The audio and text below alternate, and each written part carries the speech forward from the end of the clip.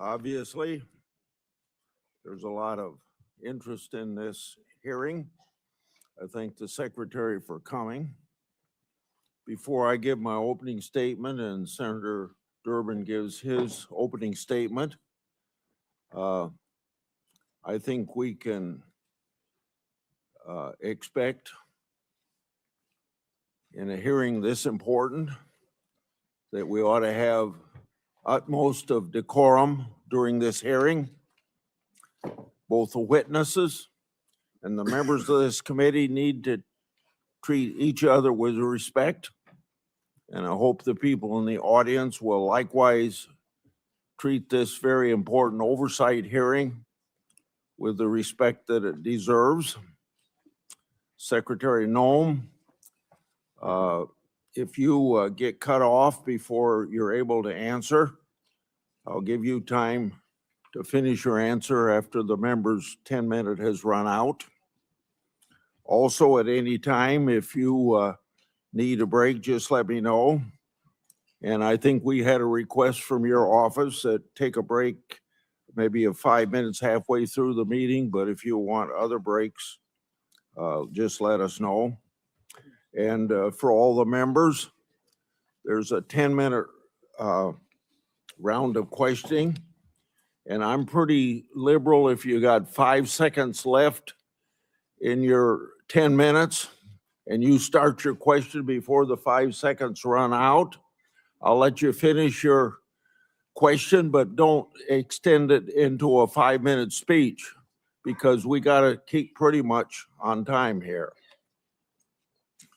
So once again, I would welcome everybody to the Judiciary Committee's oversight hearing for the Department of Homeland Security.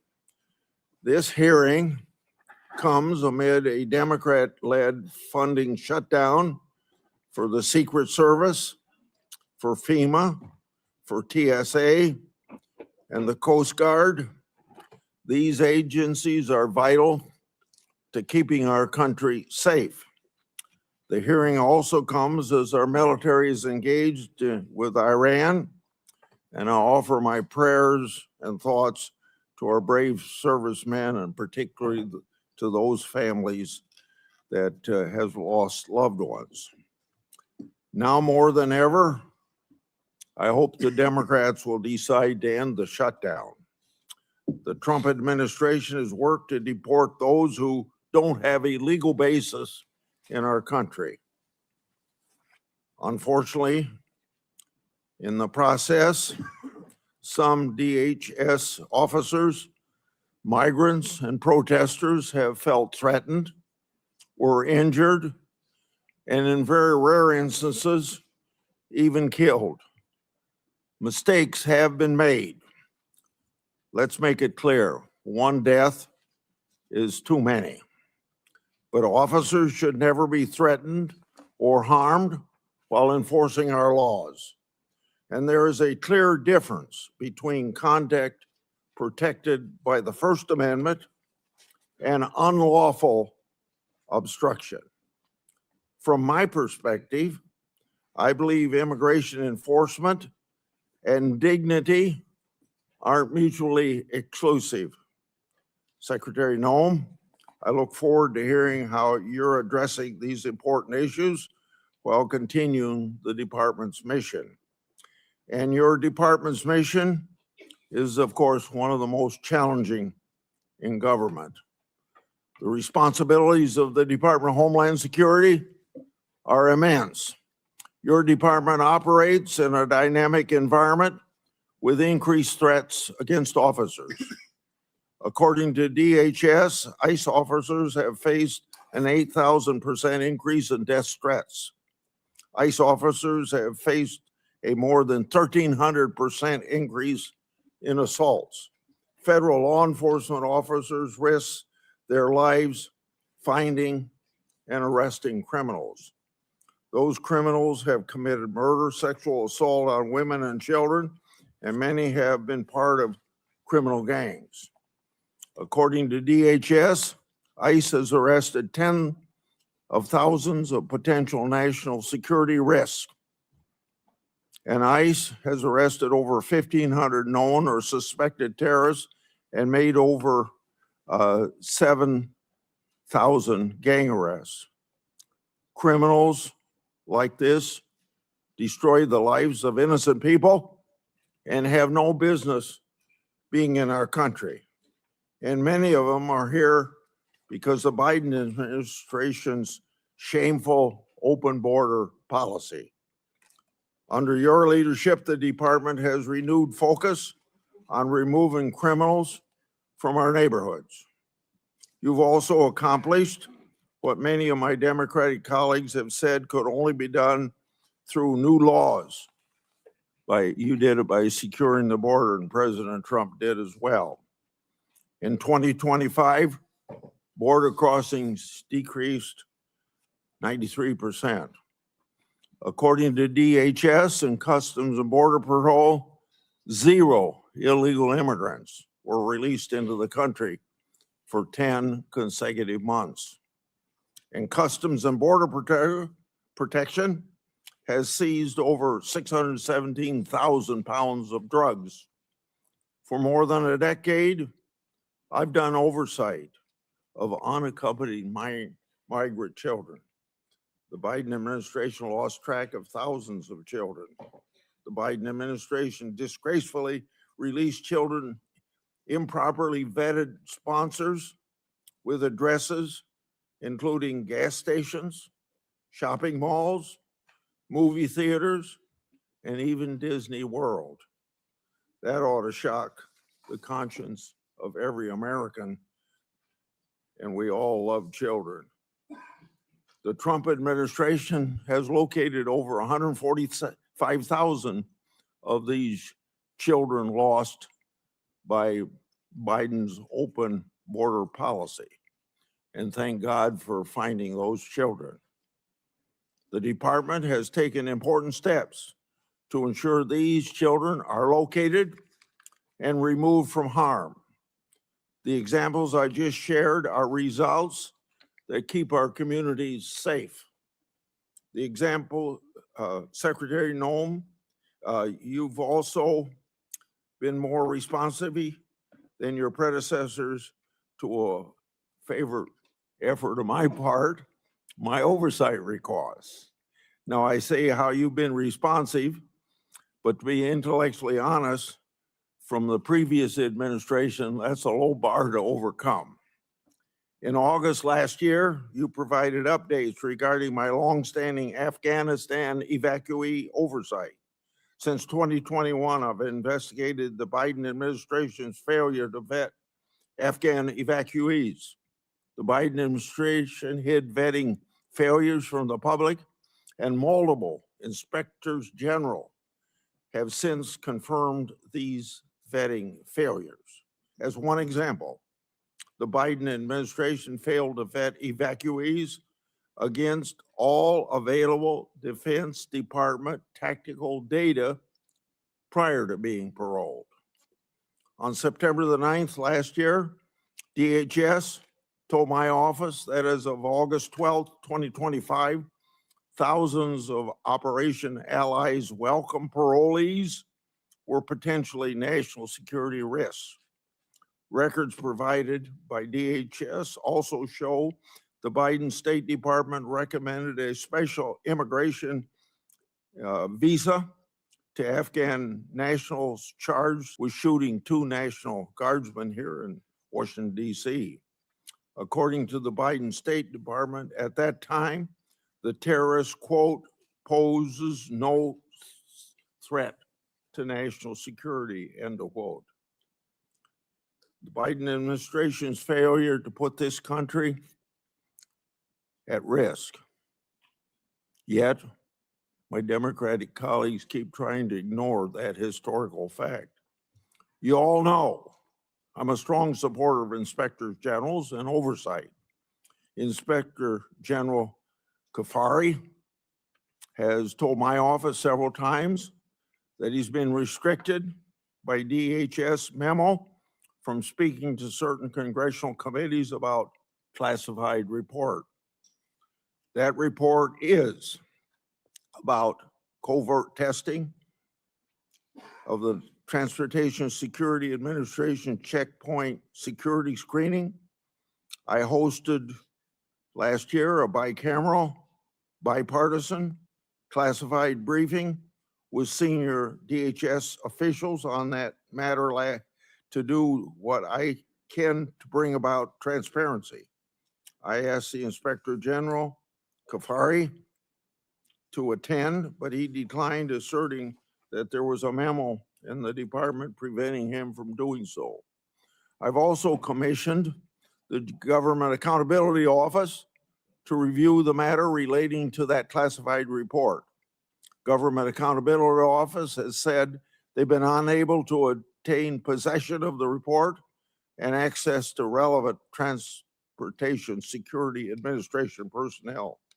Inspectors General and the Government Accountability Office help bring about transparency, and we all know transparency brings accountability to government. Secretary Noem, if what my office has been told is accurate, these matters should have been ironed out a long time ago. If that isn't accurate, you can tell me. Lastly, after your confirmation, you worked with me to restore 3 whistleblowers to their jobs. Thank you for helping me, but more importantly, thank you for bringing justice to those people, because those whistleblowers faced tremendous retaliation for just reporting what the government should have been doing. They blew the whistle on the government's failure to comply with DNA Fingerprint Act of 2005. By executive order, President Trump has required compliance with that law. Now those whistleblowers have been elevated to supervisory roles. They'll receive back pay to cover years of financial losses. For 2 of them who needed it, their law enforcement credentials, badges, and firearms were reauthorized. Often I say whistleblowers are treated like skunks at a picnic, and these were treated like skunks by the previous administration. That administration failed to do right by these whistleblowers. I appreciate your leadership in righting the wrongs against those patriotic whistleblowers. Senator Durbin. Thank you, Mr. Chairman. Thanks for holding this oversight hearing. After months of excuses and delays from Secretary Noem, we finally gathered together. When I was chair, I restored this committee's longstanding tradition of regular oversight hearings with the Secretary of Homeland Security. Today's hearing is long overdue. We are joined today by friends and family members of individuals currently in ICE detention or who have been deported. I thank them for traveling here today. Their presence is a reminder that the policies implemented by DHS under your leadership, Madam Secretary, have a devastating impact on the lives of real people. Let me also say a word of those who have been, their families have been the victim of violence by immigrants. Although immigrants as a group commit less crime than native-born Americans, there is no excuse for violence, and what you've gone through is a just terrible situation that I will willingly acknowledge. From my point of view, we need an orderly process at the border to start with. And secondly, we should never knowingly allow a dangerous person into this country. And if someone is in this country seeking citizenship and commits a crime, serious crime, they should be asked to leave or incarcerated. Bottom line, there's a way to deal with immigration that is sensible and humane on both sides. More than a dozen years ago, 2 members of this committee, myself and another member, worked with a bipartisan group under Senator John McCain to write a comprehensive immigration law which dealt with many of the issues we've been working on since. It passed in the United States Senate with over 60 votes, bipartisan, supported by business and labor and religious leaders across the board. Unfortunately, the Republican leadership in the House of Representatives refused to take it up. Had we passed that and made it the law of the land, we could have avoided a lot of the terrible things that have occurred since. Madam Secretary, under your leadership, the Homeland Security Department has been devoid of any moral compass or respect for the rule of law. Without hesitation or remorse, DHS agents have wreaked havoc in our cities, I've seen it in the city of Chicago, and acted with unspeakable cruelty against children, immigrant families, and American citizens. This administration's reckless immigration enforcement campaign is creating fear in communities and eroding the foundational tenets of our democracy.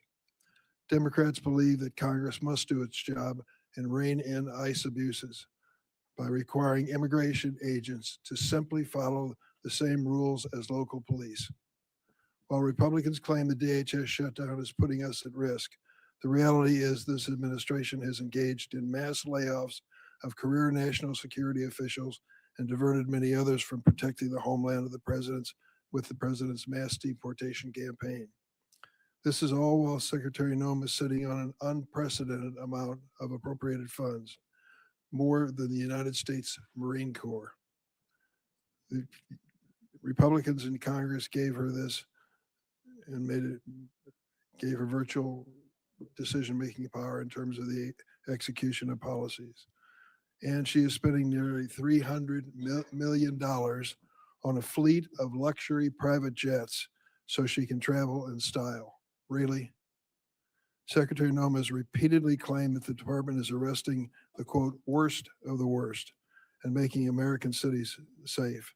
In fact, less than 14% of immigrants arrested during Trump's first year back in office had charges or convictions for violent criminal offenses. Less than 14%, 1 out of 7. Immigration agents arrive in cities without consulting local law enforcement. They roam the streets in paramilitary gear and arrest and detain people based on the color of their skin, their accents, and the language they speak, the infamous Kavanaugh stops. That is not a public safety operation. That is a paramilitary occupation. And Secretary Noem has made excessive force the department's default position. In my home state of Illinois, during the so-called Operation Midway Blitz, agents violently attacked, tackled, arrested, and detained immigrants and citizens. They conducted a military-style raid on an apartment complex, kicking down doors and zip-tying children.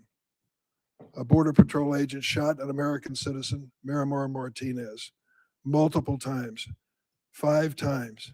She miraculously survived. After the incident, the agent bragged on the internet, 5 shots, 7 holes. And this administration didn't just shoot her 5 times. They called her a domestic terrorist, tried to prosecute her on trumped-up charges that were ultimately withdrawn, and fought the public release of evidence in her case. In Minnesota, your agents shot and killed Renee Good and Alex Preddy, 2 American citizens. And as their families struggle with these horrible tragedies, they had to fight baseless accusations of domestic terrorism from Secretary Noem, the head of the agency responsible for their loved one's death. The department has also translated the president's racist attacks into immigration policy. President Trump has repeatedly called Somali immigrants, and I quote, garbage, and said that he doesn't want immigrants from what he calls, and I'm going to clean this up, S-hole countries. I heard him say that in the Oval Office repeatedly. Secretary Noem responded to what she called, quote, a full travel ban on every damn country that's been flooding our nation with killers, leeches, and entitlement junkies. It just so happens that every country covered by the Trump-Noem ban has a majority non-white population. Earlier this month, the Trump administration deployed Border Czar Tom Homan to Minneapolis, supposedly to end Operation Metro Surge. The president is reading his sinking poll numbers and finally recognized the American people are sick and tired and fed up with this heavily armed, masked secret police agents causing chaos in our cities.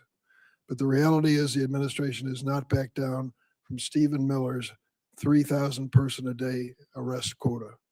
Meeting this quota is impossible without continuing indiscriminate enforcement.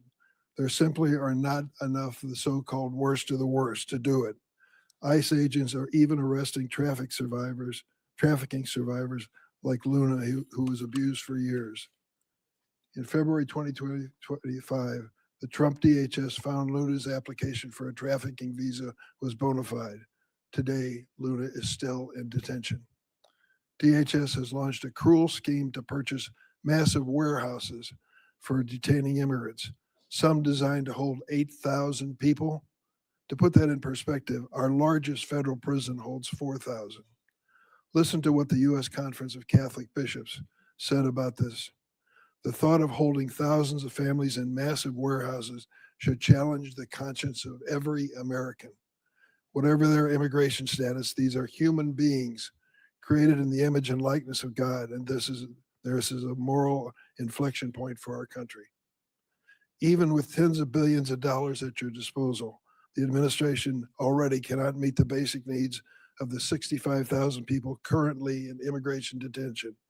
Detained individuals, including children and infants, are subject to abusive conditions and inadequate medical care. This includes Liam Ramos, the 5-year-old arrested with his father in Minnesota, who became ill in detention, and Amalia, an 18-month-old baby who became so sick with a respiratory illness she was hospitalized for 10 days, only to be returned to detention and denied medication. We have also seen an unprecedented number of deaths in ICE custody. 7 people died last December alone. 9 have died this year. This includes Geraldo Lunas Campos, who was choked to death by guards. This avoidable tragedy was classified as a homicide by the county medical examiner. The Department of Homeland Security's response: try and deport the witnesses as quickly as possible. Secretary Noem and her rogue immigration agents seem to believe they are above the law and accountable only to the president and Stephen Miller's evil vision of a hateful America. Chief Judge Patrick Schultz of Minnesota, a Republican appointee, found that ICE violated at least 96 court orders in Minnesota in January, the month of January alone, which he said was, quote, likely more than some federal agencies have violated in their entire existence. And hundreds of federal judges have ruled more than 4,440 times that ICE is detaining immigrants illegally. That is an extraordinary rebuke from the federal bench. It hasn't stopped there. This department has trampled on the Fourth Amendment, forcibly entering private homes and businesses without judicial warrant. The Trump administration has also punished individuals for exercising their rights to free speech and peaceful protest under the First Amendment. They revoked a student's visa for writing an op-ed in America. In America. They have subpoenaed social media companies for information on Americans who have criticized ICE. ICE agents have found the addresses of peaceful protesters and showed up their homes to intimidate them. Now the administration is even threatening to interfere with our elections. President Trump has suggested that the federal government should nationalize elections. Top Trump ally Steve Bannon recently said, "We're going to have ICE surround the polls. We'll never again allow an election to be stolen," end of quote. Secretary Noem went further, and this is what you said, and I quote, "Make sure that we have the right people voting, electing the right leaders to head this country." And the administration has threatened immigration enforcement surges if state officials do not turn over their voter rolls, and raided an election office in one swing county. We must ask, what is President Trump's end game for this reign of state-sponsored violence against America's own citizens? History teaches us that immigrants are the first target when an authoritarian regime seeks to erode civil rights and consolidate power. But immigrants are never the last target. And we know that Donald Trump does not respect the constitutional rights of any American, regardless of party. Secretary Noem, this is the first time we met. I've been on this committee for more than 2 decades. I worked with every one of your predecessors of both political parties. I tried to meet with you before and after your confirmation, but you refused every request. I want to be clear, and you should know this. No official on this side of the rostrum or the other is above the law. You have no right to deploy immigrant agents as a paramilitary force in American cities. You swore an oath to uphold the Constitution. You have an obligation to answer questions posed by the member of this committee so that meaningful accountability can begin for the terror we are witnessing in America every day. Would you please stand to be sworn? Do you affirm the testimony you're about to give before the committee will be the truth, the whole truth, and nothing but the truth, so help you God? Thank you for that positive response. You, please go ahead and give your opening statement.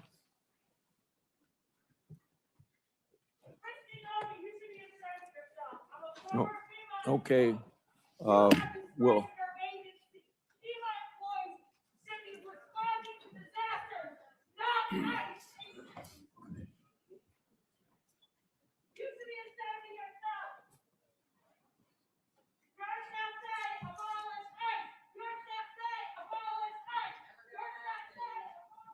You may proceed.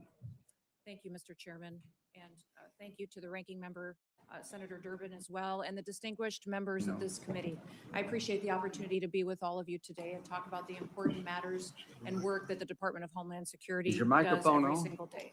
The Department of Homeland Security. Hey, could maybe pull the microphone closer to you, please? Okay. And the red light is on? Yep, it is. Okay, proceed. The Department of Homeland Security was established in the aftermath of 9/11, one of the darkest days in our nation's history. That resulted in the death of nearly 3,000 Americans. The mission of the Department of Homeland Security at that time was just as critical as it is today. We protect our American people, we prevent acts of terrorism, and we defend our homeland. Every action that the Department of Homeland Security takes is guided by that mission and by that responsibility. Thanks to President Trump's leadership and the hard work of the men and women of DHS, our department has delivered historic results and has made our communities safer. Since the start of President Trump's second term, daily encounters along the southwest border declined by 96% compared to the Biden administration's daily average. We've reached the lowest levels ever recorded in U.S. Customs and Border Protection's history. In President Trump's first year, total Border Patrol apprehensions along the southwest border were less than the average of a single month under the Biden administration. For 10 straight months, the Border Patrol has released 0 illegal aliens into the interior of the United States. And in President Trump's historic first year back in office, nearly 3 million illegal aliens have left the United States as a result of the administration's enforcement efforts from following the law. That includes 2.2 million that have voluntarily left and returned back to their home countries, and more than 675,000 detainments and deportations. A majority of the aliens that were arrested by Immigrations and Customs Enforcement have a criminal record and have been charged with or convicted of secondary crimes in addition to their initial crime of being in the United States illegally. During this period, ICE has arrested over 1,500 known and suspected terrorists, more than 7,700 known gang members, many of them that were allowed to come into this country under the Biden administration. We have also reached the lowest murder rate in the last 125 years since that data was tracked. Under President Biden, more than 450,000 unaccompanied alien children went missing or were lost due to the dangerous open border policies that were embraced. Under President Trump, the Department of Homeland Security and the Department of Health and Human Services have already located over 145,000 of these children and returned them back to their families and back to people who care about them. And we will not stop until every single one of those children is found. Fentanyl trafficking at the southern border is down. It's been cut by over 56% because of that secure border and the enforcement actions that have been taken there. And that's compared to the same period of time in 2024. The Coast Guard has seized enough cocaine the past year to prevent quantities capable of killing more than 193 million Americans, and it's kept them off of our streets. In fact, total interdiction efforts under the Trump administration have prevented 1.7 billion lethal doses of drugs from killing our next generation of Americans. These results reflect the fact that we are enforcing the laws that Congress has passed. I want to address the dangerous environment that our ICE officers face on the streets today. They are facing a serious and escalating threat as a result of deliberate mischaracterizations of their heroic work and rhetoric that demonizes our law enforcement. DHS has documented an 8,000% increase in death threats against our ICE officers and their families, as well as more than 1,300% increase in assaults while carrying out the lawful enforcement operations that they do every single day. I recognize that members of this committee may hold differing views about immigration policy, but it's important that we distinguish between disagreements over policy and the department's operational responsibility to enforce existing law that has been passed by Congress. It's our duty as a department to defend our homeland. The latest Democrat-led shutdown of DHS is reckless, it's unnecessary, and it undermines the American national security, and it harms the men and women who work at DHS and their families. Despite the House passing a bipartisan, bicameral full-year DHS funding bill, it is Senate Democrats who've chosen not to fund the department and have held this department hostage. As a result, critical national security missions, including border security, immigration enforcement, aviation security, disaster response, cybersecurity, and the protection of critical infrastructure are all being strained. Our ability to provide for a safe and successful World Cup is being hindered as well. More than 100,000 dedicated DHS employees are once again being asked to work without pay for the third time in just 5 months. At a time when we've produced the most secure border in history and removed nearly 3 million illegal aliens from our country, disrupting the department responsible for those gains is indefensible. I want to thank the men and women of the Department of Homeland Security for their professionalism, for their dedication, for their commitment to keeping America safe and continuing to show up and work even though they aren't being compensated for it. They've kept us safe and they have patience, and our success is only possible because of their service and sacrifices. I also want to thank our angel families that are behind us to tell their stories and testimonies, and also thank my husband for being here in support as well. Thank you for the opportunity to testify, Mr. Chairman, and to all the distinguished members. I look forward to your questions today. With that, I yield back. I have spoken about the 10-minute times that we have. Get it up to 10 minutes for me. It's on 5 minutes. 10 minutes. Thank you for your testimony. The previous administration's open border policy brought millions of people to this country. We don't know everyone's background or true intent for entering, but we know many of these had ill intent.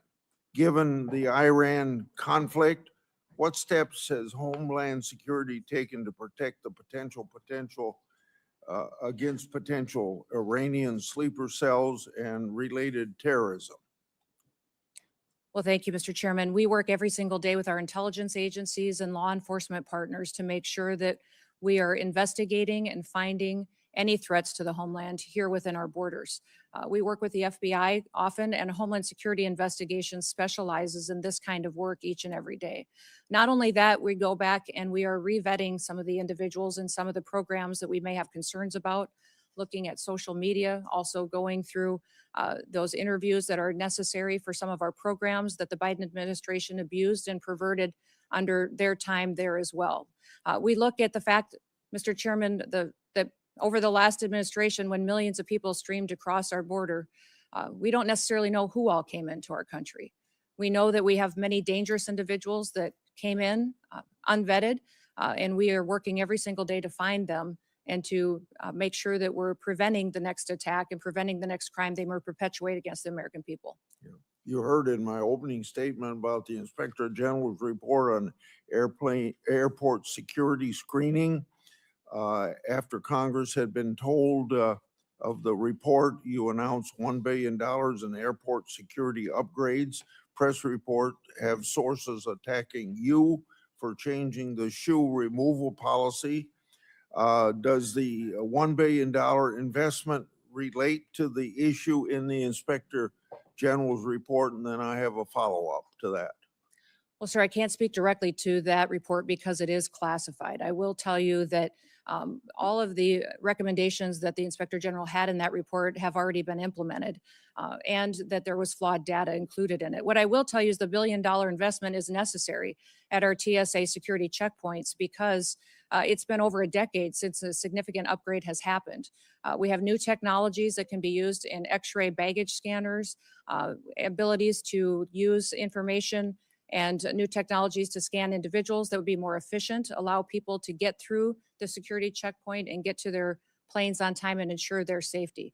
The number one priority of TSA is security. And we make sure that we are continuing to use all of the options and tools available to us to make sure that they are safe as they travel through our airports and in our airways. Thank you for that report. The follow-up is, was going to ask for those details, but you've given me those details. Have these details been communicated to the Inspector General? Yes, they have, sir. And I wanted to also, in regards to your comments in your opening statement, there's nothing preventing the IG from coming and briefing members of Congress, and he's free to do that. We just need to remember it's a classified document and use those protocols to ensure that it remains classified.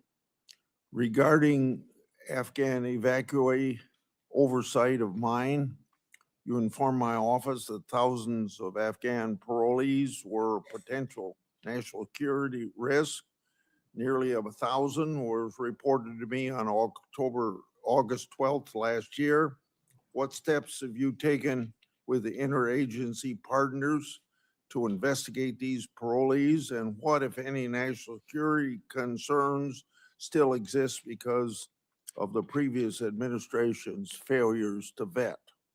Well, Mr. Chairman, some of the things that we have implemented under President Trump's administration is to go back and look at those individuals who came in under Operation Allies Welcome and make sure that we're re-vetting those, especially those that have come in the last 4 years under the Biden administration, recognizing that they weren't tracking necessarily biometrics or their social media present communication, how they were doing since they'd come to the United States. And also, sir, there's a requirement under that program to come back every single year and do an interview to discuss with them and have conversations on what they're doing in the United States, how they're transitioning to the United States under that program, and that was not being done.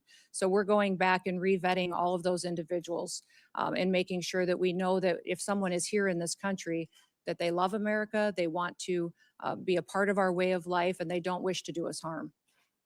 I'd like to have you provide me an update on the Afghan evacuee data. As I said in my opening, Trump administration has located over 145,000 children that the previous administration lost. Your department is also performing welfare checks on these children. Describe the ongoing efforts that your department is taking to find children who've yet to be located, and how recent welfare checks expose previous vetting failures.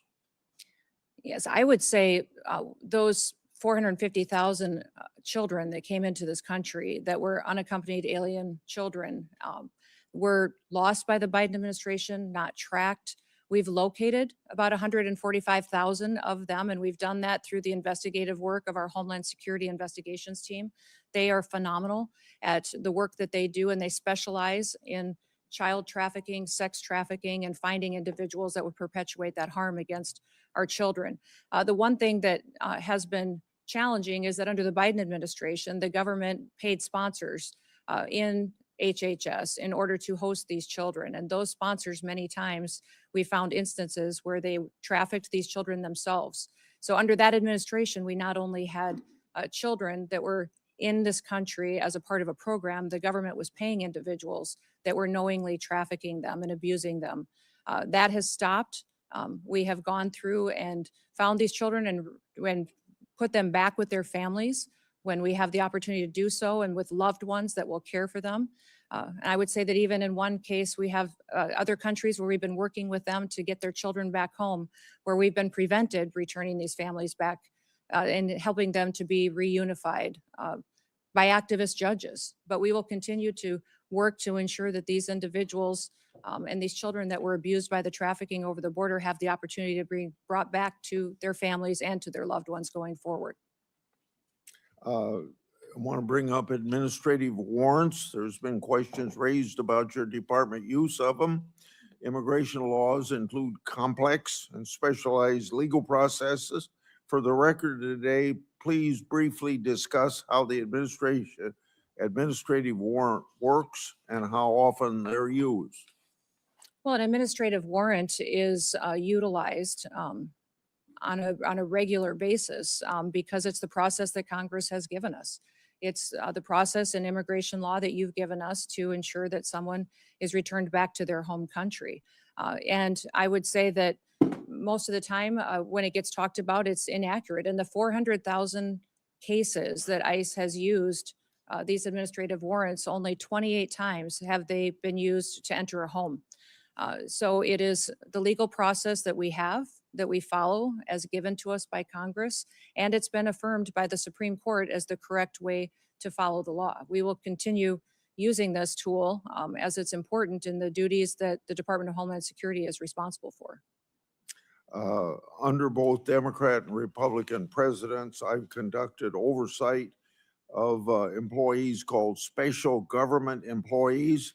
By law, these employee is limited to 130 days a year of government work, and it's been understood that a partial day is 1 day at work.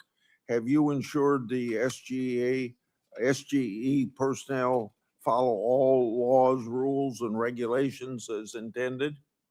Yes, sir. They have career officials at the Department of Homeland Security that track that data, and they've all followed the laws and the rules regarding special government employees. You stated that the Department of Government Efficiency found software on your government devices that was used to improperly surveil you and other political officials. What's the status of the investigation into that matter? And has any disciplinary action taken? Yes, sir, there was software that was doing surveillance on political appointees at the Department of Homeland Security. And there was measures put in place where some people were removed from their positions and accountability measures put in place. And we continue to monitor our systems as the agency that is trusted with cybersecurity and ensuring that our critical infrastructure is protected from hacking attempts from foreign nationals who wish to do us harm or individuals within this country. We take seriously the amount of software, surveillance, and work that we do within the department as well. My 10 minutes are up. Senator Durbin. Thank you, Mr. Secretary. Secretary Noem, the nation has watched horrified as immigration agents killed Renee Good, Alex Preddy. In Chicago, one of your Border Patrol agents shot Marimor Martinez 5 times after ramming her car. You and your agency rushed to brand these victims as, quote, domestic terrorist. We have ample video evidence and eyewitness testimony proving you are wrong. Your statements caused immeasurable pain to these families. Let me give you an opportunity to do the right thing. Do you retract these statements identifying these individuals as domestic terrorists? You know, Senator Durbin, when we have these situations happen, we always offer our condolences to those families, and I offer mine as well. These are tragic situations, and I can't imagine what these families go through in losing a loved one. What I will say is we always work to provide the American people with as much information as possible, that we're relying on reports from the ground and from agents that are there and working to be transparent, and we'll continue to do all that we can to provide the accurate information and the facts to people as we can. Where did you get that information? In the recent hearing before the HISGAG committee, CBP and ICE officials testified under oath that their agencies did not inform you that Preddy was a domestic terrorist during that hearing, stated during that hearing. I was getting reports from the ground from agents at the scene, and I would say that it was a chaotic scene, as you've seen in Minneapolis and St. Paul, as immigration enforcement has gone forward, and we've worked at targeting the worst of the worst, that many times our agents have been faced with violent victims of that violence domestic terrorists as a way to calm the scene.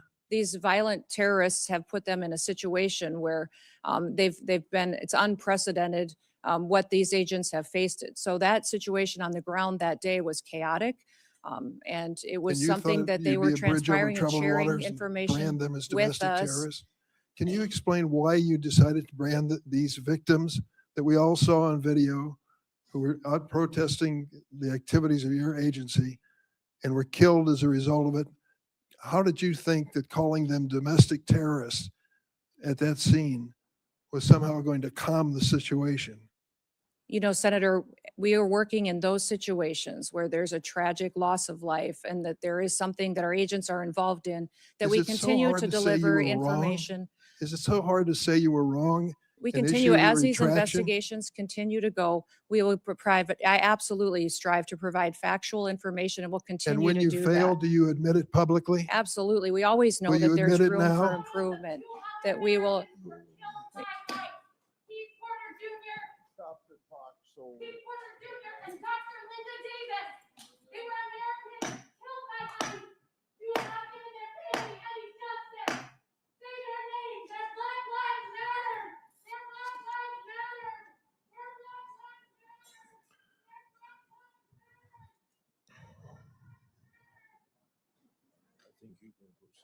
Thank you, Mr. Chairman.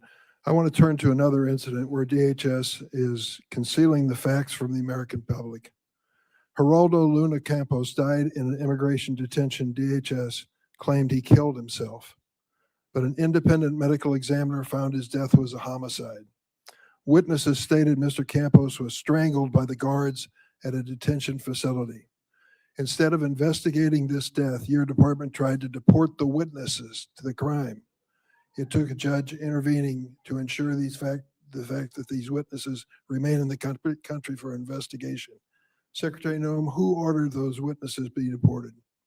Sir, I can't speak to the details of that case as it continues to be investigated, but I do know that within our detention facilities, we have the highest federal standards of any detention facilities compared to state or other local Did you facilities hear that may there- detain. There was an effort to deport the witnesses? Sir, I'm not aware of that, and I will continue to look at that. Whenever there is an incident where we have someone who works for DHS that has done something wrong, there is always an evaluation, an investigation, and there is consequences for that. So we will continue to do that investigation and make sure that the right thing is done if Who's something doing was. the investigation? There are internal investigations Internal within, investigation. Is that what you're saying? yes, ICE and. Outside independent agency that's part of that investigation?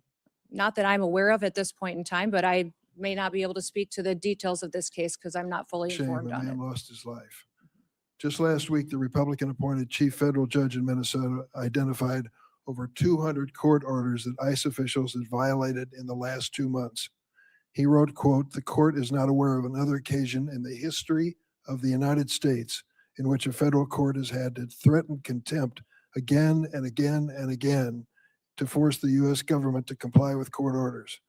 In a sworn declaration, the Trump Justice Department itself acknowledged that your agency has violated court orders more than 50 times in recent weeks in one state, New Jersey. Secretary Noem, is DHS required to follow federal court orders? Yes, sir, and we do comply with federal court orders. How do you explain that your agency has repeatedly violated court orders, as your own administration has admitted? Sir, we follow court orders and when they apply and when the jurisdiction and decision is applicable to a federal agency like ours. I'm sorry, would you clarify what you ended that with? We follow court orders when they are given to us. Federal court orders, we follow, So absolutely. these judges are wrong? I'm not saying that they're wrong, and I can't speak specifically to that statement that was given. Let me ask you about DACA. Are you familiar with the Mhm. program? Yep.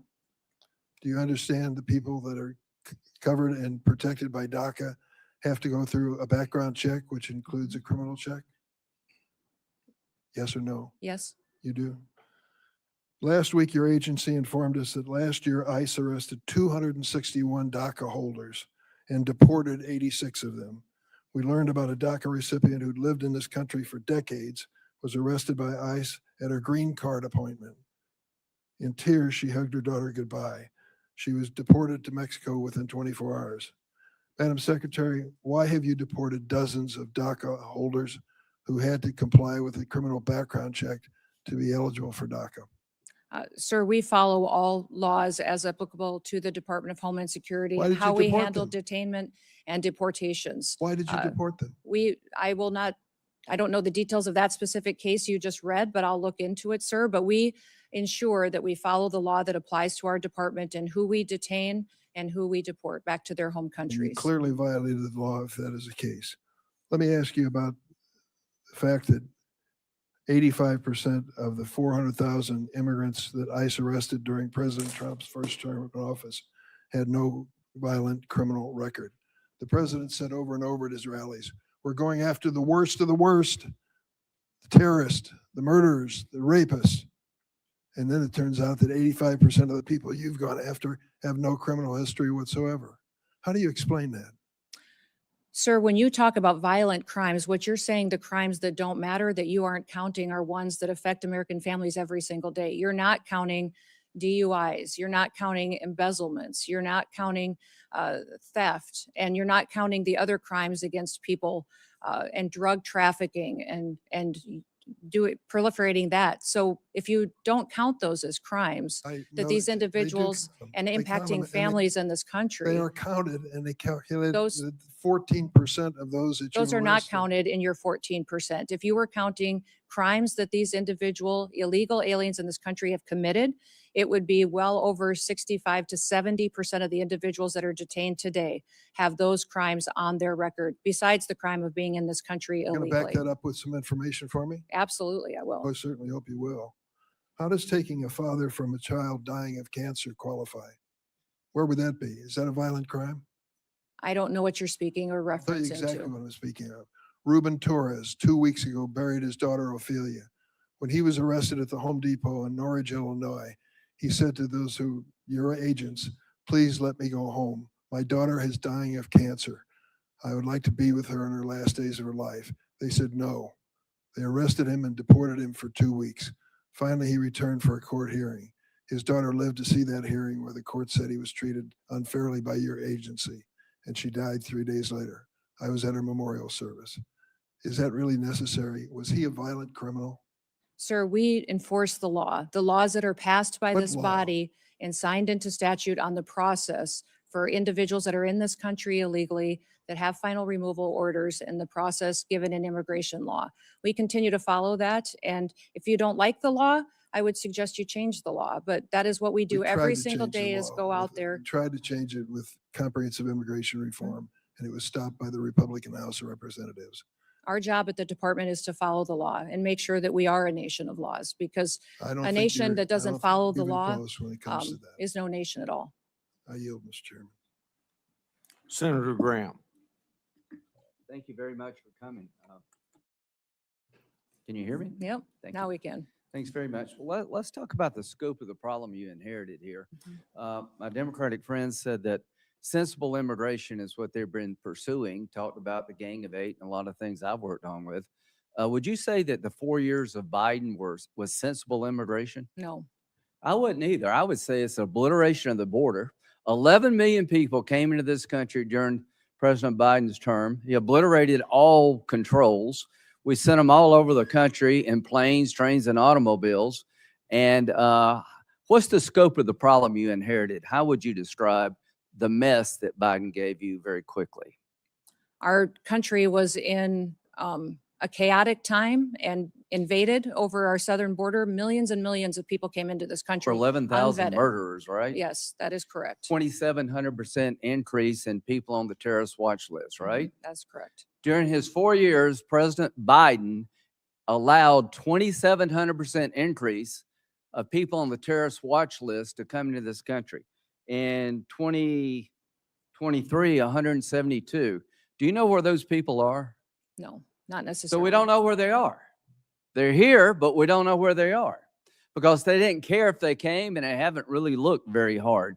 So sensible immigration died on Biden's watch. Mhm. It was replaced by out of control, open border, just absolute chaos. And to all the people on the front row that have lost loved ones, I am sorry. Your family members are a victim of an out of control, Democratic led effort to obliterate the border. And every senator on this side of the aisle, that side of the aisle, did nothing about it. Now they want to talk to you about problems we've had. Are these shootings being investigated in Minnesota? Yes, they are. They should be investigated in Minnesota. We want to have orderly processes. How would you say being an ICE agent is right now, the stress they're under? I think it's unprecedented for them every day. I think it's miserable. I think it's just a tough, tough job right now. And if they go too far, we will hold them accountable. But I just want the country to know these men and women who are trying to solve this problem that was created by our Democratic colleagues, you have no idea of the mess they inherited. This country was overrun by illegal immigrants, murderers, rapists, and just average everyday people. How many people did Barack Obama deport when he was president? The total, I 3 don't know, but it million. was more than us. How many of them were violent criminals? So when a Democrat deports somebody who's here illegally, that's good government. When a Republican does it, we're Nazis and fascists. If you're here illegally, are you entitled to stay? No. They would allow you to stay. I want you to understand that these people have no interest in cleaning up this mess. In 2026, we're going to have an election about this, and they're openly saying, unless you're a violent criminal, you should be allowed to stay here. Is embezzlement a violent crime? No. Is it a crime without a victim? Yes. If somebody steals your stuff, even if they don't do it through force, is that a crime with a victim? Yes. So all of the Laken Riley, I think she was murdered by a man who was actually in custody. Are you familiar with the Laken Riley case? Yes, I am. Okay, she's a young lady about 60 miles from where I live. The man who murdered her was in custody, was detained by DHS, but was released because they had no bed space in Texas.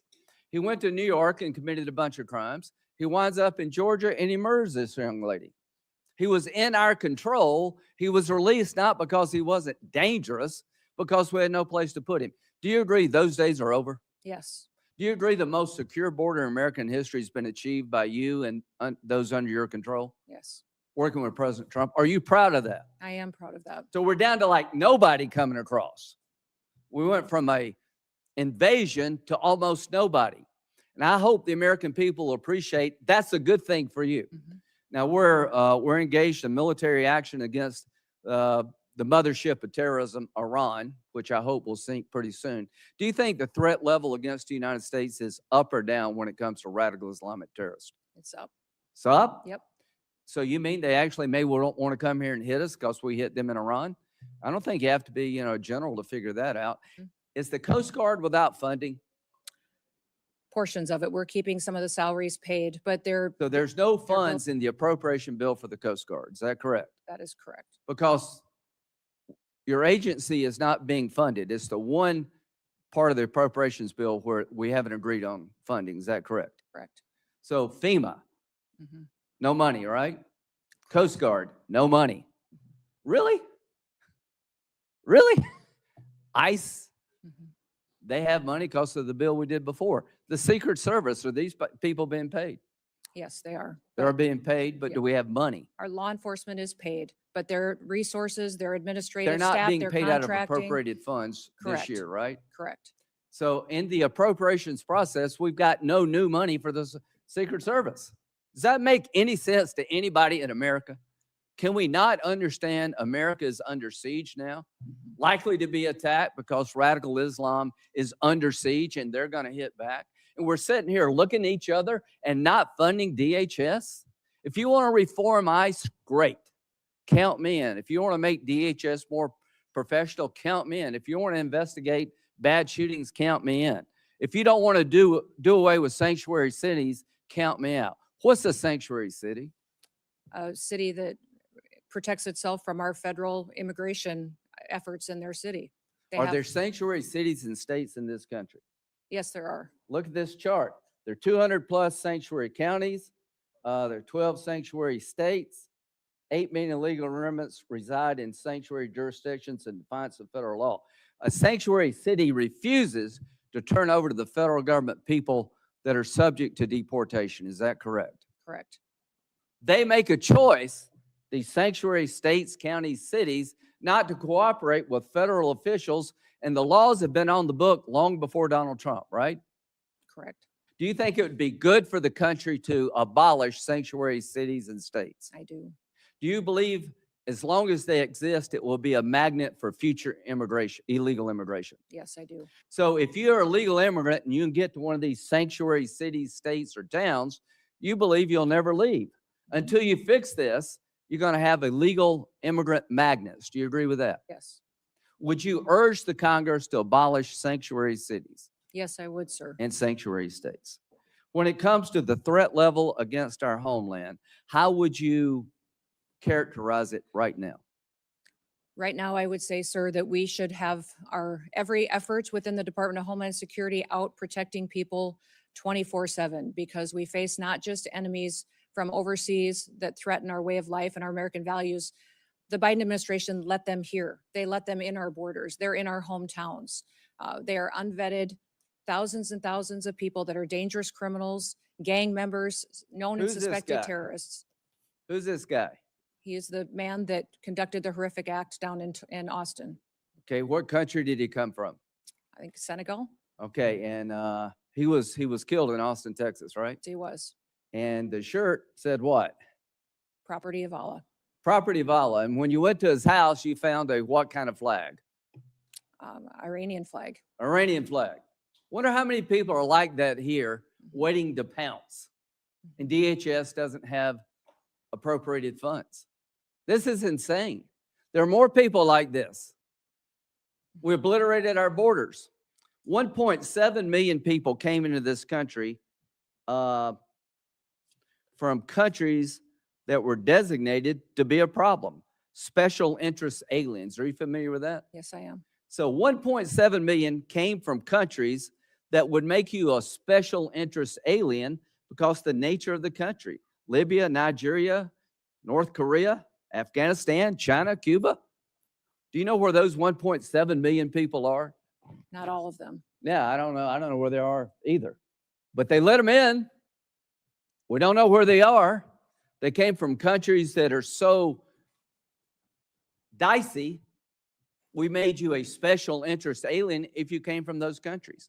So we're having a hearing here. I'd like to make ICE more professional. I'd like to make sure if there was a bad shooting, it's documented as such and people pay a price. But I will not apologize to anybody in this room to try to clean up the mess that Biden started and you empowered. We've got to deal with this. We've been invaded. Only God knows how many people are here and what they're up to. And we're not going to stop. We're going to learn, but we're not going to stop because America is under siege. And the idea we're not defunding DHS is insane, criminally insane. Thanks very much, Chairman. Let me start by noting that we have repeatedly said, our ranking member on the Senate Appropriations Committee, Senator Murray, has said that we are more than willing to fund TSA, more than willing to fund the Coast Guard, more than willing to fund FEMA, and that it is the administration that is holding those agencies hostage in order to extract additional funding for ICE and CBP. That is our quite clearly stated position, and I just wanted to recognize that now. Ms. Noem, I want to walk you through an incident that took place in Rhode Island. We have a courthouse in Rhode Island, our Superior Court. The court had an agreement with your organization not to conduct operations in that courthouse.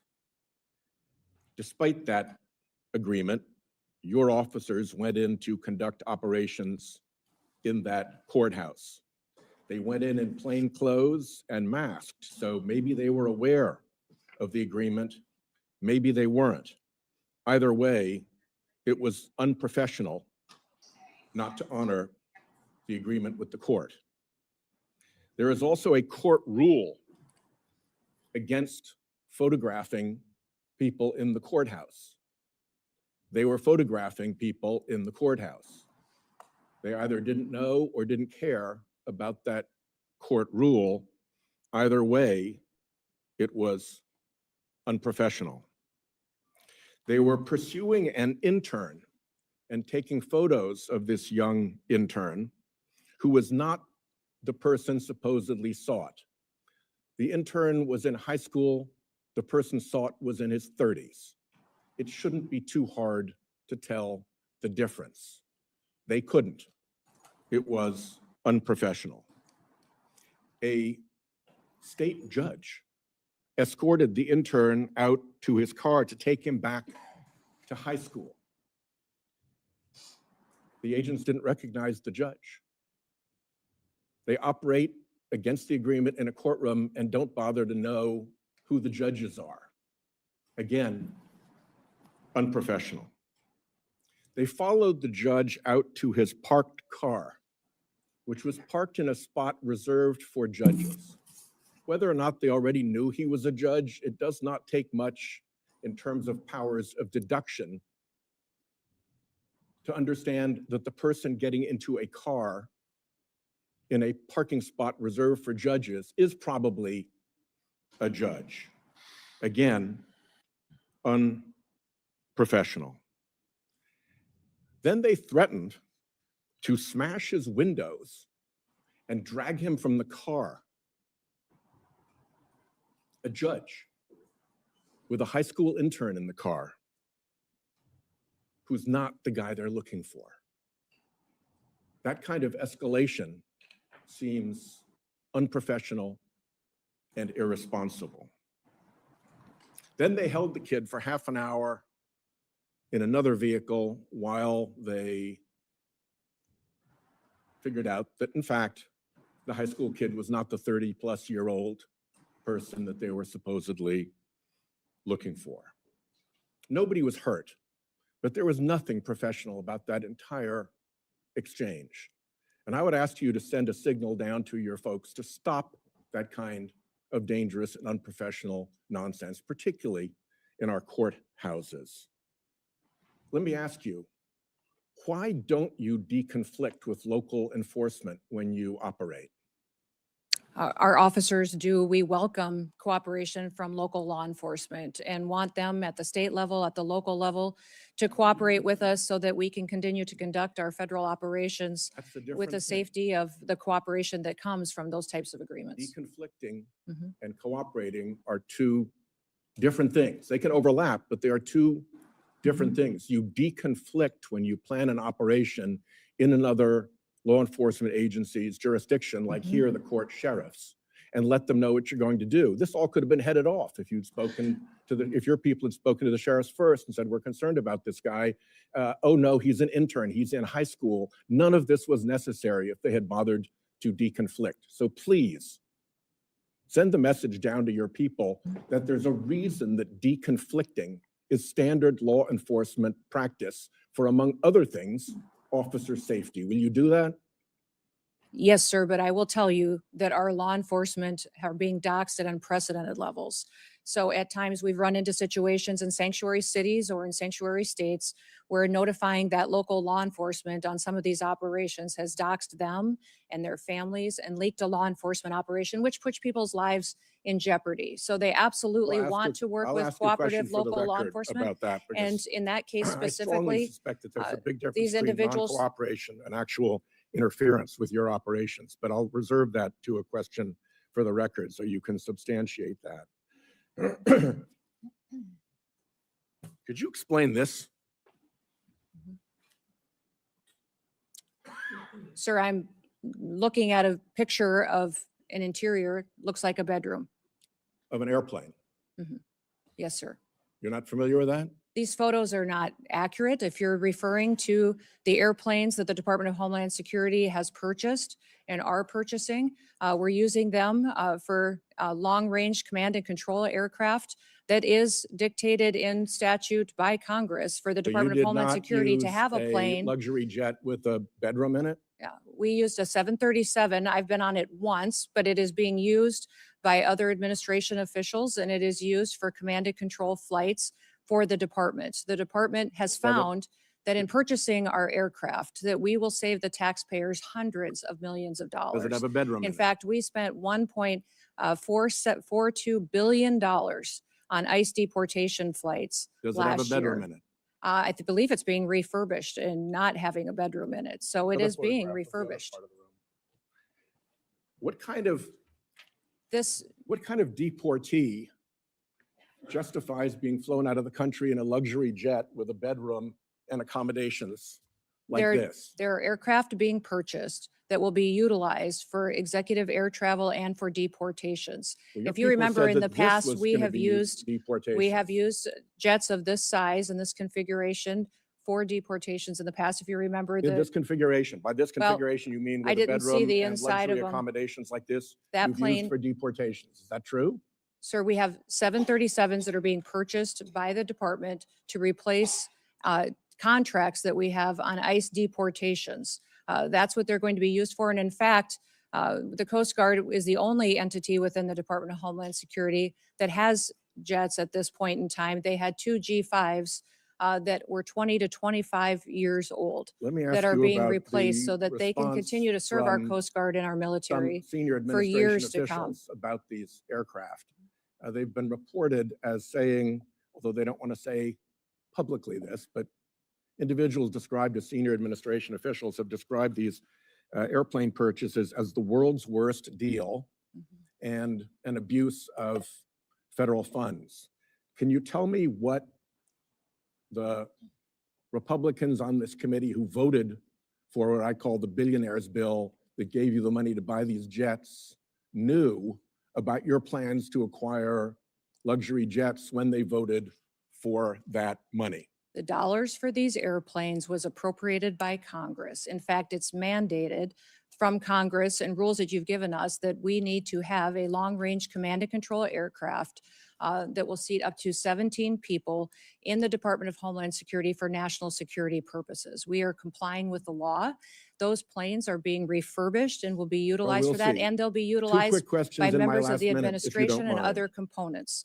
First, They will also cut our costs, sir, first, in my last by minute, almost if you don't mind. 40%. We are saving the you- taxpayer 40% by purchasing our own aircraft May I and have a operating minute? them rather than being susceptible to the contracts that they have today. May I have an extra 2 minutes to fill in the filibuster there? I'll give you 30 seconds beyond the 44 Will seconds you you- got now. Truthfully answer a question for the record about your role in stopping the civil rights investigation into the Minnesota shootings. Sir, I don't know what you're talking about. I did not stop any investigations Will whatsoever. you testify truthfully if you get a QFR? Yes, I testify Thank you. truthfully. I did not And will you stop. testify in the District of Columbia Federal Court contempt proceeding? Sir, I do not know what you're referencing, and I would hope for some context. The Federal District Court contempt proceeding related to the deportation contrary to a court order of individuals to Venezuela. Will you testify in that proceeding? Sir, I think that you're referencing something that I have a gag order to, but I can certainly follow up with you. My time's up. Thank you.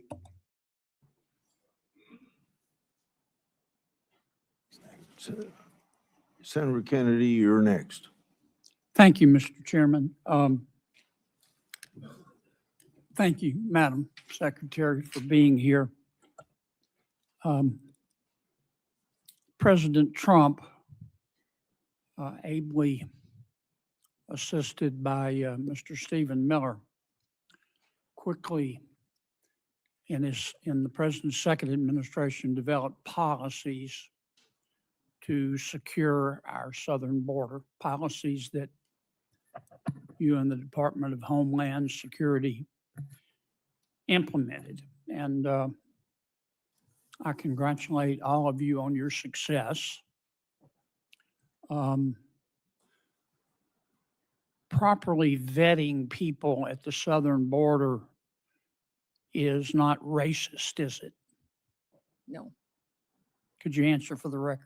no, it is not racist. Properly vetting people at the southern border is prudent, isn't it? Yes, sir, it is. And to do that, we need the Border Patrol, do we not? Yes, we do.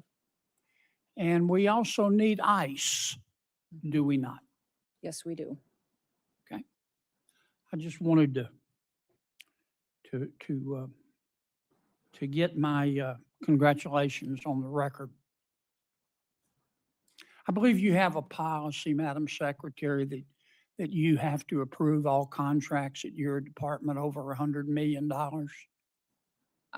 No, sir, I have a policy in place that I review contracts. My deputy chiefs have the ability to review anything under 5 million.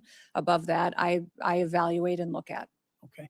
And you do that, I understand, to try to curb waste and abuse of taxpayer money. Is that right? Yes, sir. In fact, it's been extremely effective. We've saved the taxpayers over $13.2 billion just by evaluating contracts, negotiating lower ones, and canceling ones that aren't necessary to do our duties. How do you square that concern for waste, which I share, with the fact that you have spent $220 million running television advertisements that feature you prominently?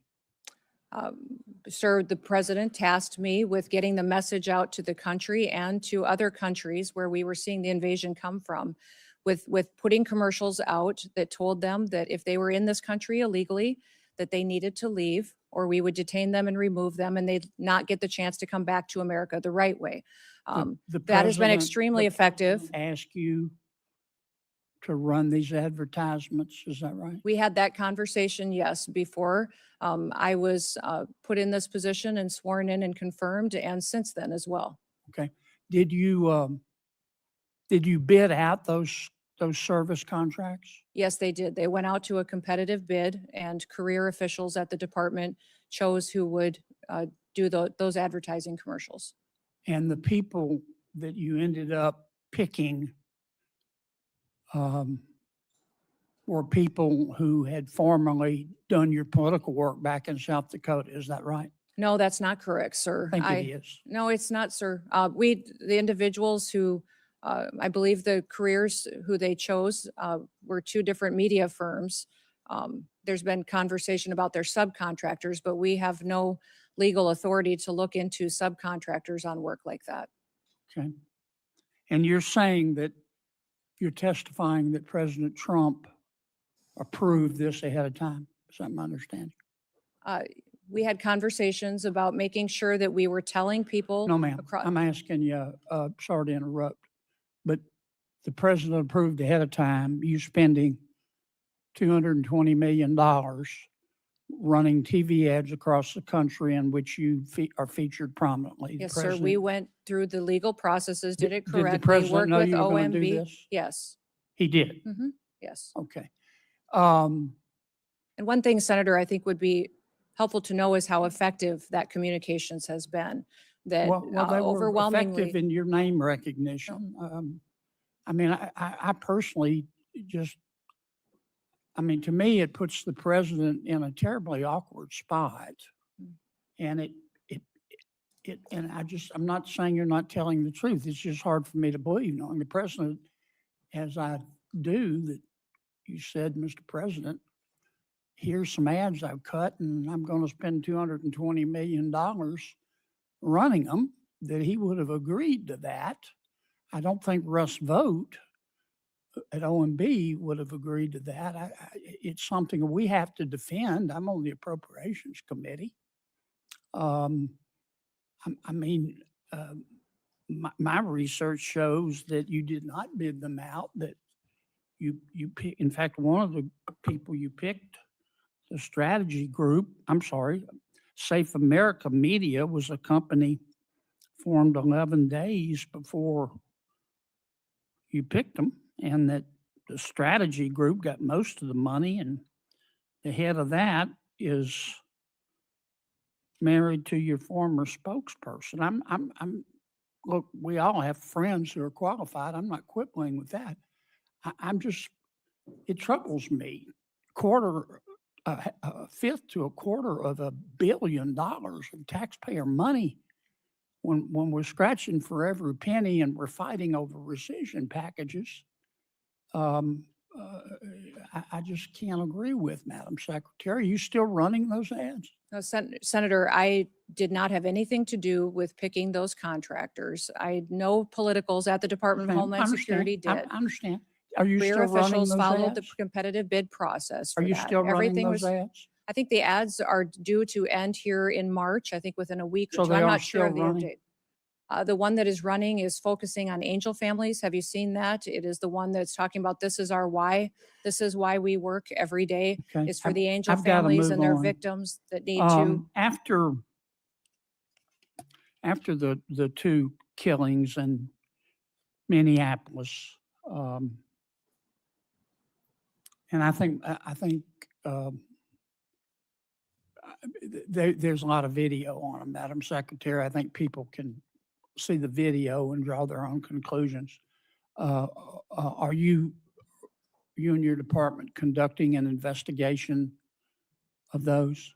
Sir, the investigation is being led by the FBI. HSI was involved. In fact, our HSI agents on the I'm sorry ground. to cut you off, but I got And- so little time. I believe at the time, you said these were acts of domestic terrorism, is that right? Sir, in answer to questions at the press conference that afternoon, it was that it appeared to be. But you said these appeared to be acts of domestic terrorism. And as I've said previously in this But hearing, is that First, Madam Secretary, did you say that? we're getting I think it's been information from widely a chaotic reported. scene on the Did you say ground that? and relaying information to the American people. Okay. Now, again, those videos are public. People can draw their own conclusions. I think it'd be safe to say you got some pushback on that. Mhm. Would that be fair? Yes, sir. And you had some criticism. I'm not saying the criticism was accurate or inaccurate. I think you did. What got my attention was that you blamed those statements on Mr. Stephen Miller at the White House. Did you not? No, sir, I did not. And in fact, where you're seeing that is in a news article of anonymous sources. And anonymous sources say a lot of things, but I've never said that at all. Well, here's what you said on the record. I'm going to read your words. Quote, "Everything I've done at the direction of the president and Stephen." Sir, where did you see me say that at? You read that in It a was news reported article with no sources You said it on affiliated the to it. record on January 27th of 2026. Did I Sir, read your words accurate? I enjoy working with the president and with Stephen Miller. And that day we were working to get as much information to the American people as possible. That is what we'll continue to do. And as that happens, we'll go Do you forward. think And it was fair to blame Mr. Miller? sir, for I your did not do words? that. You're reading from a newspaper article Yes, with ma'am. anonymous sources. Are you denying that you said that? Sir, I'm not going to speak to that situation that is relayed on anonymous sources that no This one wasn't has heard me anonymous. say that. It was you. Who I mean, you reported said that it. to that newspaper? They're quoting you on the record saying it's Stephen's fault. Thank you, Mr. Chairman. Senator Klobuchar. Thank you, Mr. Chairman. Secretary Noem, as Secretary of Homeland Security, you oversaw Operation Metro Search, is that correct? Yes, as secretary, I oversee ICE and CBP and We HSI officers that Sent were there over doing their work. 3,000 ICE agents, Border Control to Minnesota, outnumbering our 10 Metro Police departments, outnumbering by 3 to 1 the number of sworn police officers in Minneapolis and St. Paul. Is that correct?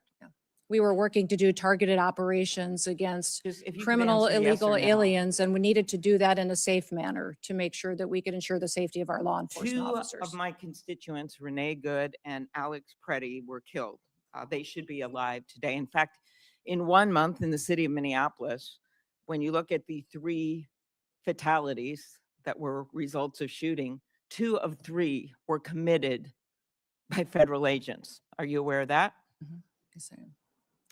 So your agents, not only their actions resulted in the deaths of 2 innocent American citizens, but they repeatedly violated my constituents' First Amendment rights to assemble, You say you believe in the Second Amendment right to bear arms, but Alex Preddy was criticized repeatedly by officials in the administration for having a lawful permit to carry and having a gun. Your agents violated the Fourth Amendment rights of my constituents by ramming through doors of innocent people's homes, innocent citizens' home without any kind of a warrant, and violated the Fifth Amendment right to due process. So as I've shared with my colleagues, if you believe in federalism, in freedom, and in liberty, you should be horrified by what the Department of Homeland Security did in Minnesota.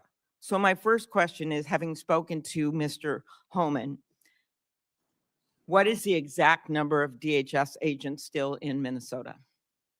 Well, I believe that there is still close to 650 there, counting the investigators that are there, working to get to the bottom of the unprecedented fraud that has been found in the Medicaid Was funding. five-year-old Liam involved in that fraud? As you know, I am all in on prosecuting fraud. I put in place the U.S. attorney who exposed the fraud under the Biden administration and brought the bulk of the prosecutions, and also recommended to Mr. Blanche that Joe Thompson be the acting U.S. attorney who led those prosecutions and now has left the office because the Department of Justice asked him and many others to investigate Renee Good's wife instead of doing their jobs doing fraud. So what I want to know is, when are you going to get down to the original footprint as promised to us?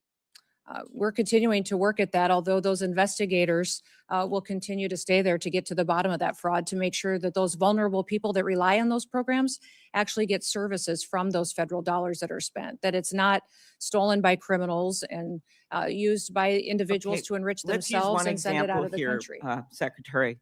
Chung-Li Tao. Are you aware that agents bashed in the door of a U.S. citizen, a Hmong elder with no criminal record? I can't speak to the specifics of that Did you case. see the photos of that man being dragged out of his house in Crocs and in his underwear? Yes, I did. Do you believe that he was involved in fraud? Do not know where that status of that investigation is. Are you aware that he is a son of a beloved nurse that treated our soldiers in Vietnam? I believe that we have laws in this country that need to be enforced and need to be applied Your equally to agents, everyone. speaking of enforcing the laws and following the laws, did they have a judicial warrant when they rammed through an American citizen's door? Our law enforcement officers follow the same protocols and procedures that all law enforcement do. Are as you to how aware they that he move tried forward. to show his identification to show that he was American citizen and they didn't want to see it? Again, these officers conduct themselves in processes. If something was done inaccurately, then certainly we will make sure that we correct it and rectify it in the Are future. you aware that the person they were looking for was in prison and had been in prison for years? His Yes, name I was am. Lou That's a Ma? target. Yes, we do targeted operations going after and Do looking you for. agree that it is unacceptable for your agents to ram into someone's door and drag someone out in their underwear and below zero temperatures when they have the wrong guy? Our officers conduct targeted operations and utilize the law processes that are given You to will them not and the answer that tools. you think that's wrong. They needed to identify that individual, and They that couldn't individual. identify him by looking at his identification. Instead, they had to drag him out, throw him in a car, and drive him around for an hour. How about pulling off off-duty police officers, Madam Secretary, every single one of whom made clear who they were? They were people of color, off-duty police officers. In Brooklyn Park, Minnesota, the chief described how one off-duty officer, someone of color, a U.S. citizen, ICE agents with their guns drawn, demanding her proof of citizenship. As Chief Bruley said, I wish I could tell you that this was an isolated incident, but other chiefs said it had happened to their own officers. Why were these officers stopped? We have thousands of law enforcement operations that we do every single day. Do you think they were stopped get because they were people of murderers and color? Were they rapists and racially drug profiled? traffickers Ms. off Noem? our streets. When I look at these American families that have been victimized by criminals that we have removed from cities and from communities, I'm grateful for the work that our ICE officers do. And by your Are only you focusing, defending stopping I would like off-duty to hear you police talk about some officers of the of color operations and that we've done dragging a to Hmong bring elder people out of to his justice. home? When you only talk about these situations like this that we are conducting, and you don't talk about the good work that they do to protect people from being victimized by people that are in this country that want to conduct violent crimes against them or take advantage of them. The laws need to apply to everyone, and we're out there I enforcing the am law. a former prosecutor, Context is Ms. Noem, and incredibly I important. have always in every worked with our situation. police well, but that's not what was going. These ICE agents were not following police procedures. After the killings of Renee Good and Alex Preddy, when I spoke to Alex's parents, they told me that you calling him a domestic terrorist, this was directly from them, the day after he was killed. A nurse in our VA, Alex, one of the most hurtful things they could ever imagine was said by you about their son. Do you have anything you want to say to Alex Preddy's parents?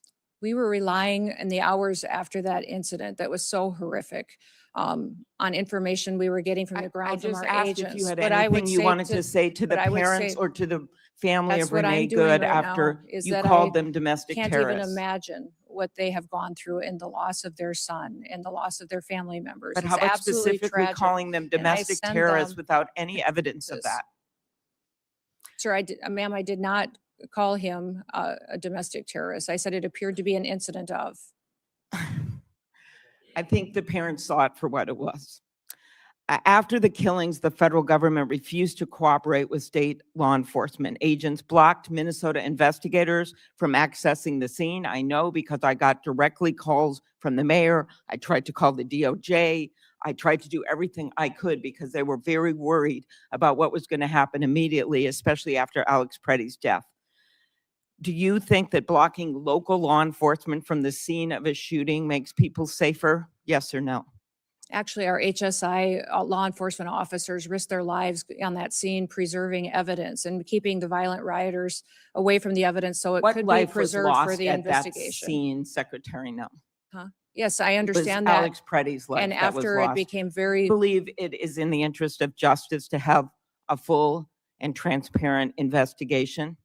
yes, the investigations being led by FBI and internal investigations as well into this incident. Will you commit to reversing the decision to cooperate with the Minnesota Bureau of Criminal Apprehension, an agency of seasoned professionals that the agents worked with directly, the agents, FBI agents worked with directly to investigate after the shooting assassination of Speaker Hortman, after the killing of those two little kids in that church with the bullets going through those stained glass windows? In both incidents, our federal and local law enforcement worked together and are working together in those investigations, but they have been blocked, the locals have, from being part of this. Why is that, Ms. Noem? The FBI is leading this investigation, and I would leave that question for them to answer. Thank you. Before Senator Blackburn, without objection, I'll introduce into the record unaccompanied children case study that the Trump Health and Human Services provided to my office. These records describe horrible cases in which children were forced to work to pay smuggling fees, physical assaulted by sponsors, and denied chance to attend schools. The unaccompanied children case study are further evidence of the previous administration's policies to put children in harm's way. I appreciate the cooperation of the Trump administration. Is there any objection? Mr. Chairman, Proceed. I do not object, but I would like to have unanimous consent to enter into the record the details of the 3 instances where the secretary referred to the victims that we've discussed and as engaged in acts of domestic terrorism. We have the exact statement, the exact date and time that you made those statements. I'd ask unanimous consent to put those on the record. On both requests, any objection? No objection heard. Senator Blackburn. Thank you, Mr. Chairman. Madam Secretary, thank you Mhm. for being here today. And I want to thank you so much for the work that DHS and FEMA have done in Tennessee with the recent ice storm, but also previously with Hurricane Helene, and the responsiveness we have gotten from FEMA, the difference from the previous administration and your administration has been noted by people in Tennessee. And I just want to express my gratitude to those employees that are working so hard. So we truly are grateful for that. I want to go back to something Senator Durbin said in his opening statement. He referred to the Biden policy, immigration policy, as sensible and humane. And in his comments, he said there was a sensible and humane way to deal with immigration, but he felt like Biden's policy was sensible and humane, and what you all are doing is not sensible and humane. And this struck me because the Biden administration allowed hundreds of thousands of those illegally entering the country. We have seen hundreds of thousands of migrant children that have been lost. There is nothing sensible and humane about that. There is nothing sensible and humane about having terrorists walk across our border and come into this country. There is nothing sensible and humane to these wonderful families who are grieving the loss of loved ones, that somebody illegally came in the country and took the life of their loved ones. So those comments really struck me. And I want to provide you the opportunity to respond to what Senator Durbin supported, the Biden immigration policy. We had hours and hours of hearings dealing with such. He supported the Biden DHS. But to me, there is nothing sensible and humane about allowing millions of people to violate the rule of law in the United States. And I yield to you for a response. Yes, well, thank you, Senator. When you look at the Biden immigration policies, I think Senator Durbin is ignoring the consequences of illegal immigration. Over 30% of the young girls that crossed that border during that invasion were raped and brutally harmed by people along the way. There's nobody that crossed that border, came in from Mexico, that didn't have to pay a cartel member to get into this country. Those cartels have been enriched and made sophisticated and professionalized by the money that Joe Biden facilitated putting into their pockets by allowing that invasion to happen and funneling people into the cartel's hands. I also would say that 4,000 people died during that invasion. When people were coming into this country, died because of the inhumane circumstances that were going on, from the heat that they were having to deal with, from drowning in the river. It was not humane what we saw being facilitated by the Biden administration. So every day, the people at the Department of Homeland Security get up to defend this country and our borders and the citizens that live here. I know, Senator Durbin, that you appear to be very concerned about illegal immigrants that are in this country. I will tell you that as a Secretary of Homeland Security, I am very concerned in doing my job and protecting American citizens. That's my number one priority. And I will continue to enforce the law and make sure it applies equally to everyone that's in this country. Thank you. Joe Kent, who is the director of National Counterterrorism Center, last year told the House Homeland Security Committee that there are at least 18,000 known terrorists that are here in this country. And I've heard from Tennesseans all weekend long about their concerns. The attack in Austin was really quite unsettling. And the awareness that there are these terrorists that are among the citizens here in our country. So would you lay out, not only for this committee, but for the American people, what steps are you and your team taking right now to make certain that we apprehend, detain, and prosecute these terrorists before they have the ability to conduct any act of evil? Well, Senator, when you let millions of people into this country unvetted, you truly don't know how many dangerous known and suspected terrorists there may be in this country. We continue to do our investigative work. We continue to look at individuals that are here that may be committing crimes and working with local and state law enforcement where possible. What I would say is anybody that we know that the Biden administration has given green cards to or naturalized. We're going back and re-vetting those individuals, those who came in under refugee programs. We are re-vetting those individuals and interviewing them and talking to them to ensure that they are someone who is here appropriately and they didn't come in under a program that was abused by the Biden administration. We continue to use our intelligence and analysis department under the Department of Homeland Security to gather intelligence and cooperate with other intelligence agencies and with the FBI to go after and to prosecute those who would wish to do us harm. We're grateful for the American citizens that work with us. And we understand that people who are in this country illegally and have final removal orders should be detained. Our priority is going to continue to go after those worst of the worst and to make sure that we are getting them out of our country as soon as possible and brought to justice if they've committed crimes here. There are a couple of bills we were able to fund in the Working Families Tax Cut Big Beautiful Bill back during the summer. And we're so grateful for President Trump and the attention that he put on some of these issues of protecting the American people and making that the priority and that's a part of upholding our oath. I think many of us were struck last week when the president asked, do you think it's the first order of business to protect the American people? And many of our colleagues on the other side of the aisle just sat there. That was stunning.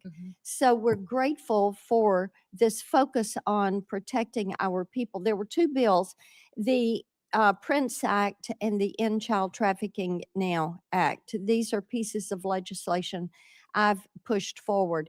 Now, this helps with protecting these children that are being trafficked, many of them globally trafficked. We're fully aware that Homeland Security investigations, and I think they're defunded right now during the shutdown, are trying to find some of these traffickers, rescue these children, and return them to their families. These two bills allow the collection of DNA and fingerprints so that we can stop this repeat trafficking of children. And I want you to talk for just a moment about the importance of having this legislation on the books and how you were using this to help break these global trafficking rings. Yeah. No, I appreciate those bills, and I'm hoping that this body will find them important and get them signed into law as soon as possible. Collecting of DNA is incredibly important to making sure that children aren't being abused or trafficked. But we saw many times during the Biden administration where the same child would be used by cartels to move individuals into this country illegally. And so one of the policies we put it back in place as soon as President Trump came into the White House is DNA testing of those individuals coming into our country. When we interdicted them, that we would ensure that they were the family that they said that they should be, and that those children weren't being moved with strangers or abused and trafficked by them.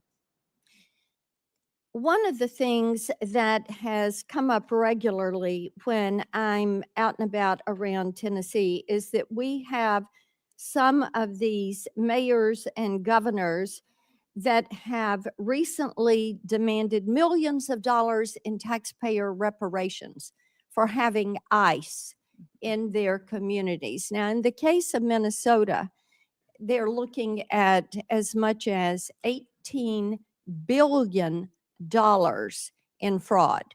$18 billion.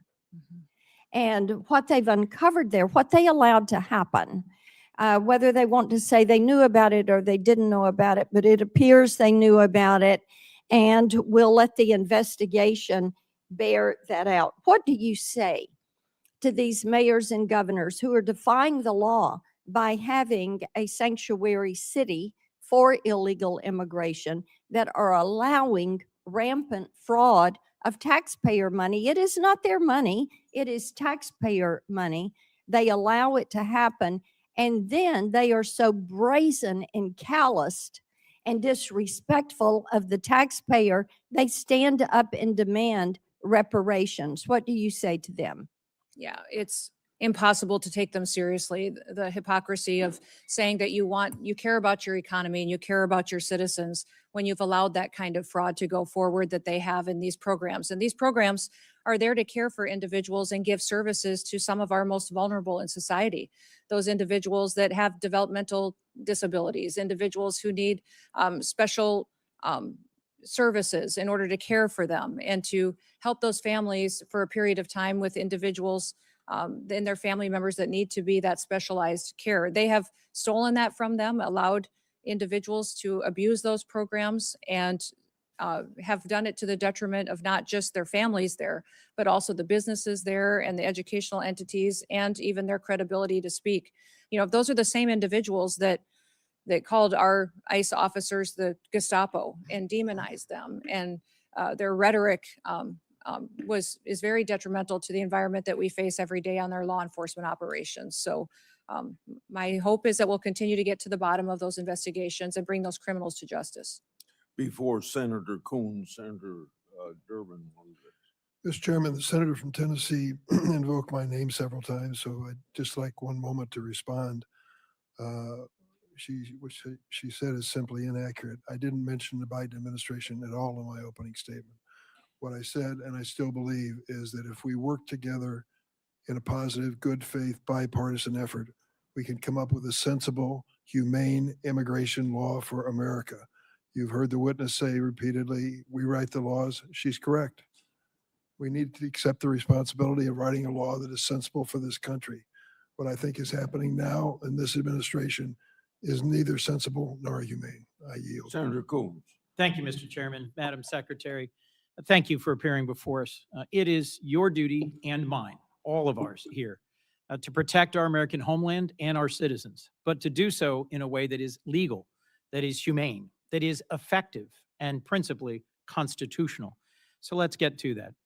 Foundational to the administration's entire immigration agenda and to everything we've seen in the streets of Minneapolis and other cities across our country is your pursuit of higher and higher numbers for deportation. The mass deportations that Stephen Miller designed and President Trump has ordered you to implement.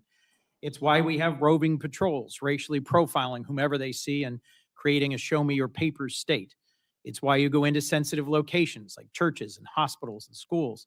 It's why you have been arresting children, the elderly, refugees, the disabled, including a resident in my own state suffering from severe developmental disabilities. When there's pressure on you to hit high numbers, you don't have the time to focus on targeted effects to find violent criminals on the run. It's easier to simply round up people here breaking no laws and contributing to our communities. It's why you deny people due process and rush them out of the country. And it's why you've put poorly trained ICE recruits on our streets, engaging in reckless and dangerous tactics. Does DHS, Madam Secretary, operate on any quotas or numerical targets for immigration arrests every day?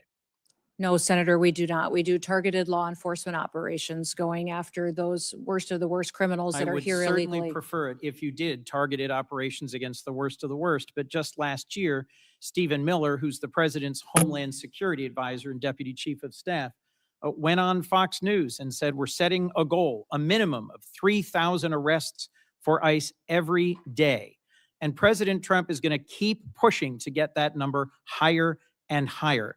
He's the Deputy Chief of Staff and Homeland Security Advisor, and he oversees immigration policy for the president. What's your response to his public quote?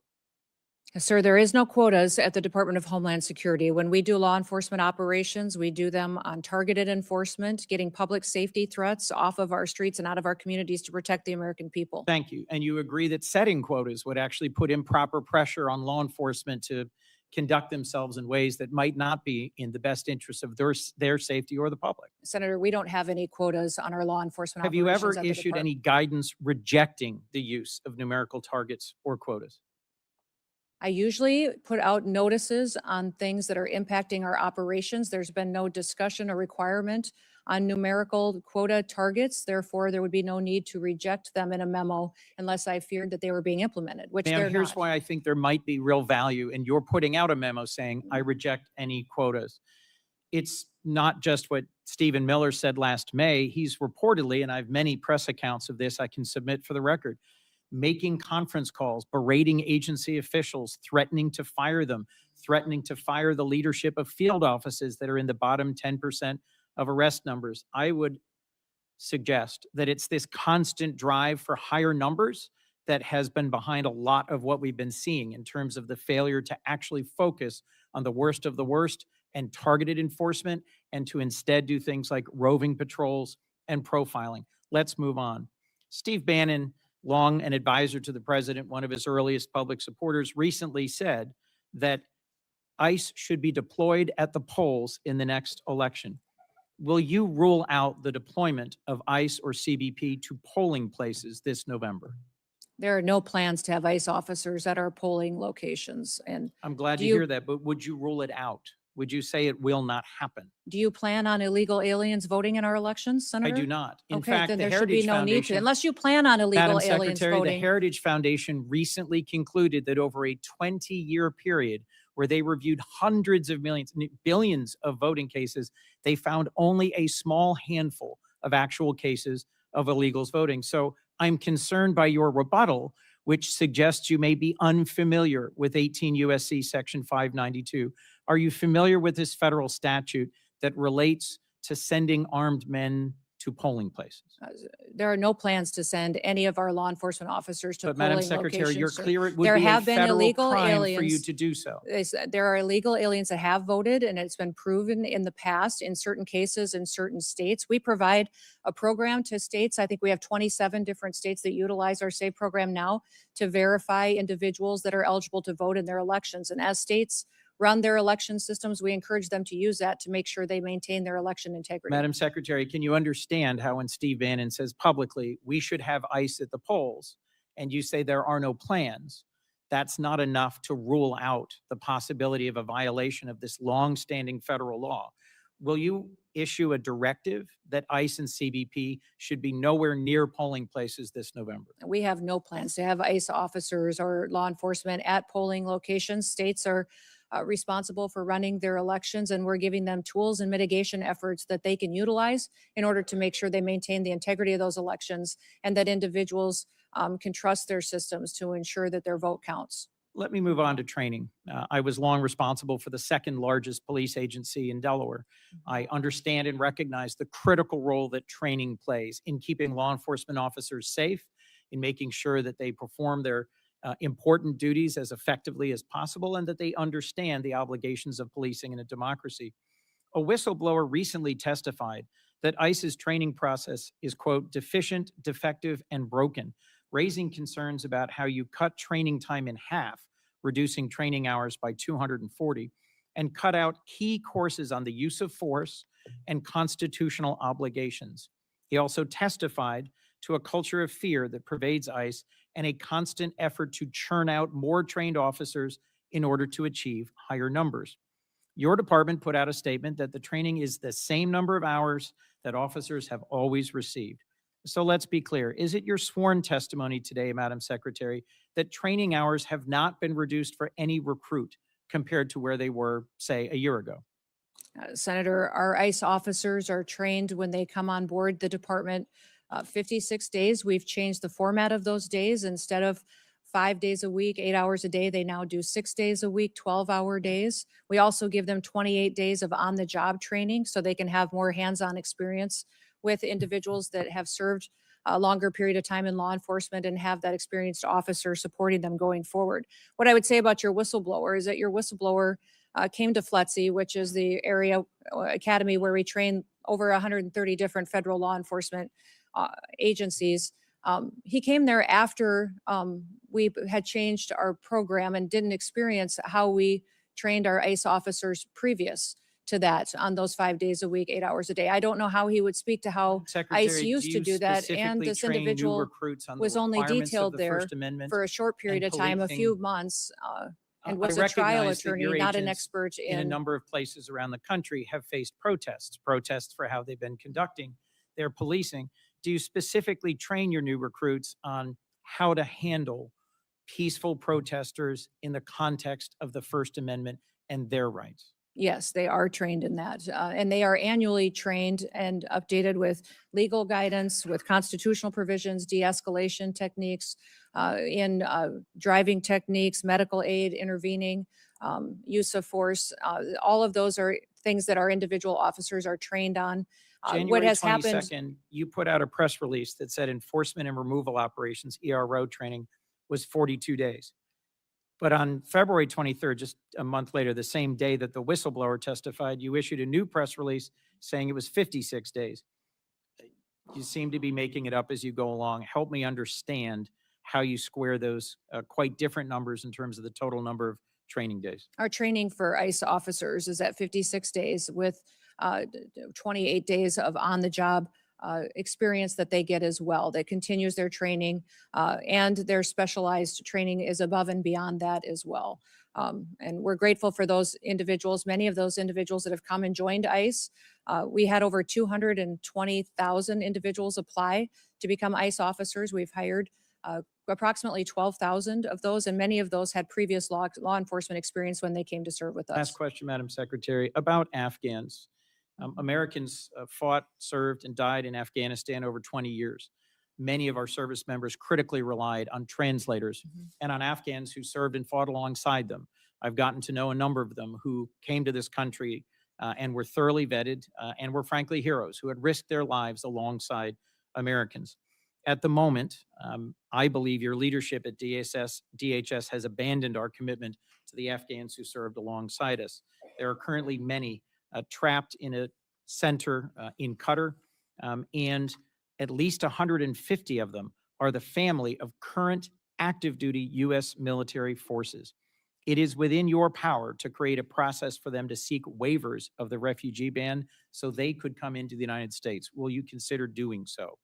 We'll continue to do our due diligence on vetting individuals that come into this country, especially those who came in on a refugee program, and make sure that vetting process was thorough. We found deficiencies in how the Biden administration was Will you doing commit that. to not and I'll look forcing into any the of them back situation. into the waiting arms of the Taliban, who will certainly torture or kill them? We'll continue to look at every situation and make sure they qualify for the programs to how they're laid out in statute. Madam Secretary, as I said at the outset, it's your obligation and mine to protect our homeland and American citizens in a way that is legal, effective, humane, and constitutional. My concern is that across all the different incidents that have been spoken about today, you are failing to do so. You are failing to deliver legal, humane, effective, and constitutional protection for the American people. Thank you, Mr. Chairman. I got three things to do before I call on Senator Britt. First of all, Madam Secretary, you can correct me if I'm wrong, but it seems to me the answer you should have given about Steve Brannon is he's not even in the administration. Correct. So why would he have any influence over what you're doing? Correct. Secondly, we're going to take a break after Britt, Blumenthal, and Schmidt.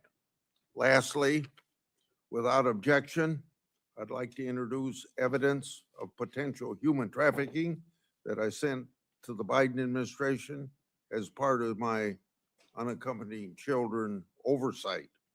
For over a decade, I've exposed how children in this category and the program associated with them have been subject to harm, abuse, and even sex and labor trafficking. Thanks to Secretary Noem, Trump administration, greater transparency has finally been brought to this issue. Senator Britt. Thank you, Mr. Chairman. Thank you, Madam Secretary, for being here today.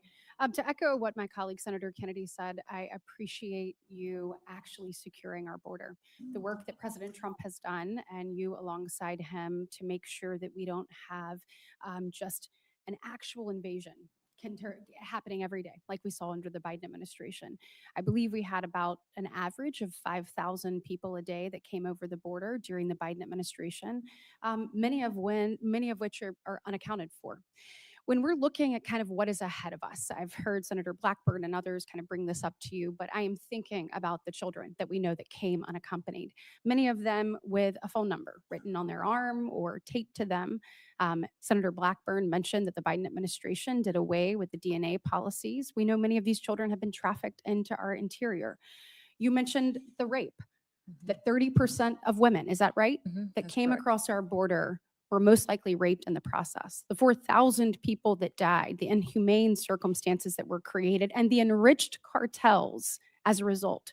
As a result of 4 years of the Biden administration, the cartels were stronger and more prosperous, and unfortunately had a greater grip on our interior. It is your job to make sure that we unwind that we keep American families safe, that we abide by the law, that we enforce the law. The way we do it matters. We have to do it the right way. There are countless families sitting behind you who have either had a loved one injured or lost because of the lack of enforcement of the previous administration.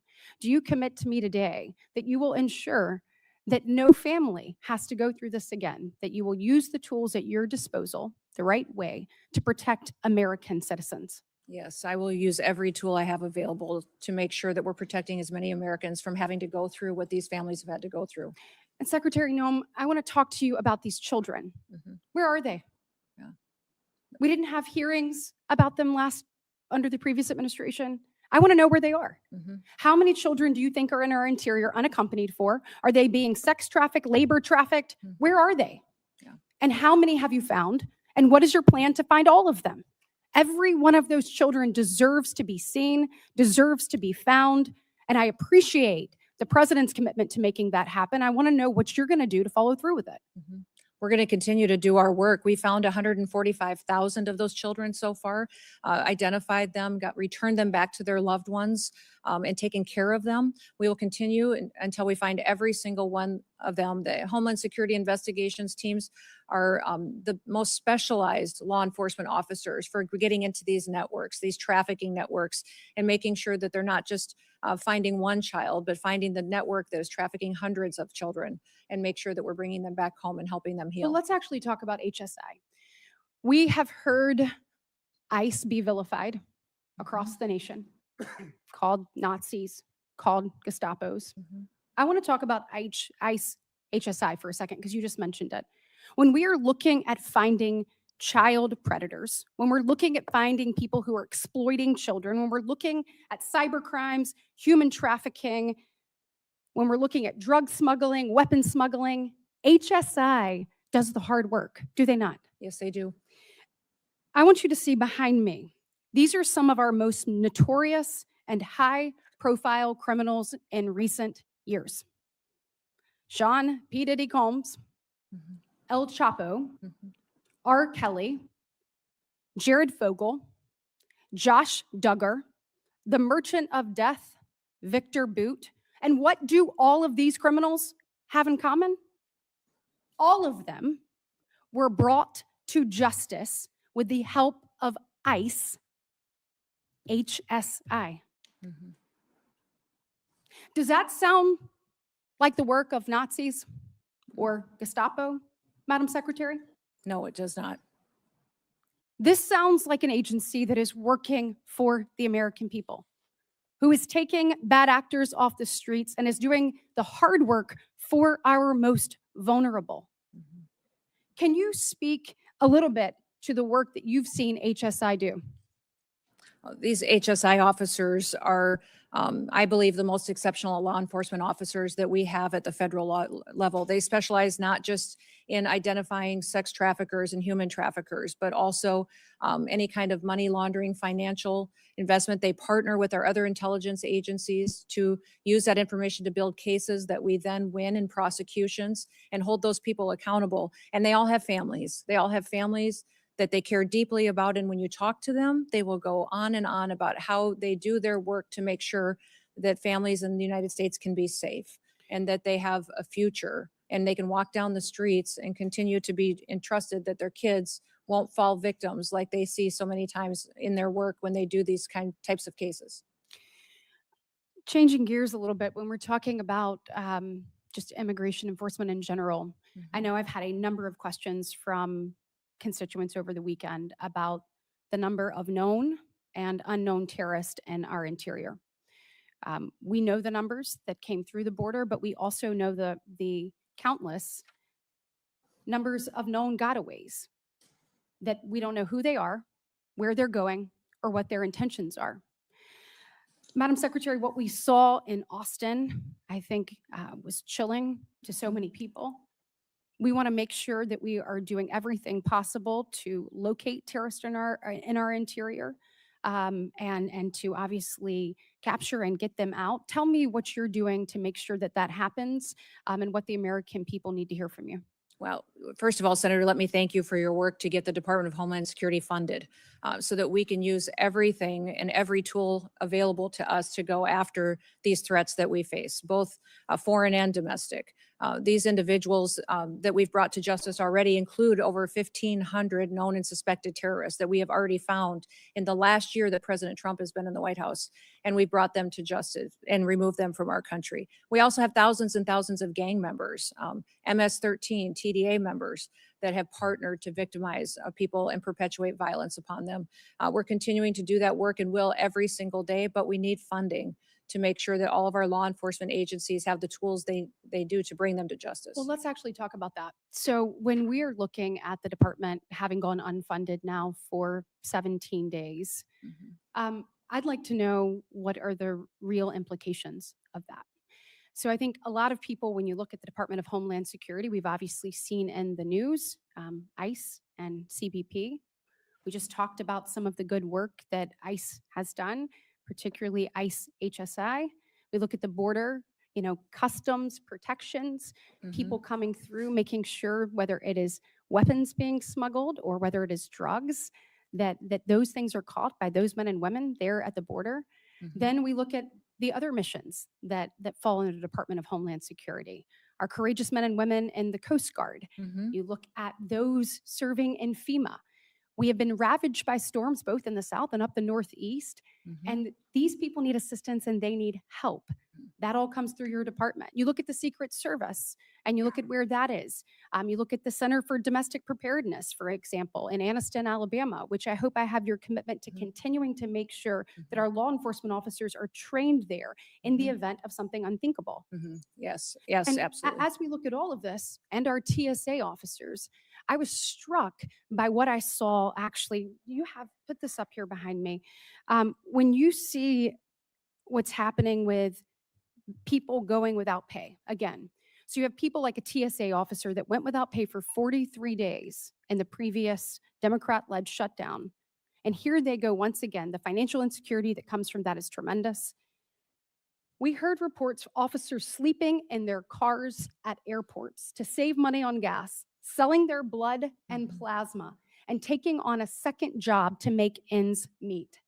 Some are just recovering from the financial impact of the 43-day shutdown, and many are still reeling from it. We cannot put them through another such experience. In the last minute left, will you tell us the real implications of this shutdown on men and women that stepped up to serve our country in the highest way to keep our homeland safe and secure? Yes, I'm grateful for our TSA law and security officers that are still showing up and doing their jobs, running those security checkpoints, even though they're not collecting a paycheck. A couple of the stories that I had heard when I spent time with them just in recent days was one individual whose wife needed cancer treatment, $1,200 treatment that he couldn't afford, and had to go and borrow money so she could get her cancer treatment because he wasn't getting his paycheck. Another individual who had 9 children was raising 2 of his grandchildren as well, that was struggling to pay his bills, took a nighttime job as a welder just to try to keep food on the table for the responsibilities that he had. These people joined TSA because of 9/11, because they want to be a part of keeping people safe in the United States and defending our homeland. Beyond that, FEMA, our ability to fund disaster response is virtually gone. It needs to be refunded. Our FEMA employees are out there doing work every single day, but we have 10,800 individuals that are funded out of the disaster relief fund that could potentially not be there for them and not respond to individuals who need it when they have those terrible storms or devastating crises. Well, thank you for your work, and I'm hopeful that we can work with our colleagues on the other side of the aisle to find a pathway forward to fund the Senator department. Blumenthal. Thanks, Mr. Chairman. Thank you for being here today. Madam Secretary, for a year, you maintained that no U.S. citizens have been arrested or detained by ICE or CBP. After hearings that I conducted in the Permanent Subcommittee on Investigation, as the ranking member, you admitted finally in a letter written to me just last month that in fact, U.S. citizens have been detained and arrested. I'm going to ask, Mr. Chairman, that that letter be entered into the record.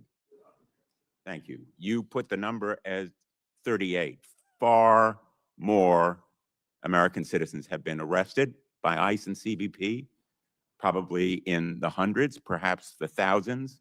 Have you met with any of the American citizens who have been detained or arrested by your agency? The individuals that may have been detained and arrested were individuals that could have been obstructing law enforcement You operations haven't met and with them, committing crimes correct? that way, and that we would I'd have like been to introduce individuals you to until their 3 of identity was them. confirmed.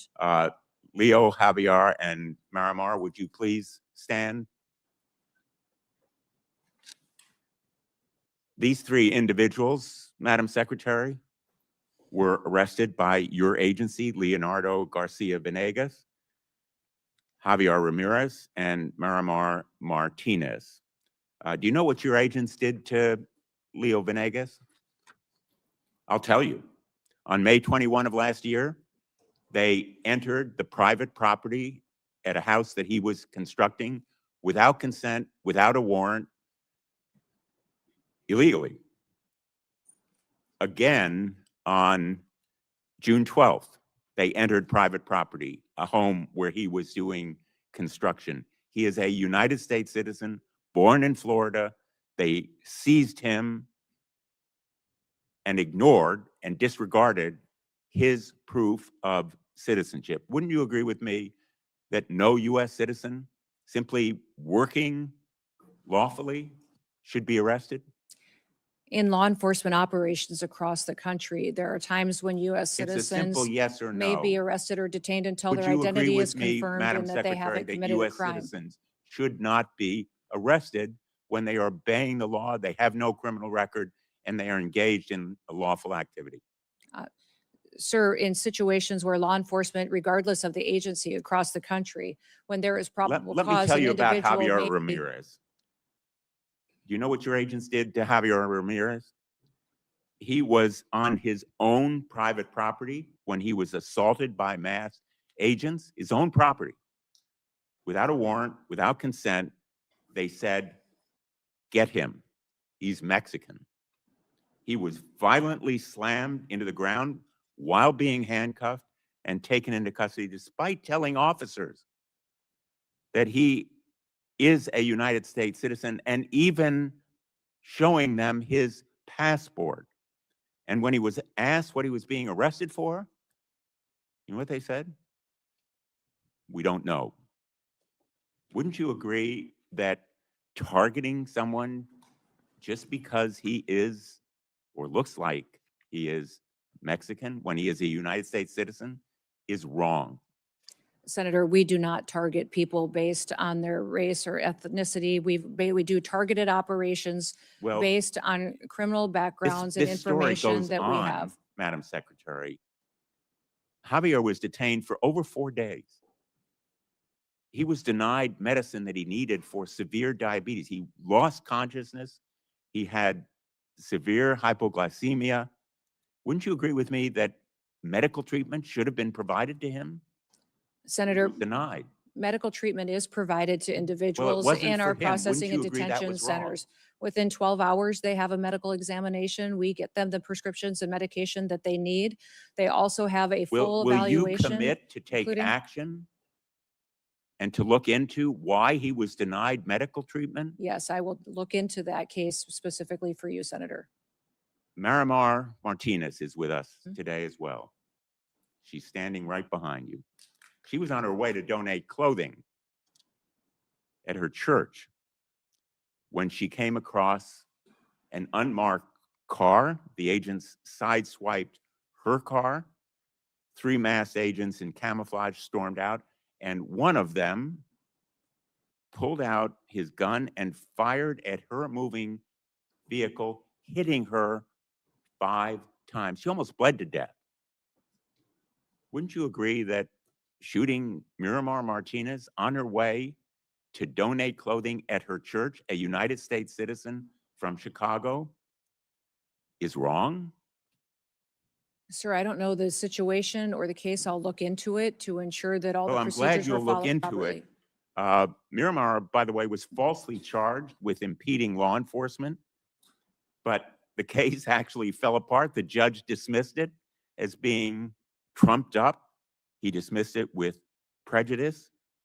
And in fact, the agent who shot her, I'm not going to name him, but you know who he is, was quoted on social media the day or so afterward.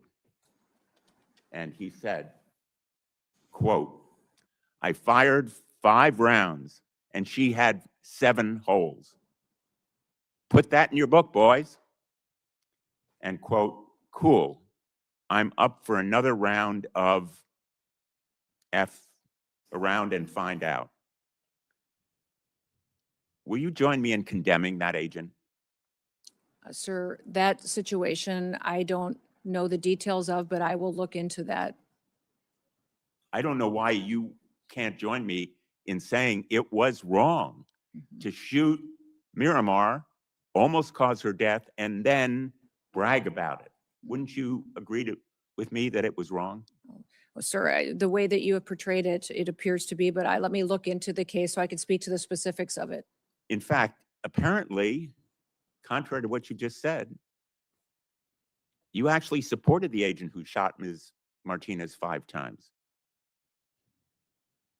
He's quoted as saying, when he was asked, everyone has been supportive, including Chief Bovino, Chief Banks, Secretary Noem, and El Jefe himself, referring presumably to President Trump. Is the agent who shot Ms. Martinez still on the job? Sir, our law enforcement officers conduct operations every day according to procedures and to training and the experience that they have. When Is- there is Is if- the when there is agent something that who is not shot done Ms. properly, Martinez still on the job carrying a gun? I don't know the details. I will find out and get that information to you. Would you agree with me that he shouldn't be on the job I carrying a will gun? look into this case and get back to you on the details. I'm I not think familiar with Americans it. would find it absolutely terrifying Mhm. that that agent is still on the job carrying a gun. And the fact that you can't tell me that you will take him off? Sir, do you know who Angel Samanago is? Do you recognize that name? You know, This is I an think we're individual talking about that was an murdered egregious in your illegality state here, by a an illegal violation alien, of rights and trust. duct The taped. answers are It looked very like it was simple, an and assassination. I would have I haven't hoped that heard you say you one could give victim's better name answers today from to illegal these immigrants that 3 are here individuals. Would you perpetuating like to violence say against anything people. to Ms. Miramar, I'd Ms. like to hear you Ramirez, say the or name Mr. of one of our victims Venegas? of illegal criminal activity and fight for one of those victims so that we can stop as many of them from being created in the future by people who should never be in this country to begin with. Illegal individuals and charges aliens that are against in this Ms. country. Martinez were dismissed with prejudice. Let me ask you about a memo that evidently was written by the acting director of ICE. This memo, have you seen it? I can't tell what it says. I see lots of memos. I see Well, this many, memo many a is day. by acting director Todd Lyons. It's been frequently referenced in the hearing that I conducted by the whistleblower who testified, Brian Schwank, as being the basis for instructing ICE agents.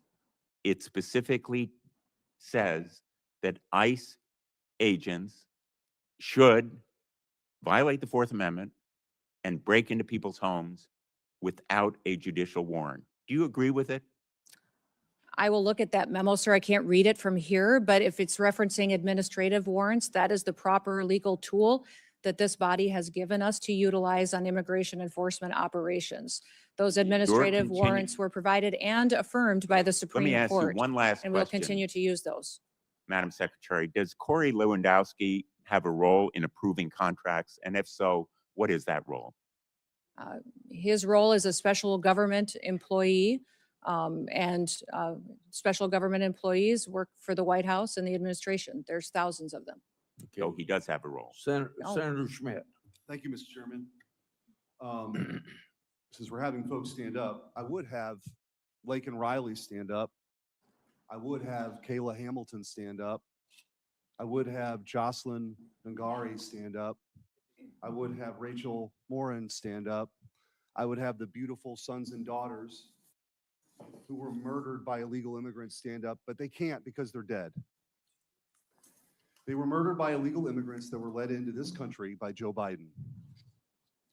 And I think it's important to set the stage, since we're having this oversight hearing, to set the stage how we got here. 5 years ago, something was done that had never been done in the history of our country. We had a president who willfully ignored immigration laws and immigration enforcement, threw open the border to 15 million people who are here illegally, tens of thousands of murderers, hundreds of thousands of hardened violent criminals. And we can debate why. I know why. They're trying to pump up the numbers for their congressional districts because they lost the case with the American people. But the tragedies that ensued, the tragedies that were left in the wake of this disastrous policy are what we're left with. And your job now is to finally enforce our immigration laws. And they don't like it. They actually don't think that anybody should have to leave. Because if you create the problem so big, which is what Joe Biden and the Democrats tried to do, the only solution is mass amnesty. And I'm here to tell you, we're not doing it. And the mass deportations will continue. Thank God we front-loaded the money for ICE. Thank God we did it.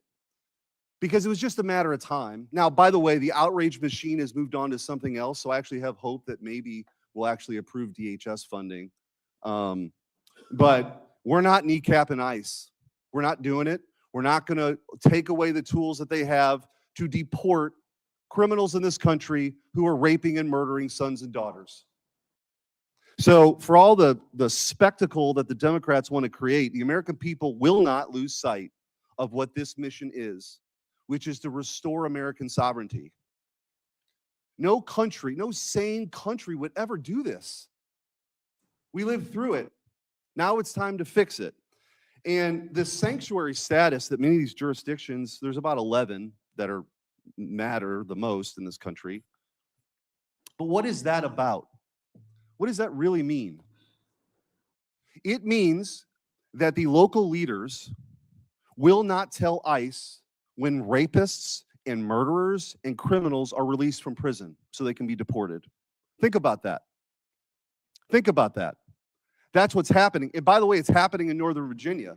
The new governor just today said that this brutal killer, Abdul Jallo, an illegal immigrant from Sierra Leone with more than 30 prior arrests, who brutally stabbed to death Stephanie Minter, a mother, an American citizen, less than 50 miles from here, she will not work with ICE. If for some reason this monster gets released, she will not let ICE know when he's being released. Think about that. That's what is happening in this country. So forgive me if I don't want to be lectured by the Democrats on this point.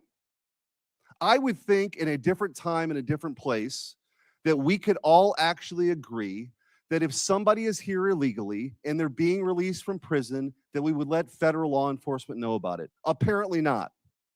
And so if you want to know why we had the flashpoint in Minneapolis, it's because it's a sanctuary jurisdiction that wasn't letting anybody cooperate.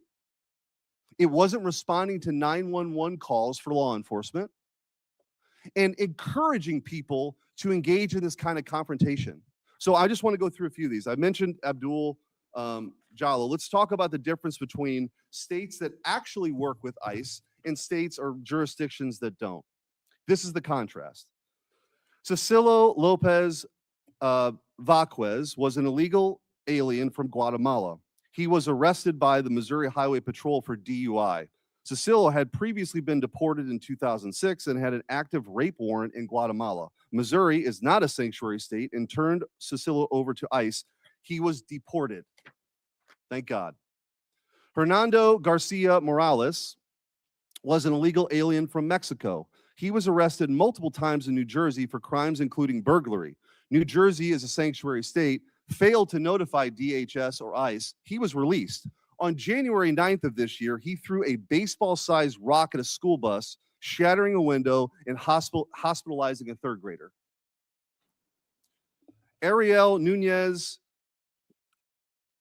Figueroa was an illegal alien from Mexico with an arrest warrant tied to the murder of 43 students at the Ayotzinapa Teachers College. ICE arrested him in Houston, Texas, not a sanctuary city. DHS deported him on March 6th. Christian Espinozo Sarango was an illegal alien from Ecuador, arrested in New Haven, Connecticut for sexually assaulting a minor. He was charged with multiple serious offenses. Connecticut sanctuary laws prevented cooperation with ICE, and he was released into the community before being rearrested by ICE. Mayama Sese was an illegal alien from Liberia. She was a former rebel commander linked to war crimes, including recruiting and leading child soldiers.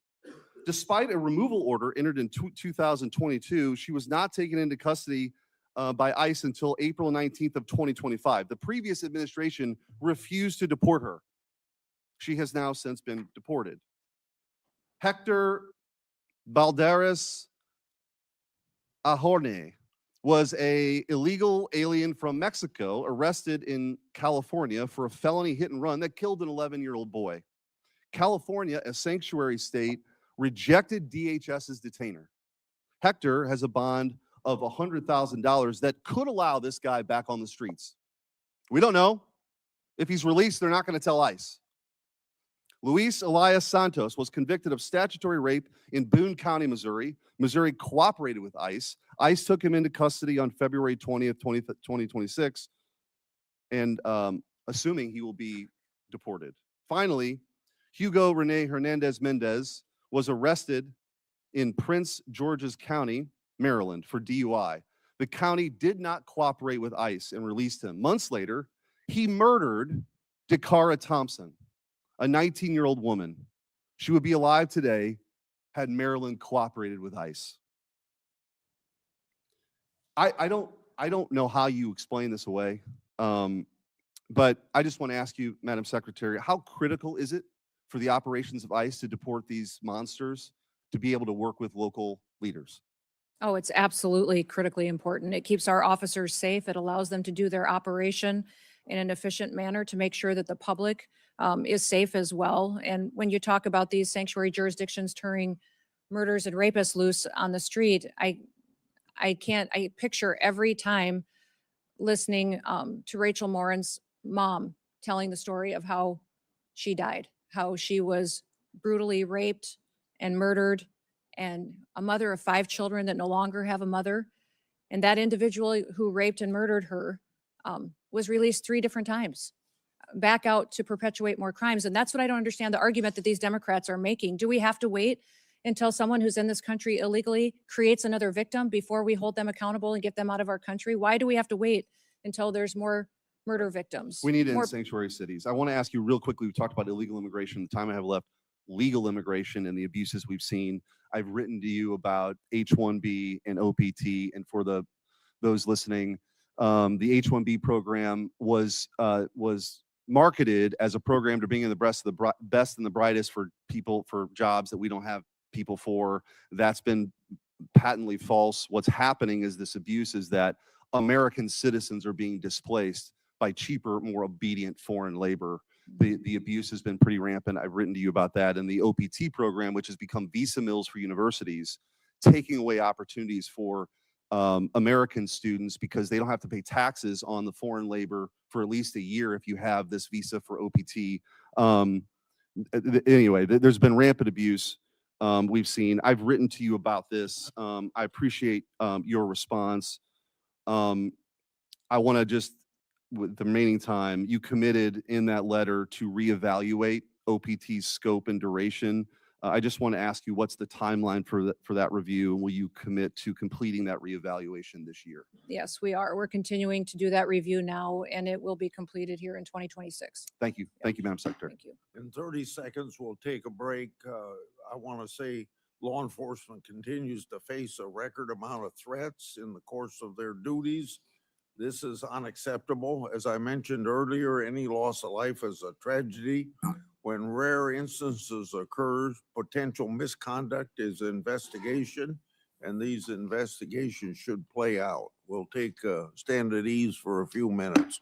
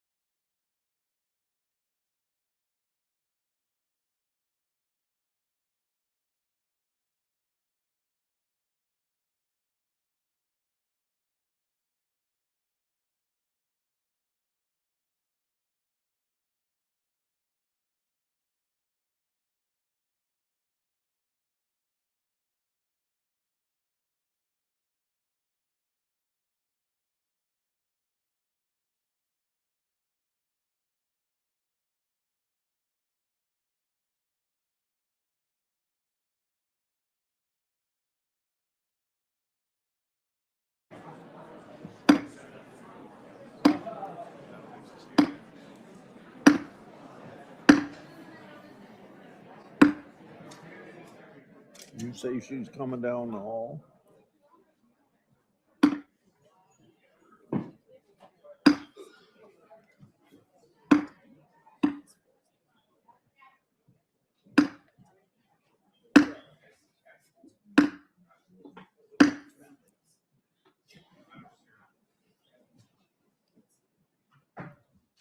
The secretary's just about here, and when she gets here, Senator Ronald will be the first person to question.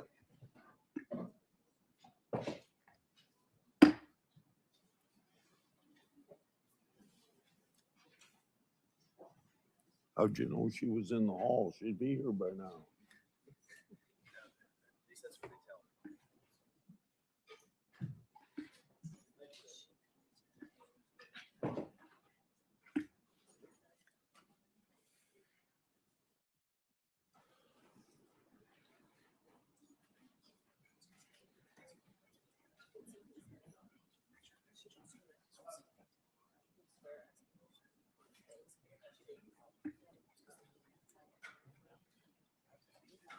Is she coming through this door? Yes, sir. She'll come through here.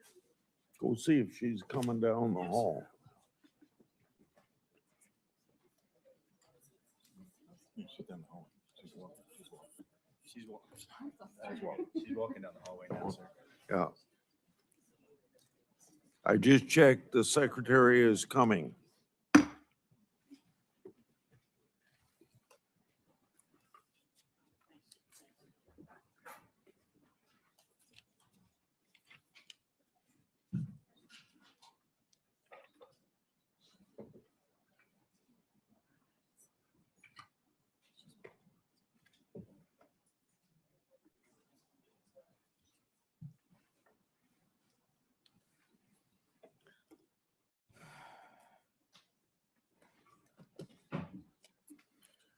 Tell me, Secretary, when you're ready.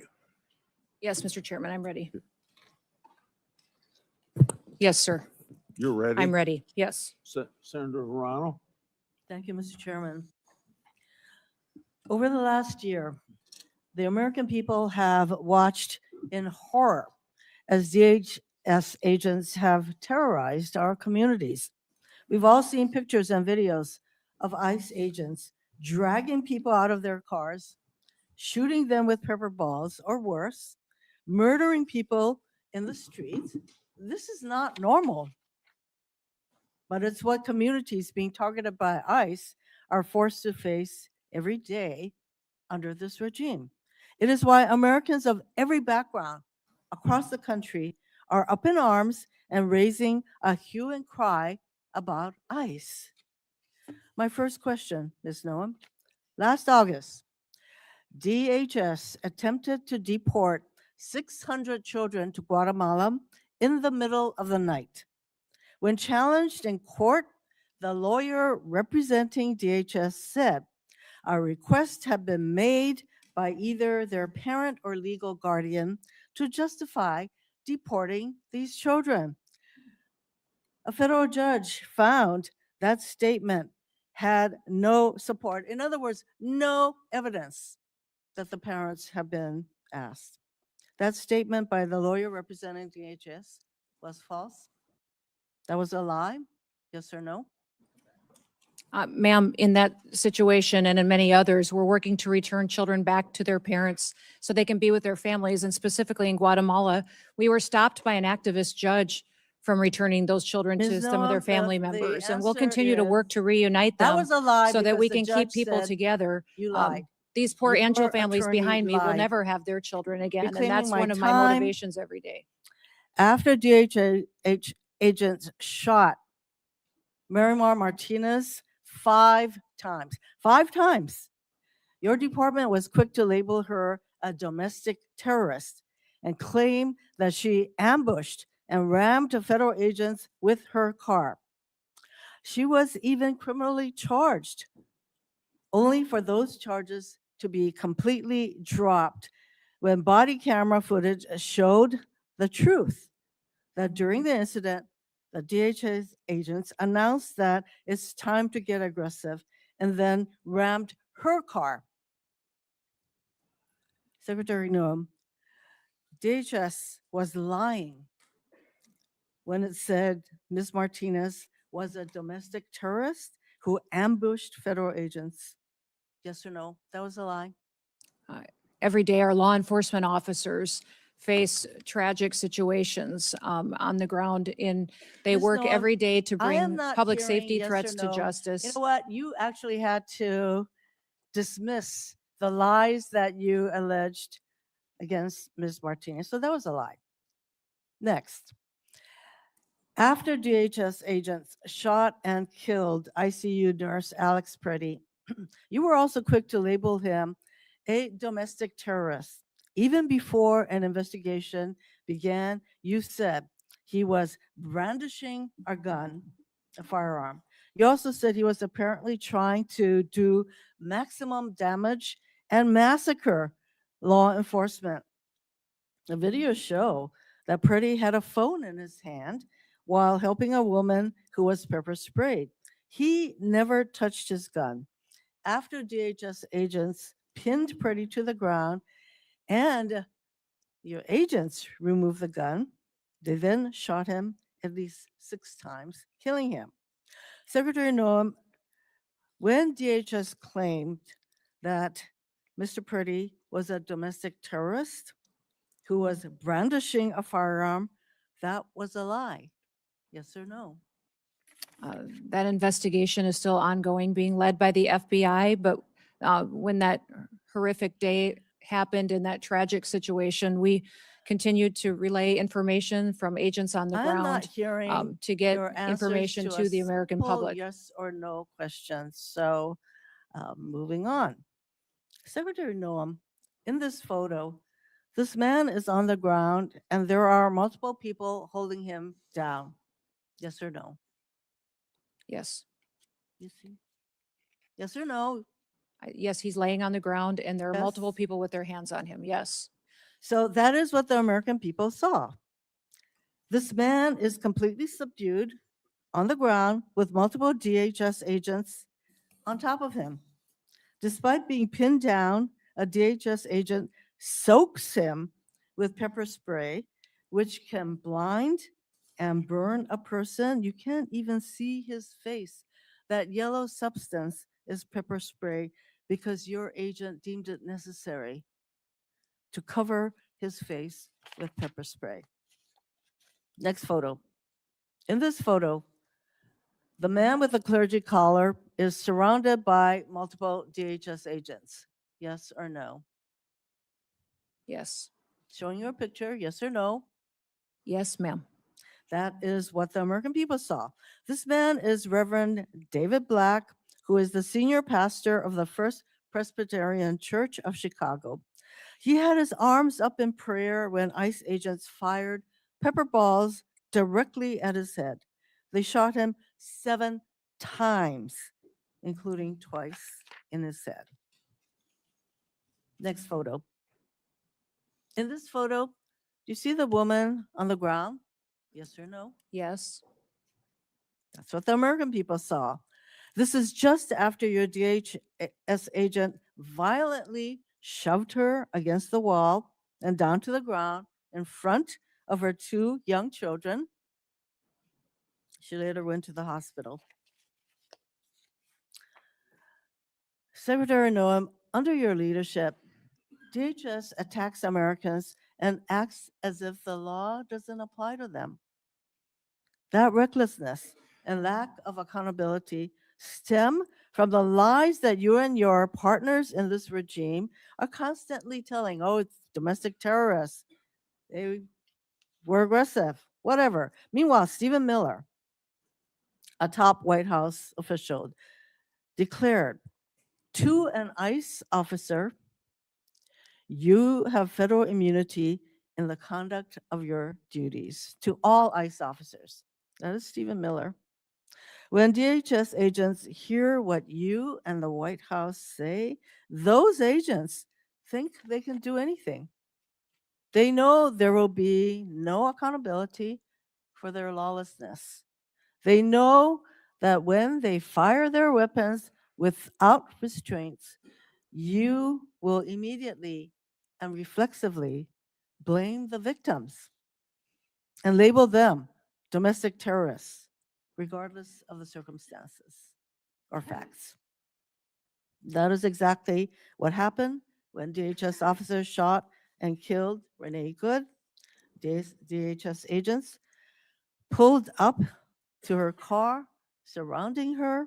Moments later, a DHS officer shot her 3 times through the car window. She died.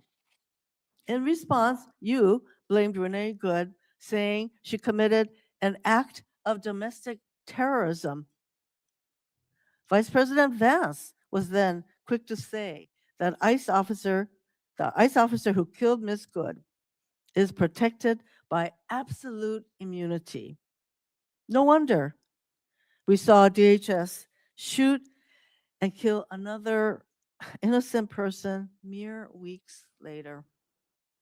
The lies that you and this regime spread are creating a culture that fosters abuse of power. This is the reason we need clear guardrails on DHS.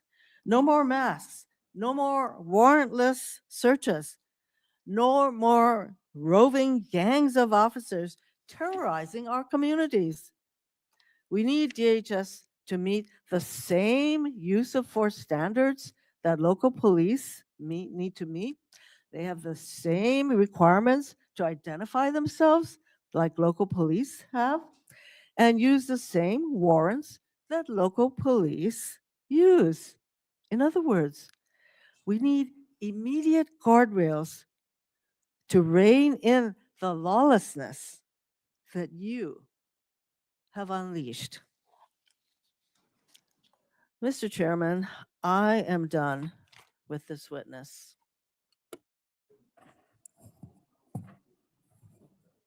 Thank you, Mr. Chairman. Secretary Noem, thank you for being here. I'm really glad that a lot of my Republican colleagues talked about the disaster that Biden and Mayorkas, your predecessor, created. It was absurd. You heard the things from Senator Britt, people that came over here who themselves were traumatized by the very people who then come to this country and traumatize American citizens. You heard Senator Schmidt saying the same thing. A lot of us are very frustrated with the disaster that President Biden left behind and a failed DHS. It's why I'm angry, and it's why I've been critical of you, Secretary Noem, because we're missing an opportunity. Ladies and gentlemen, one of the reasons President Trump won a year and a half ago is because people were sick and tired of a Democratic administration's open border policy and allowing millions of people to come to this country, 1.7 million called gotaways. We don't even know where they are, but we know when you pay a premium to a cartel to get them into this country, they're bad people. Now, why have I been critical of Secretary Noem? Because I don't think we're focusing on, we have limited resources. ICE can't be everywhere at once. There's very few people in Capitol Hill that support law enforcement more than me, including the sworn ICE officers. In fact, I've just been told, fortunately, in about a week and a half, we're going to get a plaque on the wall over the Capitol, thanking the Capitol police officers and all the agencies that responded on January 6th.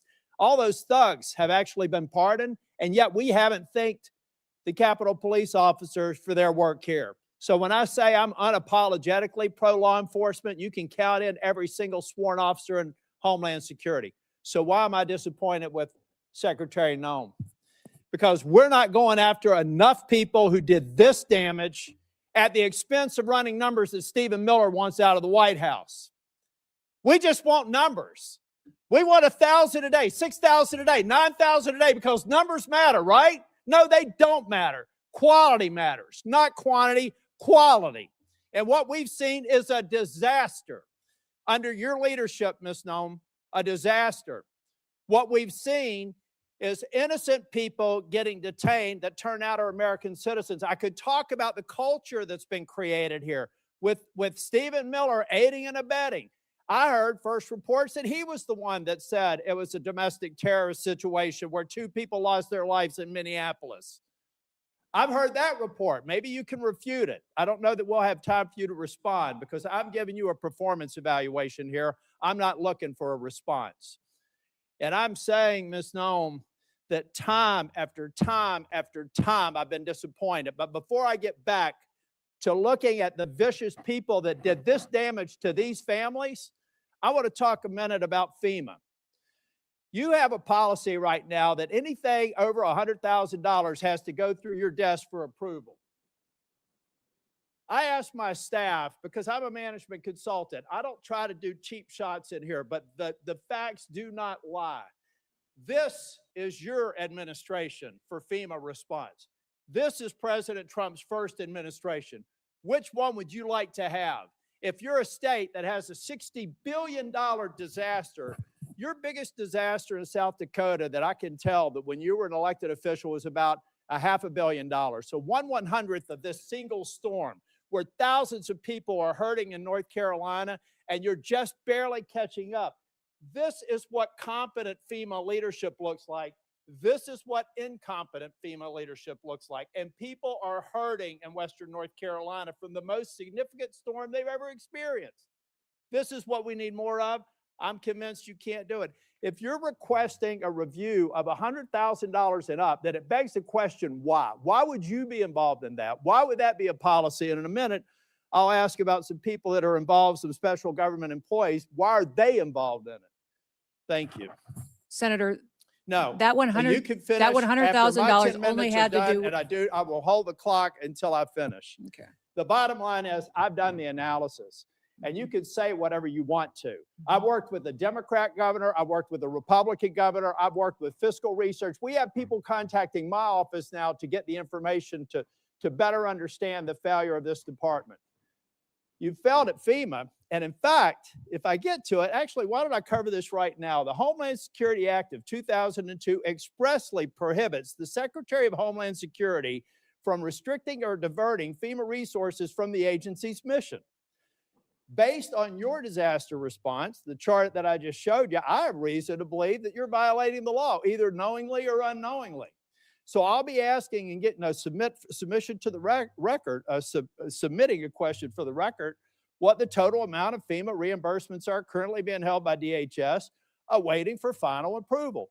Held by DHS, awaiting for final approval for an agency that you should not be obstructing the disbursement on. I'm going to give you time to answer to it under penalty of perjury so that we can get it right. Now, going back to Minneapolis, why can't we just say we made a mistake? I will ask you one question, if you can just give me a quick response. Who does Tom Homan work for? You or the president? The president. Okay. Why is that? Because I believe the president recognized that you weren't getting it done in Minneapolis, and you're putting us further away from pointing to this. We're beginning to get the American people to think that deporting people is wrong. It's the exact opposite. The way you're going about deporting them is wrong. The fact that you can't admit to a mistake, which looks like under investigation, is going to prove that Ms. Good and Mr. Petty probably should not have been shot in the face and in the back. Law enforcement needs to learn from that. You don't protect them by not looking after the facts. Not only should the FBI be investigating it, but every single law enforcement agency in that jurisdiction should be invited to it, so our law enforcement officers do not have this pall cast upon them. One of the reasons why ICE officers are having threats, and damn the people that threaten ICE officers, because so many of them are doing a good job, is because you've cast a pall on them by acting like we should investigate things differently. Officer-involved shootings have a formula that we should go through every time. And we're not going through that formula. As a matter of fact, in Ms. Good's case, I think that they were even saying that maybe there wasn't even a need to do it in the DOJ. I hope that that's changed. But I'm telling you, it was a civil rights review. I saw your frown. You can correct me if I'm wrong. But originally, Blanche said there wouldn't be an investigation. Folks, law enforcement, we've got to have their back. We've got to make it clear when they make a mistake, then they get corrected for it. But you don't walk away from it, and you've done it too many times. Now, Secretary, I read your book last week. And honestly, some of the parts of it impressed me, but some of it distresses me. And I'll give you a good example of one that does. The passage where you talk about killing a dog that was 14 months old. I train dogs, all right? And you are a farmer. You should know better. You should know that if you're going out to a hunting lodge and you're putting pheasants out and you're putting dogs out, you don't take a puppy out there. A 14-month-old dog is basically a teenager in dog years. You decided to kill that dog because you had not invested the appropriate time in training, and then you have the audacity to go into a book and say it's a leadership lesson about tough choices. It's in your book. We could play it if we had time. At that same lunch hour, you killed a goat. And you killed the goat because you said it was behaving badly. You are a farmer. You don't castrate a goat. They behave badly. You should have probably done that before. But my point is, those are bad decisions made in the heat of the moment, not unlike what happened up in Minneapolis. I expect we're an exceptional nation. And one of the reasons we're exceptional is we expect exceptional leadership. And you've demonstrated anything but that in the time that I've seen you responding to the emergency in North Carolina and across the Southeast, and acknowledging when mistakes are made and speaking too soon for the expedient of social media or whatever it is. I'll leave you with this, Ms. Noem. I'm expecting answers to Charlotte's Web. I requested it a month ago. That was one of the investigations in Charlotte, 20 minutes from where I live. All I asked for, if it had to be anonymized, was information so that I could determine if your hit rate is right. I want to find more of those people, and I want to detain fewer of the others. And Mr. Chair, in my remaining time, I have a lot to go. But I want to submit this letter from the Office of Inspector General that cites 10 different instances under Ms. Noem's leadership where they've been misled and not allowed to pursue investigations that they think are critically important. Does anybody have any idea how bad it has to be for the OIG in this agency to come out and do this publicly? That is stonewalling. That's a failure of leadership. And that is why I've called for your resignation. And if I don't get an answer to these questions, I don't want an applause. Please don't do that for me. If I don't get an answer to these questions, if I don't get an answer that you've had a month to respond to, and the remaining ones, as of today, I'll be informing leadership that I'm putting a hold on any en bloc nominations until I get a response. And in 2 weeks, if I don't get a response, I'm going to deny quorum and markup in as many committees as I can until I get a response. Thank you, Mr. Chair. Okay. Now it's Senator Booker's turn. Thank you, Mr. Chairman. Secretary Noem, you're in charge of your agency. The buck stops with you, correct? I'm in charge of my agency, what? The buck stops with you. Yes, correct? correct. And you had to swear an oath to the Constitution before you took this job, right? Correct. So one of the most sacrosanct ideals of our nation, enshrined in our Constitution, is freedom, is liberty. Mhm. It is an idea that the government has a very high standard should they take away liberty and freedom from an American citizen.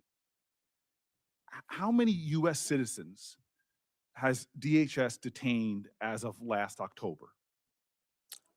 Senator, if you're talking about detained and arrested, is that those that have been violating and obstructing our law enforcement operations?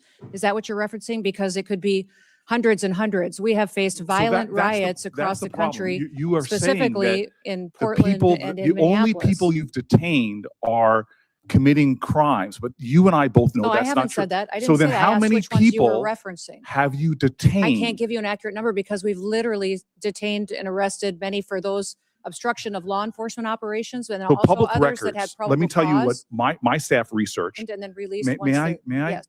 continue? Public records are showing that over 170 incidents of your agency unlawfully taking away the liberties and freedoms of American citizens. This includes 20 children, 20 American kids that your agency detained. How long can your agency detain an American citizen? We don't detain children and separate them from their parents. Those parents have But you're chosen telling me to under keep their oath right child now. with Hold on, I them. just want to be clear. You're telling me under oath right now that your agency has not detained American children. Those parents have chosen to keep their children with them. We don't separate families So- like the so Biden hold on, administration let me did. continue. We keep them together, and parents please have the let me option continue. on if they want How their child with long them do or not with them. detentions last? when you detain an American citizen? How long do they last? We don't detain American citizens, and if there's well, probable well, cause. let me give you, because you are not speaking truthfully under oath. Isaias Pena Salcedo, a U.S. citizen living in California, was detained more than 70 hours, almost 3 days, even after he showed ICE agents his passport. My colleague, Senator Blumenthal, gave you example after example. He brought people here who had something else we Americans consider sacrosanct: our home, our property. Your masked agents jumping out of unmarked cars have broken into, considerable property damage occurring, into American citizens' homes. Case after case of this, and you sit here before me and claim the buck stops with you, but you don't even know the names of these individuals. I ran New Jersey's largest municipal police department. When my officers engaged in misconduct, you can be damn well sure I knew about it and I investigated it. And yet you have situations where your officers are violating the sanctity of people's homes, arresting and detaining them and holding their children. And you're acting as if you don't know about it and saying that under oath. Miramar Martinez, who is here right now, on her way to church, an American citizen going to church, not just to worship, but to donate clothing. Your officers shot her multiple times. The case was thrown out of court, and you represent here that you don't know about it. In New Jersey, are you aware of your officers' activities in places like schools? Are you aware of your officers' activities at our public schools? Sir, we don't go into schools and do targeted law enforcement operations. We do targeted law enforcement operations like other agencies So you're and law telling me that enforcement ICE do. officers entered the grounds of a high school in Minneapolis? That's a fact. Elementary school children in New Jersey are terrified of your agents. When they came upon a school bus stop, they fled. Another school, a higher education, Columbia University, your agents reportedly lied to students, told them they were searching for a missing person to gain access to private spaces, to non-public areas of campus. Secretary Noem, these are kids. They're terrified in our communities. How do you think that affects them when children in my state go running, fleeing, and often you all pursue children, throwing them to the ground, getting on their backs, putting them in handcuffs? I want to talk to you about this incredible empire of for-profit companies that are profiting at rates we've never seen, and the way you're using money. Let's drill down on the warehouses that DHS has been buying over the last several months, totaling hundreds of millions of dollars. Are you familiar with the acquisition of a warehouse DHS recently bought in Roxbury Township, New Jersey? Yes. You are familiar with that? I'm Do you familiar know that how it's. much you spent for it? No, sir, I do not. $129.3 million. Do you know how much it was assessed for in New Jersey? Sir, we're purchasing centers across the country to build efficiency into our detention system. Efficiency to so that me, we as a can- person who's run tight budgets before and had taxpayer dollars, you paid $129.3 million for a facility in my state that was assessed at less than half of that, at $62 million. To work for a president that says he's a great deal maker, I can't believe he thinks that you're a great deal maker. But what's worse than that is that the Roxbury Township Council, comprised entirely of Republicans, voted unanimously early this year to oppose that facility. My office tried to facilitate a meeting between DHS and local officials so that ICE could hear their concerns, yet DHS did not even respond. That is unacceptable, that you all would enter a town, you wouldn't even follow environmental reviews or have conversations with local officials about the resources, from emergency resources to fire resources and more, that you're going to pull down. You didn't even have a conversation. Secretary Noem, do you comply with court orders? Yes, we do Your comply with agency court complies orders. with court orders. Yes, we That- comply that, with federal again, court You were orders. saying under oath that you do, and yet we know in January, the chief judge, Republican appointed for the Federal District of Minnesota, found that ICE had violated nearly 100 court orders since January 1st alone. In my state of New Jersey, last month, the chief of staff to Deputy Attorney General admitted in my state that in the New Jersey District Court that the government had violated 52 separate court orders, all involving cases where immigrants successfully challenged the legality of their detention. So this again is a constitution that you swore an oath to. And one of the most important ideals is that no one is above the law. You are violating the separation of powers, violating court orders, and routinely violating the civil rights of Americans. This is a reckless and out of control agency that you are responsible for. You seem to have no situational awareness whatsoever of some of the most egregious examples of Americans being completely attacked, violated, undermined in accordance with our laws by their own government. And this is what is phenomenal to me, is immigration was your president's #1 issue, overwhelmingly popular with the American people. But now it's overwhelmingly unpopular. And it's not because you are deporting dangerous people that everybody here wants out of our country. No, it's because you're going into our schools. You're terrorizing our children.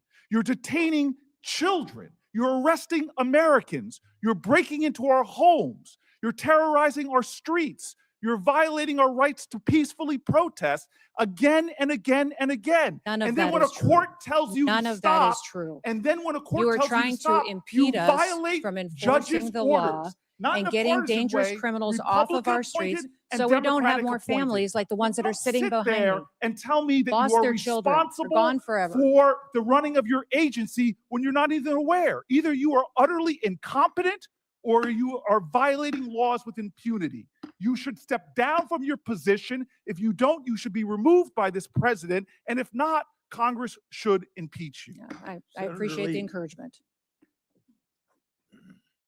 Thank you, Mr. Chairman. Thank you, Secretary Noem, for being here. Just over a year ago, President Trump took office. At the time he did so, he came in with a significant mandate or set of mandates. One of those mandates included the task of having to address a veritable tidal wave of illegal immigration that had occurred during the 4-year period between 2021 and 2025. A period of time in which an unknown number of people entered the United States borders unlawfully. Some have said it's maybe 10 or 15 million. Some have said it's more. It's difficult to ascertain. But what we do know is that many of those same people who were encouraging those things at that time are the same people who are now opposing President Trump and his efforts and your efforts and those of your department to remove those individuals. That was part of his mandate, clean up the mess. Now, under ordinary circumstances, I would think that when there are laws of the United States that have been broken, most or all members of this body, if asked, should those who have violated the law in coming to our country be returned to their own countries? I would think we'd all be able to raise our hands in support of that. We had doubt cast on that last week during the President's State of the Union address, when President Trump made the point, quote, "The first duty of the American government is to protect American citizens, not illegal aliens." He asked those of us who agreed with him to stand. And stunningly, a whole lot of my colleagues and a lot of our counterparts on the House of Representatives side declined to stand, refused to stand. These things are not without consequence. Illegal immigration is not something that poses no risk to the American people, to the security of the homeland. to the safety of individual families. It brings tremendous risk, and we've felt that. Some families represented here have felt that all too personally, and my heart goes out to each of them. We also face another threat as we approach another election this fall, a threat that, due to a ripple in existing federal law under the National Voter Registration Act, it's stunningly easy for someone in almost any state of the union to walk into a DMV, fill out a form to apply for a driver's license, which you can do as a non-citizen in almost any state. And by merely checking a box and signing your name, you can register to vote, including to vote in a federal election, even though existing law prohibits anyone who is not a citizen from voting in a U.S. federal election. It's phenomenally easy to do so if they follow this stunning formula. That's why I've proposed the Save America Act, which would make sure that we have the tools necessary to protect your vote. Because anytime someone casts a vote in a federal election who is not an American citizen, it's taking away your vote. It's taking something that doesn't belong to them and that belongs to you uniquely as an American citizen. Yet stunningly, some of the same people who were condemning you and condemning President Trump for trying to clean up the mess that President Biden created over a 4-year period of time are also the people most staunch, most dogged, most dug in their opposition to this very simple reform to make sure that those showing up to vote are entitled to vote. You know, you have to show your credentials in all sorts of circumstances: when boarding a plane, when applying for Social Security benefits, applying for a passport, when starting any new job for a new employer. You have to prove your identity, who you are, and that you're entitled to do that thing. You've got to demonstrate that you are entitled to do the thing that you're going to do. But it's not just government that requires these. When you pick up a prescription at a pharmacy, when you go to the doctor, when you're admitted to a hospital, when you board an airplane, when you pick up airplane tickets, when you go to the Super Bowl, the Emmys, the Grammys, the Oscars, or even the Democratic National Convention, where yes, photo ID and credentials are required or you can't get in. You see, because the Democratic National Convention understands that when people participate at that event who are not entitled to, they're taking something from someone else who does have that right, and that is wrong. Meanwhile, many of those same individuals who publicly cheered and advocated for President Biden as he was distorting various immigration laws, including the use of immigration parole, which requires an individualized determination in order to admit somebody into this country. President Biden used it categorically to bring in millions of people. With respect to our asylum laws, he just opened the floodgates and started treating people as if they were asylees just for having submitted an asylum application, then let them off into the interior of the United States saying, we hope one day you will show up to your immigration hearing where you'll have an individualized determination. And by the way, that immigration hearing might be many years or even decades into the future. So the same people who were applauding that are now condemning you and condemning President Trump for just trying to enforce the law. And those very same people today want your department, the entirety of it, to remain shut down, to remain defunded. Secretary Noem, tell me how that is affecting your operations within the department. Either your operations, your ability to protect the American homeland from those who have come here illegally or otherwise. How is that harming the families of those who work in your department? How is that harming the American people and undermining their safety? Well, the patriots that work at the Department of Homeland Security still get up every day and do their jobs and work hard to protect the American people. There's individuals in some of our departments, though, that have been furloughed, that it's not an option for them to come in and they're not getting paychecks. They're not able to pay their rent, put food on the table for their kids. Our cybersecurity agency has lost hundreds of workers that have been furloughed. We've got weapons of mass destruction that does training for detecting bombs and terrorist activities across the country and works with our local law enforcement, has been furloughed and is not on duty today. We have ICE and CBP and officers at Secret Service and some Coast Guard elements that are still there and are essential employees that are showing up and doing their jobs, but their support staff isn't able to work and their contracting isn't getting done and their management practices aren't getting done, and those families are struggling. Many of these TSOs at TSA that are running these security checkpoints are borrowing money so that they can get through a short period here without paychecks, but they just got through one of those and they're still in debt from paying the fines and penalties for late bills. So we are damaging families to make a political point, that the Democratic Party is damaging families long-term to make a political point when it has no effect on what we're able to do for immigration enforcement out there every single day because that agency is funded. You know, you've heard from some of those same colleagues of mine today on this stand that they're negotiating, that they've made their offer, that they've made it fairly easy for us to fund your department with their conditions. Tell us about those conditions and how those would affect you. Honestly, I don't understand what their conditions are at this point. One of the discussions that we had was body cameras. I've already instituted body cameras. They're being utilized on our law enforcement officers. They need to be funded. That is something that Congress has not given us the tools to do that. They talk about masks, yet they're the party that in 2020 mandated masks and penalized and put crimes on U.S. citizens if they didn't have a mask on. And now they don't want our law enforcement officers to be protected from doxing and from threats where people have threatened their families and come after them for just doing their And that, to jobs. be sure, is why they don't want them wearing masks, right? They want to be Yes. able to dox them? They Is want that to the be able case? to dox them and to dox their identities and have them be bullied, threatened, and potentially victimized by people out there who don't support them upholding the law. Merely for doing their job. Correct. Doing their job, which means enforcing the law. Now, who in this room would not want the U.S. government doing its job enforcing the law and sending people back to their home country if they came here illegally? I can't imagine why somebody would not want that. It's stunning to me that particularly during a time like this, they'd want to carry out that kind of shutdown operation. Now, tell me this. Over the last few days, we've had a few new developments on the world stage and domestically with what happened over the weekend in Austin and with what happened on the other side of the world over the weekend.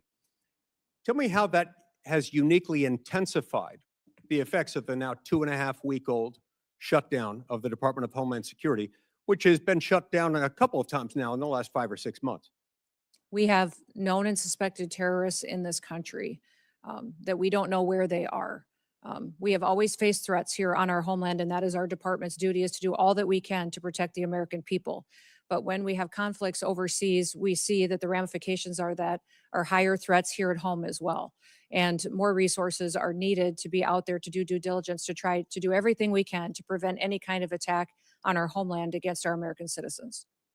If we're going to be a country and if we're going to be a safe country, we've got to fund the Department of Homeland Security. We should focus on nothing else until that's done. Thank you, Mr. Chairman.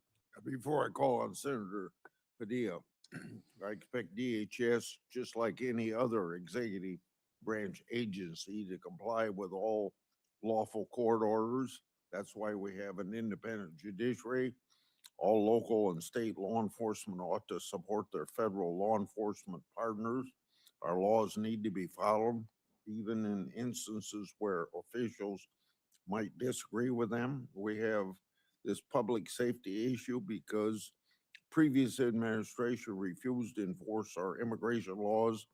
The previous administration let millions of illegal immigrants without proper vetting and creating a humanitarian crisis at the border. President Trump and his administration have acted swiftly to address the crisis and with great success. Senator Padilla. Thank you, Mr. Chairman. Secretary Noem. I'm Senator Alex Padilla, the senior senator for the state of California. Last June, you were in Los Angeles when you publicly declared that the mission of DHS in Los Angeles was to liberate the people, not just of Los Angeles, but the state of California from its duly elected leaders. The National Guard that was federalized and deployed into Los Angeles to assist DHS in this mission, that whole deployment was deemed unlawful, as I'm sure you are aware. Thankfully, those Guards members and the Marines who were also deployed to assist DHS in Los Angeles have also returned home and to their primary missions. Meanwhile, ICE and CBP are still conducting operations My first question, the first of several yes or no questions. Do you declare mission accomplished? Senator Padilla, our mission is our mission is not accomplished until we get every single illegal criminal out of this country and protect American citizens, until we protect all of our children and these families behind me don't ever have to go through what they had to go through. I'm trying to ask a question here. Thank you. Trump advisor Steve Bannon, among others close to President Trump, has called for ICE agents to, quote, surround the polls, unquote. However, your acting ICE director, Todd Lyons, has said, quote, there's no reason for us to deploy to a polling facility, unquote. And just last week, your Deputy Assistant Secretary for Election Integrity, Heather Honey, told a bipartisan group of state election officers on a call that ICE would not be present at polling places. I know this question came up earlier, but I have two specifics. One, which is it? Do you, Secretary Noem, agree with Steve Bannon, or your acting ICE director and your Deputy Assistant Secretary? There are no plans to have ICE officers at polling locations. I knew I'm that'd not be the certain, answer Senator, if you're because that's indicating what you that replied to your Senator party's Coons planning on with facilitating earlier illegal aliens in the voting in our hearing. So I elections. respect that you're saying there's no current plans, but obviously plans can change. No plans is the right answer, but not definitive enough. Sending ICE agents to the polls to intimidate voters is illegal. Yeah. And so I want to ask you explicitly, if President Trump or Stephen Miller directed you to do it anyway, with or without a bogus national emergency declaration, would you say no? Sir, there is no plans to send ICE officers Would to you say polling no? locations, and Would you we are say not no, planning on yes or doing no? that. Are you planning on sending illegal aliens to vote? No, Is that that's what you're already planning illegal to do? and extremely, Yes, extremely rare. but people have done it Now, in the it's amazing, past, and Mr. that's Chairman, what, that we even but we are have not to going. ask these questions, because just a couple of weeks ago, Secretary Noem, when you visited Arizona, claimed that DHS has authority over certain aspects of elections. So enlighten me here. What statutory authority are you referring to? The Department of Homeland Security has mitigation responsibility over critical infrastructure, and our election system is defined by statute as critical infrastructure. Therefore, it's under our department to put forward and point out vulnerabilities that may Trust me, be I'm very in our familiar election with the systems, and then specific role for recommend mitigation. CISA in elections as a former Secretary of State. Third area that I wanted to ask. Know that in- states now, run the elections. nation We has just point out watched vulnerabilities that the may violent exist manner. and, Mr. Chairman, and offer trying to ask a question mitigation. here.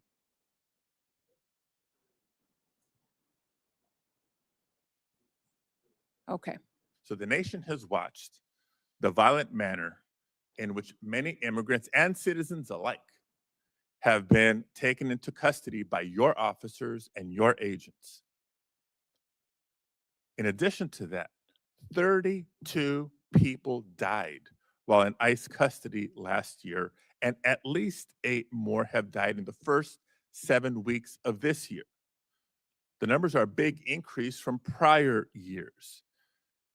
Secretary Noem, yes or no, do you care enough about the human rights of the men, women, and children in your custody to improve the conditions as required by the courts?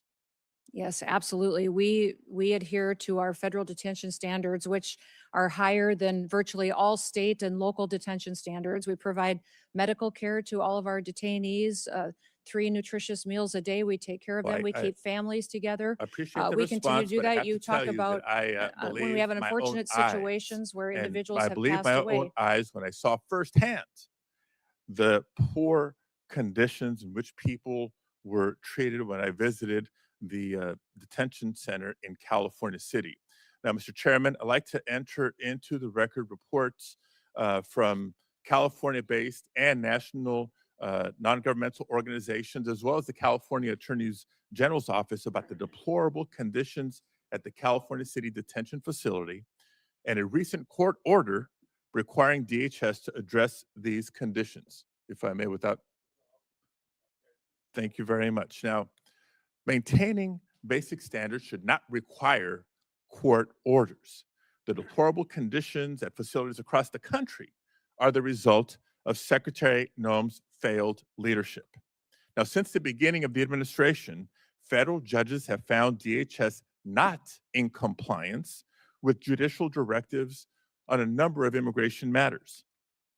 The administration has lost in court on immigration cases more than 4,500 times since October alone, with judges across the country finding that DHS is detaining immigrants unlawfully. And judges appointed by both Republicans and Democrats across the country have threatened to hold the administration in contempt for failure to comply with court orders. This, too, is a result of Secretary Noem's failed leadership. Now, despite clear court orders, DHS continues to refuse members of Congress, including myself, access to detention facilities to conduct unannounced oversight. That's our job. This is yet another court order that DHS refuses to comply with, and another example of Secretary Noem's failed leadership. Meanwhile, the Department of Homeland Security has cut support and collaboration with state and local elections officials on election security. Secretary Noem has cut staff at CISA by a third. You've proposed cutting $500 million from the CISA budget. You talk about critical infrastructure, I know it well. And this is after having transferred $144 million from CISA to ICE last year for immigration enforcement. All this at a time when our country is more vulnerable to cyber attacks than ever. Another example of Kristi Noem's failed leadership. And now the department's also playing political games with the distribution of disaster aid, another sign of failed leadership. And on the topic of immigration enforcement, despite the DHS database that supposedly showcases the worst of the worst, a DHS spokesperson recently admitted that the database was full of inaccurate information. What we know is true, based on DHS's own data, is that less than 14% of those arrested by ICE and CBP have previously been charged with or convicted of violent crimes. Lies have become the pattern or practice of Kristi Noem's DHS. In the fall of last year, Secretary Noem asserted that no American citizens have been arrested or detained, despite more than 170 verified reports to the contrary. During a House Homeland Security Committee oversight hearing recently, Secretary Noem claimed that DHS had not deported veterans, not under this administration. And seconds later, Representative Magaziner presented via a video call Se-Jun Park, a veteran who earned a Purple Heart, but was deported by Secretary Noem's DHS. And so it comes as no surprise that not just the secretary directly, but her representatives within the department have repeatedly lied to the American people about how the officers and agents under her charge have beaten, tased, shot at, and killed. Secretary Noem, before you even knew the facts or even allowed for a credible investigation to be conducted, you called Renee Good and Alex Preddy domestic terrorists for exercising their First Amendment rights. And just last week, DHS lied yet again about abandoning a Rohingya refugee, a nearly blind man who couldn't speak or understand English, in the parking lot of a closed coffee shop, only for him to die in the freezing streets of Buffalo.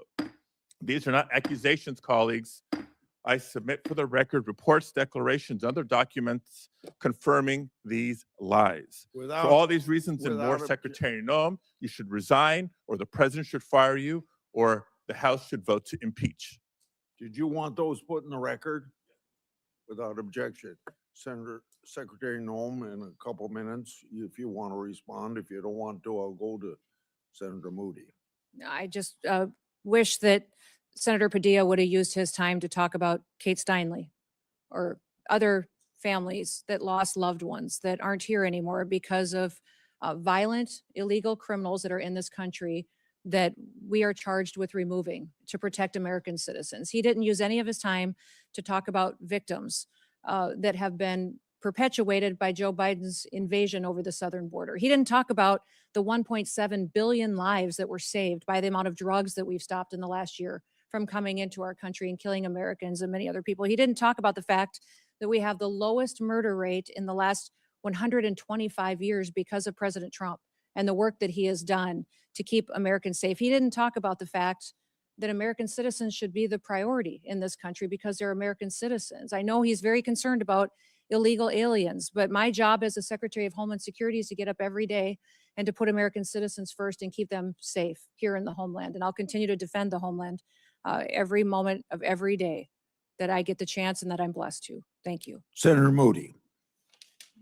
Thank you, Mr. Chairman, and thank you, Secretary, for being here today. I know it's been a long morning, and certainly we appreciate you being here to answer some really tough questions. But I think questions that are important to have for the American people to know what their government is doing and how it's placing their interests first, finally, and caring about the sovereignty and safety and security and stability of this country. And I know President Trump came in on day one and said, we're taking this back. We've just witnessed years and years of devastation to our communities as a result of a president who was asleep at the wheel or allowed the radicals to run the White House and just pretty much abolished ICE, abolished Border Patrol, basically. I mean, just in your understanding, I know you have previously served as a congresswoman, as a governor, but just in your understanding, have you ever seen anything like the dereliction of duty by a president as it relates to immigration and the safety of a nation? No, it was alarming. And under that invasion, every state was a border state. Even though I was from South Dakota and the governor there, we were the first state to deploy National Guard down to help support Texas in their efforts to keep our country safe, because we saw millions of people coming into this country unvetted. We saw other countries sending their criminals and emptying out their prisons and their mental health institutes and sending people to our country to make them our problem and to deal with and to try to protect our American citizens from any crimes that they would commit. So that's why I took this job, and why I'm blessed and honored that President Trump has asked me to do this job, is because I get the chance every single day to try to stop the damage that that invasion has corrected and to try to make sure that America is safe here on our homeland.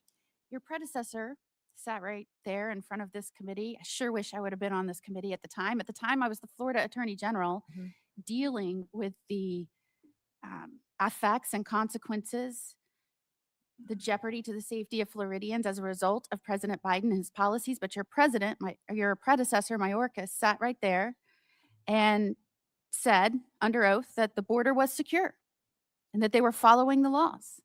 And in fact, when I knew with my team, my great team in Florida, not only within the Attorney General's office, but with the sheriffs across the state, local law enforcement, they saw what was happening. They saw the trafficking of children. They saw the peddling of poison in our communities. They saw what was happening as a result of an unencumbered border, a non-existent border, and the effects it was having in our state. I saw that firsthand. In fact, President Biden came in, and in his policies, and I think it's really important that we put this in perspective, because we have some families here today with us that have lost loved ones. And I appreciate you being here. Thank you so much for reminding us of the duty that we owe the American people to protect them through our policies, and not just adopting good policies like here in the Congress, but making sure they are faithfully executed and enforced by the executive branch, which is what the Constitution requires of our president. And so I appreciate you being here and reminding us all of the solemn responsibility and duties that we owe you. And we owe every American out there that's trusted us with these roles. President Biden came in and upended precedent of Democratic and Republican presidents. And that precedent was to deport those here illegally that had committed felony crimes, from trafficking to violent crimes to other types of crimes, where they would have been deported They stopped doing that. They reversed that policy. We also saw policies at the border that required more and more people to be pushed in. I would say, and I said many times, they are requiring a certain number of people every day to be pushed in, quotas, and they were demanding that they process faster, faster, faster, faster until vetting was practically non-existent. Do you remember that? Yes.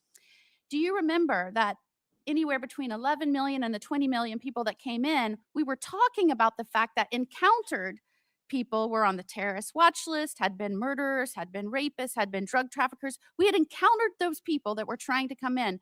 But can you acknowledge and do you remember that there were many gotaways, millions, that we have no idea their background?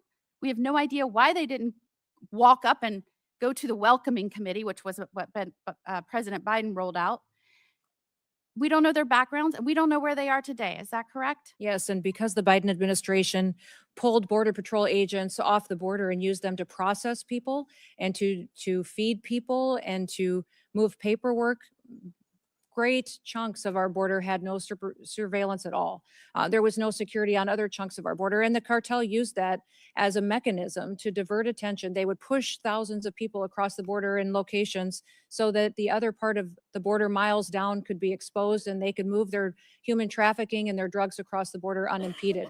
The Biden administration facilitated that and gave the cartels exactly what they needed to enrich themselves, to commit their crimes, to build themselves up and perpetuate more violence. And that's why we're dealing with cartels now that are foreign terrorist organizations that are everywhere in this country. Years ago, you wouldn't even heard of foreign gangs like MS-13 or TDA. In fact, TDA didn't have a presence. Taking over apartment complexes. Yes, But we sure saw absolutely. that during the Biden administration. Jocelyn And in Nunn- addition Jocelyn to, Nungry. to breaking down any sense of border, pushing more and more in, more and more, to where the Border Patrol said they were telling us they were asking us for our advice, how not to stop it, but how they could process faster. They also built programs to make it easier during that surge, overwhelming surge, using apps to make it easier to come over here. And many of those folks were not vetted. In fact, we found them committing crimes in our nation after they came over on the app. Is that correct? That is An app correct. I alleged was illegal and couldn't be done. But yet they pushed forward, even though we were experiencing a historic surge and influx at our border. Is that correct? That is correct. Yes. In fact, some Democratic states even had to declare an emergency based on Biden's policies and what was going on, right? That is correct. And they declared an emergency and they demanded more money from the administration because they couldn't keep pace with the emergency that the Democratic President Biden and his radical handlers created. Correct. And at the same time as Florida Attorney General, I got calls from around my state that drug traffickers that were prosecuted here that were not American citizens, but they were incarcerated in federal prisons. So I want to underscore this. The only reason they're in America is because they were drug traffickers. They were not American citizens. We brought them here. We prosecuted them here, and they were serving an incarcerative portion of their sentence. And after that, instead of deporting them back to their country after they did that, they were pushing them back into the communities where they were prosecuted, even though they weren't citizens. Is that correct? That is correct. And did you know that during that time period, when I pressed for information on who they were and where they were going and where they were being pushed, do you know that they stymied our efforts and would not give us that information? Would you say that what you are faced with as a secretary is unlike any successor has had to deal with in terms of cleaning up a dangerous, threatening situation created by their predecessor? Yes, absolutely. And it's not just the illegal immigration situation. It's the crime. It's the amount of individuals in this country that wish to do us harm that they let in, the amount of known and suspected terrorists that we know are here that we need to find and remove before they perpetuate harm on this country, to the neglect at FEMA, the politicization of FEMA, how they only did disaster response to individuals who aligned with the Democratic Party and their ideals and ignored other families who were suffering and had lost everything. What we saw as far as not investing in Secret Service and TSA and intelligence and analysis. And then CISA was manipulated and censoring people's First Amendment rights. It was deciding what was misinformation and disinformation and trying to manipulate election outcomes, and that has been fixed. So under the Can I ask 23 you, agencies. How important is it? In Florida, I was so proud of my state. When we had an administration that came in and said, we're going to put the American interest safety first again. And it was so clear who supports that at the State of the Union. Yep. Every one of the counties, 67 counties in my state signed up and said, we will help you. We will enter in agreements with you.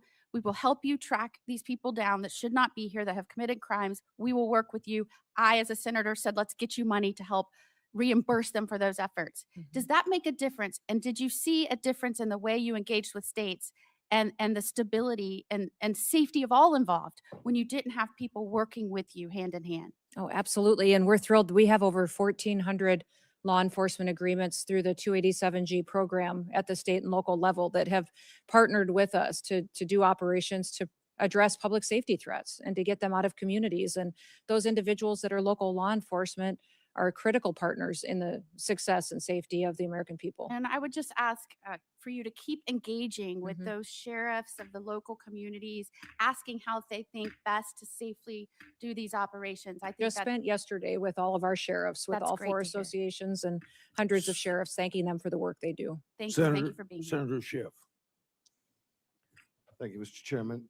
And thank you to the families who are here who have lost loved ones,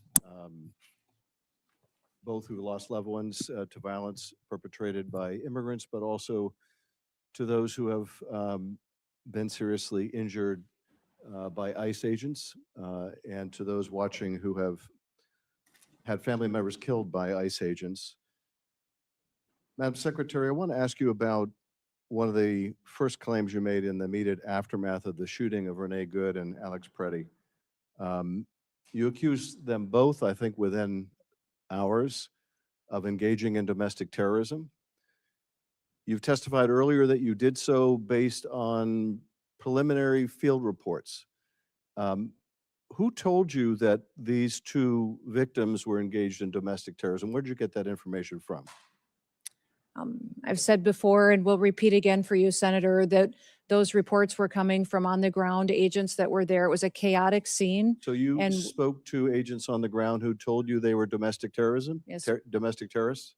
My team was working with me, talking to those agents on the ground to relay as much information as So possible that we your- could to the your American team people. told you that people in Minneapolis said they were domestic terrorists. Did they tell you whether they had any basis for that claim within either minutes or hours of the shooting of Alex Preddy and Renee Good? Sir, if you look back at the day of January 24th, there was a press conference earlier in the day, and then I held one hours later. So I'm asking And we were you- also I'm asking you, talking, did you determine whether there was any basis for the sensational claim, a claim that proved to be utterly false, that these 2 victims were engaged in domestic terrorism? there is an investigation ongoing. The I'm aware of FBI that, is but what leading I'm that. There's asking also you about, internal though, is not the investigations investigation that's that ongoing. are ongoing. I'm asking you We'll continue about- to bring the excuse facts me, forward. Excuse me, Madam Secretary. I'm asking about your statements in the immediate aftermath of these shootings.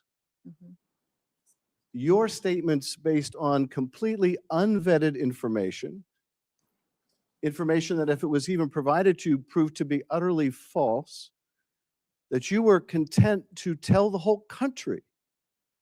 Do you have any concern about misleading the whole country? Don't you think in the immediate aftermath of a shooting that you should provide only vetted information to the public?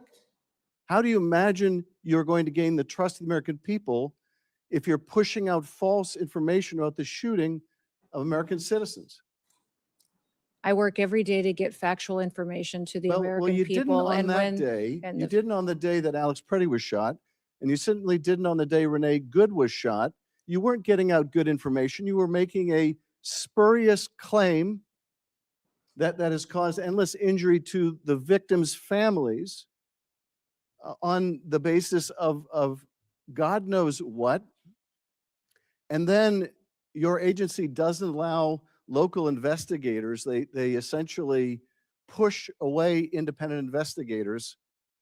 How is the public to have any confidence in investigations done of excessive use by ICE agents if, number one, you make immediate and false statements about the victims, and number two, you don't let any independent agency conduct an investigation. How is the public supposed to believe anything your agency says or finds? These investigations are being done in the same way that they always are. No, they're And not being the done- FBI is they're not leading, there being done are the way they internal always were because investigations you're as not well. allowing- In these you're situations, not ICE has an allowing- internal excuse me, investigation. Excuse me. Well, would you like to hear about the investigations that are Excuse ongoing? me, you're not allowing state and local investigators to That is not participate. that is not my decision. And furthermore, The Department of Justice and the furthermore- FBI decides how furthermore, they're not investigations being go. conducted in the way investigations are always done. Are you telling me that in the case of Miramar Martinez, that having an agent involved in shooting her, drive a vehicle that was used to ram into her vehicle, drive that vehicle, that evidence away from the scene and 1,000 miles to Maine, you're telling me that's the way investigations are always done? That you let an agent involved in an officer involved shooting drive a key piece of evidence 1,000 miles away? Is that how you conduct investigations at DHS? I'm not conducting these investigations into these. The Department of Justice with the Well, will you FBI is take- will you conducting take those some investigations, and responsibility for CBP and how investigations are conducted we when we ICE follow agents, when agents under your control are engaged in the the use of force? investigations. The investigations into our officers have You know, I not know changed there's a under great my desire leadership or the to president's point the leadership than what finger, they oh, were under the previous that's being done administration. by Pam Bondi's Justice Department. I'm not responsible for No, that our internal malpractice, investigations or are following the same that's policies the orders they of always Stephen have. Miller, so I'm not responsibility No. responsible for that either. But you are responsible. You are responsible. You could insist on independent investigations, but you're not. You could wait until there's good information after a shooting before you go to the press and the public and mislead them. Let me ask you about a different subject, and that is the waste of resources at your agency, the continued allegations of favoritism and contracting. And let me in particular focus on the $220 million ad campaign, many of which feature you very prominently. An ad campaign that is more expensive than the whole budget for One Fight After Another or any Hollywood blockbuster film.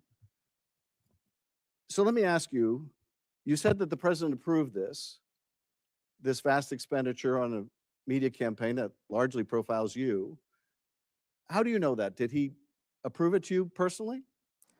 This media campaign was critical in telling the world No, and I'm this asking about the country president's that approval. we are enforcing the laws in the United States of you America. testified That if you're in earlier your in answer country to- illegally, You then testified you earlier in should answer to leave Senator Kennedy's question. The now, president or if you want the approved chance to come back to the United So my States question is, someday in how the do you future. know? If you don't, you will be How do you detained know? and will Excuse be me, removed and never get the Madam chance to come Secretary? back. How It's do been you know that the extremely effective president- in sending the Excuse me, Madam message. Secretary, how do you know the president approved of this $220 million contract? We had conversations and worked with OMB to So you had make sure that conversations the directly funding with the was there. president. The- Excuse me, I just want to clarify. So you had conversations directly with the president where he approved this $220 million ad campaign that significantly features you. Is that Sir, correct? this campaign was talking about making sure that people knew that our laws were being enforced. Again, I want to make sure that We we're not continue to go through the misunderstanding each process. other. It was a So the competitive president bid approved- campaign. excuse I me. had nothing of choosing. Excuse me, so the president approved this expenditure? Sir, I've been explaining this to you, how it, when it was a competitive No, process, well, the okay, career you say it was officials at the competitive process. Department of I guess you Homeland don't wanna- Security You don't want to chose the confirm the best president's role in this, and I can understand why. But you say it was a competitive process, and yet this contract went to a company that didn't exist 2 weeks before they got the contract. Sir, I can't speak And- to that. I don't No, know the name of that company. I'm You're saying sure you can't speak to it, but let me ask you this.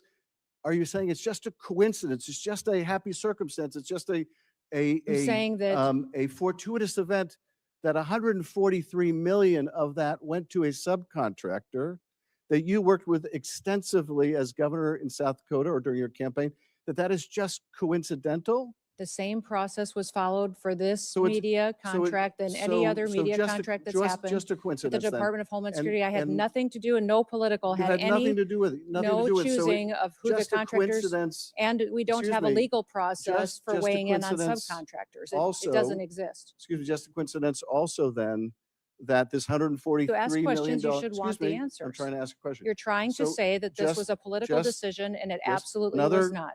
I'm just asking you. So it's just a coincidence that $143 million subcontract went to the husband of your press person, also someone that Corey Lewandowski, one of your special government employees, worked with extensively. So that was all a coincidence, right? Because you had no knowledge of this, no Media involvement. company that And none of gets the the people around you had contract, any the involvement. ability to So choose the taxpayers should just subcontractors. We assume this don't is weigh a in coincidence. on who subcontractors are. There's not a legal process for us to determine what subcontractors are a part of a Okay, contract so can that you, goes out can for a you competitive state, bid. can you state And for the only career record, employees at excuse me, DHS were in on the can you choosing of state those for the media record contracts. then that neither you nor Mr. Lewandowski nor your press secretary married to the husband of the person who got this $143 million We were not a contract? part of the Can you decision state for the making. record that none of you that I've just described had any role, played any part, made any communication with any government agency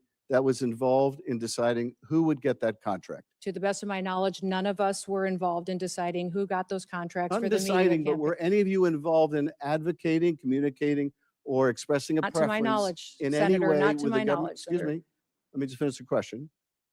Were any of you involved in any way in communicating, expressing a preference in any form, manner, verbal, written, with any government agency that was involved in the contracting The process? same process was followed for that contract that is You're for not all answering media my question. contracts that have gone forward. To my Yes knowledge, or no? there was no involvement whatsoever of anybody that is on the political appointee side of this position and that media contract. Thank you, Mr. Chairman. I yield back. Thank you very much, Mr. Chairman. Secretary Noem, good to see you again. Good to see you If too. I could just start with a Missouri question. Last time you and I visited over in the Homeland Security Committee was shortly following a massive series of tornadoes in the state of Missouri. And you and I talked about that. You pledged your full support and FEMA support in cleaning up the devastation which has happened. I thank you for that. I just want to follow up on one challenge that has come in the wake of the devastation.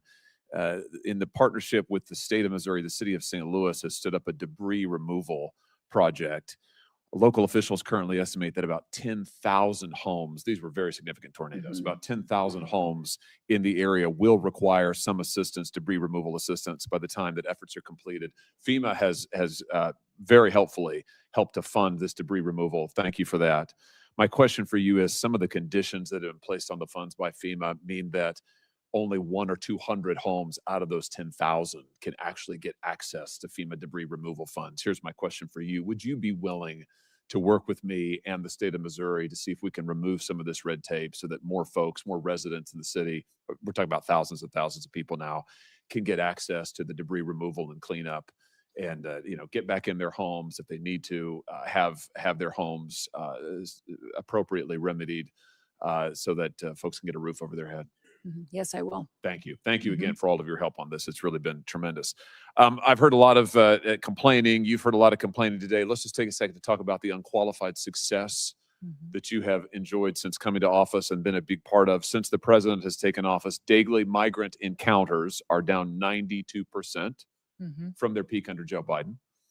Daily border apprehensions are down 95%. In fact, if I've got my numbers right, you correct me if I'm wrong. Last year, Southwest border apprehensions came in at the lowest annual total since 1970. So in 55 years, for 7 consecutive months, Border Patrol has released 0 illegal aliens into the country. 0. I mean, that is really something. And I want to make sure I get this number right. Removals. Your department reports that more than 2.5 million illegal aliens have left the United States since January of last year, over 620,000 through formal deportation proceedings, and an estimated 1.9 million through self-deportation. That's just an extraordinary record, a complete turnaround from the utter chaos and disaster we saw at the border under your predecessor. Just give us a sense. I mean, what does this mean, for example, for the flow of illegal drugs into our country? How has what's happened at the border, the effective closing of the border to crime and illegals, how's that affected the flow of drugs into our Senator, states? with President Trump prioritizing having a secure border, that has cut the flow of fentanyl into this country by 56% over that border. Also because of the interdiction efforts that we've had between the Coast Guard being out there on Operation Riverwall, but also on our maritime waters doing interdiction there as well, in partnership with CBP, in partnership with ICE and the Department of War, which are fantastic partners for us. We have confiscated and interdicted over 1.7 billion lethal doses of drugs, which means that is 1.7 billion people whose lives were saved because we stopped the cartels and other drug manufacturers from proliferating it on our children and our grandchildren. How about crime? What has it meant for crime in this country? We which you've have been able to- historic low crime rates. In fact, since we've been keeping this data for 125 years, we've never had a lower murder rate than what we have right now. Even though we deal with challenges in sanctuary cities and in areas where they don't partner with us to bring and address public safety threats, we still have done fantastic work in getting criminals, murderers, and rapists off of our streets and protecting the American people. How about human trafficking? It's incredible the amount of ability that HSI has brought to the table in partnering with the FBI and going after human traffickers. In fact, of the 450,000 children that Joe Biden lost track of, allowed cartels to manipulate and traffickers to abuse, and even the government paid sponsors to abuse these children, we have found 145,000 of them, and we're not going to stop until we find every single one. I'm glad that you mentioned child trafficking because it's so important, and I'll never forget having a whistleblower from HSI, Homeland Security Investigations, which you oversee, come to me in 2023 and reveal that 600 HSI investigators who were assigned to child exploitation and fentanyl cases, 600 of them had been pulled off of those child exploitation and fentanyl cases and moved to the southern border to, in the words of the whistleblower, make sandwiches for illegal immigrants and ferry them back and forth to doctor's appointments. At the same time that the administration in power at the time, the Biden administration, was, as you said, allowing and facilitating the largest child trafficking ring in American history.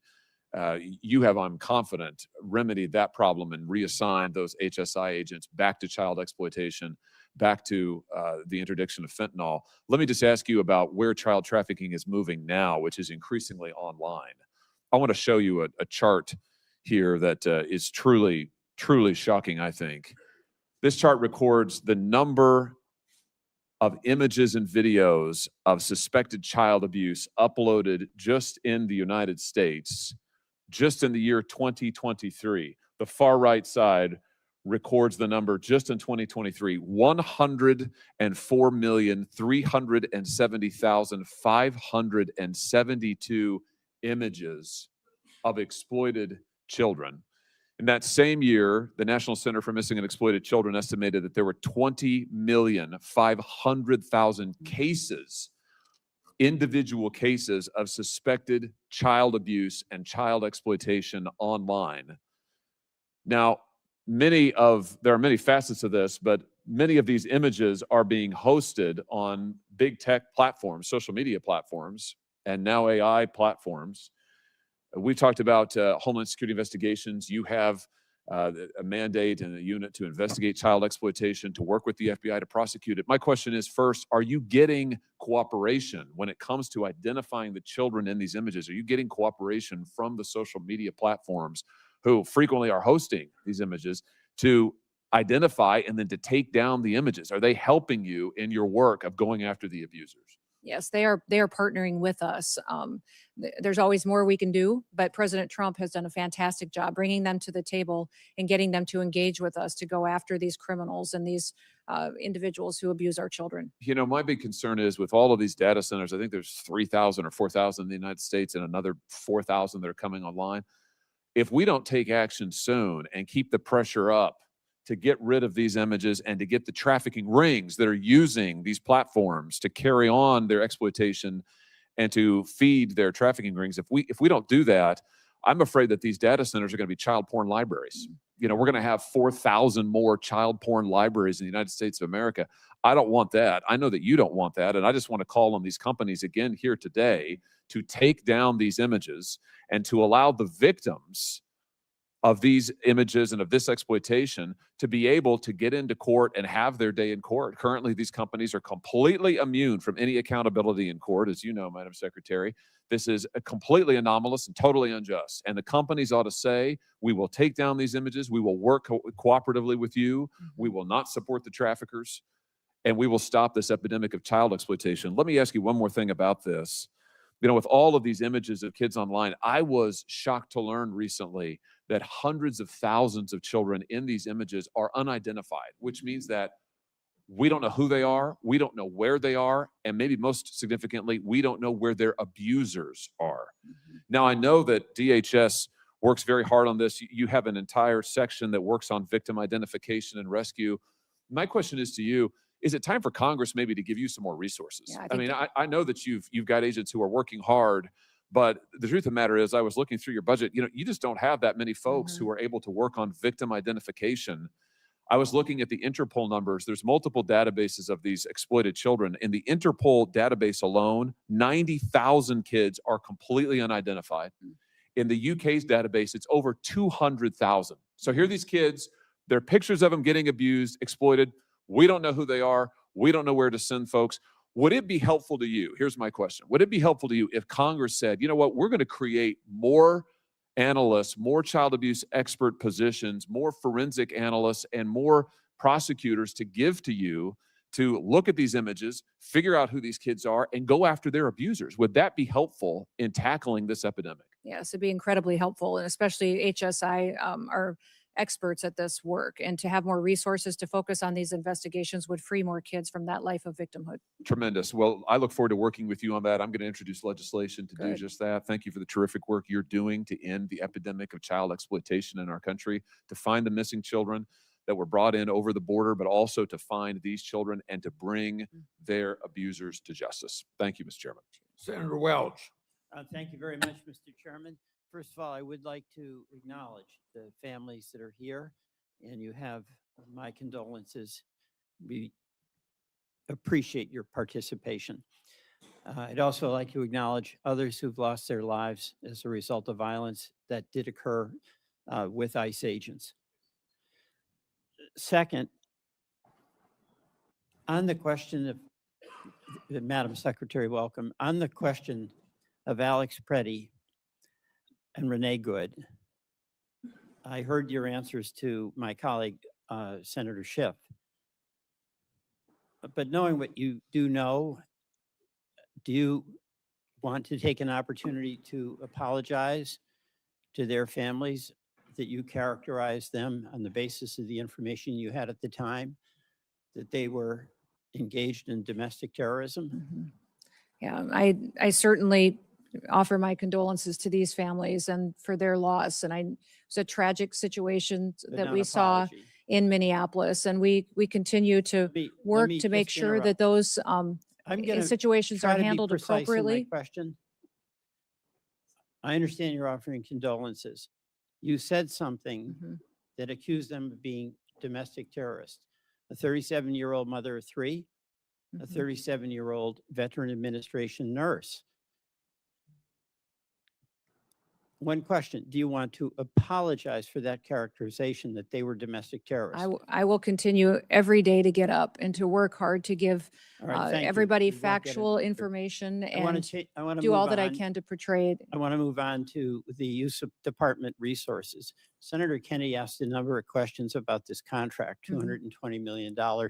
Senator Schiff asked about it as well, and I do too. I don't want to question what the purpose was, but how the award was made.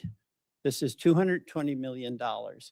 It was an advertising campaign, as I understand it, that featured you and you on a horse at Mount Rushmore. The contract was a no-bid contract. You acknowledge that? I wasn't involved with this contracting process, so my understanding is Asking that if there you're was involved- many I'm asking companies if that it's a competed for no-bid this contract. The answer to that is yes or no.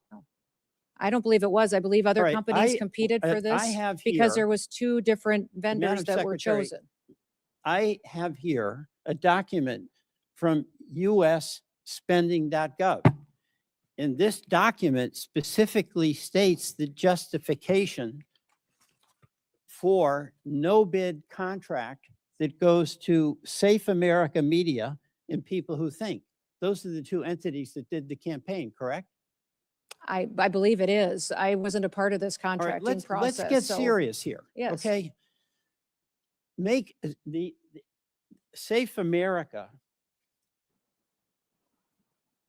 was incorporated 11 days or 7 days by my count before they got an award of $143 million. You have any dispute with that? Are you talking about the subcontractor on that No. contract? Because we Safe have, America. Senator, I wasn't a part of this decision. Okay. This was, we followed the same processes Madam that have been Secretary, our policies and I'll how go these are, through this was this and then you conducted can answer. appropriately. I will Um, go through this and then you can answer. I don't want us to be talking over each other. Safe America was incorporated 11 days or 7 days by my account before they got a $143 million contract. Now, as a administrator who has fiscal responsibility over a huge budget, do you realistically think that a company that was created 11 days before they got $143 million is in a position to execute on a $143 million contract? Senator, I can't speak to their business model. I will tell you that since I've been at the department, I have reviewed over 10,000 contracts. I let have me keep saved the going through this. taxpayers I don't over want to $13 filibuster. I billion want to go through this, by Madam Secretary. renegotiating contracts and being more efficient. Mr. Chairman, I don't want the filibuster. All right? And I want my time back.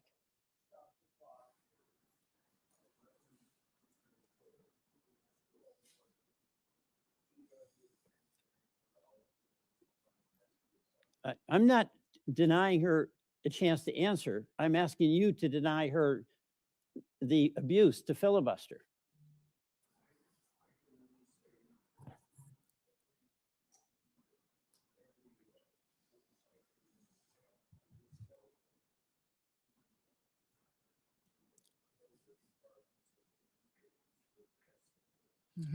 Okay.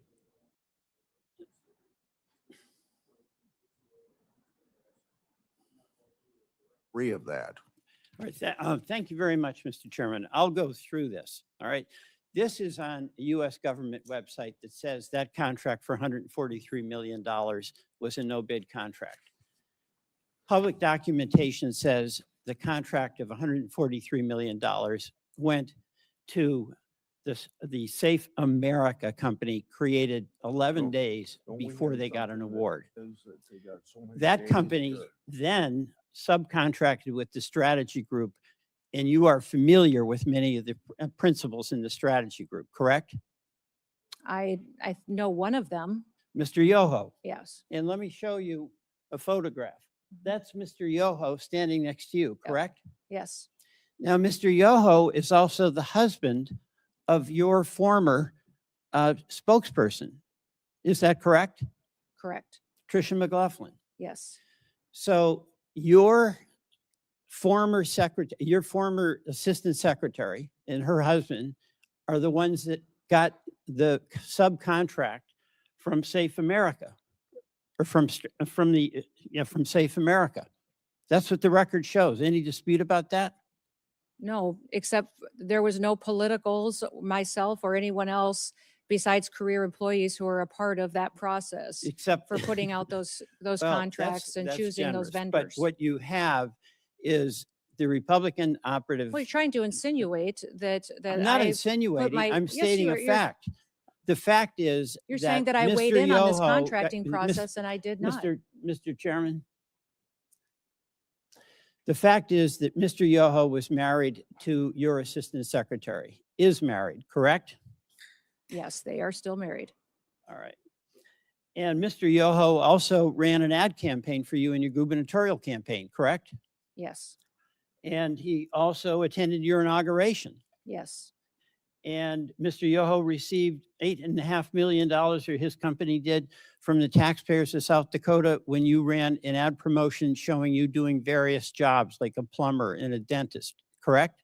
again, that was done according to the law and processes at the state of South I Dakota. understand, but Yes, this well- is a person that worked on your campaign. This is a person that worked on your media plan in South Dakota when you were governor. And this is a person who also worked on your memoir. Is that correct?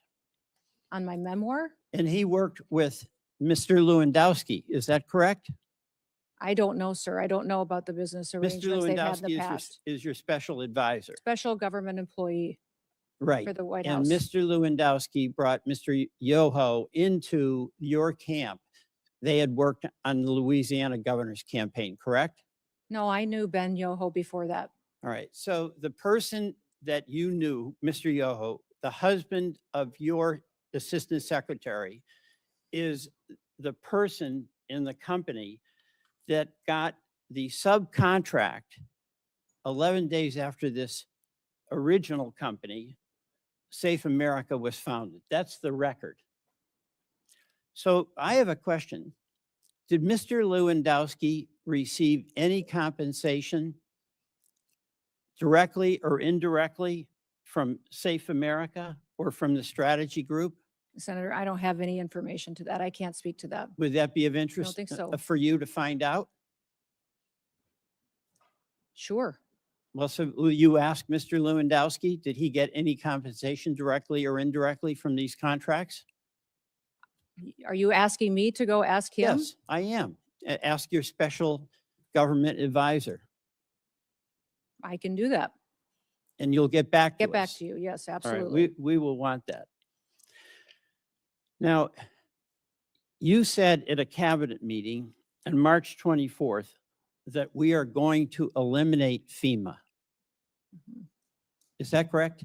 Eliminate FEMA as we know it, that it was no longer going to be a politicized disaster response Madam- agency, that President Trump was Madam going to ensure that Secretary, it was there to respond. We need FEMA reform. The people of Vermont have suffered. We had floods in July 14th of 2023, 2024, and 2025. We need local control. Mhm. We can't have a FEMA that is abolished or a secretary that promotes abolishing FEMA and not providing services that our citizens in all our states need when they're on the receiving end of a monster storm. FEMA has been responding twice as fast than it ever has in history and empowering states and local emergency management directors to Well, respond. I And we come in and I support saw the them as graph well. that Senator Tillis held up, and that's not what that graph says. We've Mr. had- Chairman, I yield back. Okay. Three things before I call on Senator. Did Mhm. you have a couple minutes you wanted to address something, or should I go on? No, that's fine. I just would like to say that FEMA has gone forward and done 60 different emergency disasters, 41 major disasters, and that they have overwhelmingly responded and taken care of American citizens and removed the politicization that Joe Biden put into the agency. I'm proud of the work that FEMA has done. They've deployed dollars immediately and responded and partnered with other agencies to save people such as the Coast Guard and CBP in the flooding situations in Texas, and have continued to make sure that while local emergencies are executed at the local level, that they're managed by states and that the federal government is there to support. The Department of Homeland Security shutdown is now in its third week. It should come as no surprise that the Democrats opposed enforcement of our immigration laws. They did so for 4 years when they controlled the White House. Just last week, they refused to stand and support President Trump's call to protect American people during the State of the Union. But Homeland Security includes other critical entities like Secret Service, FEMA, TSA, Coast Guard that Democrats refuse to fund and whose workers aren't getting paid. The primary responsibility of the federal government is to keep the American people safe. So it's critical that Democrats fund DHS in the end of this reckless political exercise. The hearing record will remain open for 1 week. Members should get their questions to the secretary at the end of the week. My expectation is that the department will answer the committee's questions for the record. Senator Noem, Secretary Noem, Senator Cruz is going to adjourn this meeting. Okay. I'm going to go to another meeting. I thank you for your appearance today. Senator Thank Cruz. you. Thank you, Mr. Chairman. Madam Secretary, Yes, hi, Senator. congratulations on a grueling morning. I am the last thing between you and returning to work. Let me start by saying thank you. Thank you for your service. Thank you for accepting the charge to protect this nation at a time of enormous peril and at a time, sadly, of far too much politicization and demonization of the Department of Homeland Security. Department of Homeland Security was founded in the wake of the September 11th attacks, after nearly 3,000 Americans were murdered on our soil. It exists because we learned at terrible cost that vigilance is not optional. And the success of vigilance is quiet and often ignored. It is measured not in headlines, but the absence of them. The flights that land safely. The plots that never materialize. The threats that are intercepted before they reach our communities. Like sentinels standing watch at the walls of a city, the men and women of DHS guard the homeland day and night with extraordinary dedication and professionalism. And yet, over the past 18 days, Democrats have shut down the very department tasked with that mission, weaponizing the budget process to advance political disagreements. The same voices that once called to abolish ICE and defund the police have now left the sentinels unsupported and the watchtower dark. That is what the Democrat shutdown has done. Let's get to the truth. For the American people, this oversight hearing is about three things: where we were, what has been accomplished, and where we need to go next. Let's start with where we were. Secretary Noem, when you walked into DHS, what was the state of operational control at the southern border that you inherited? There was no operational control. In fact, our Border Patrol agents and federal officers were being forced to help facilitate the invasion of dangerous criminals and aliens into our country.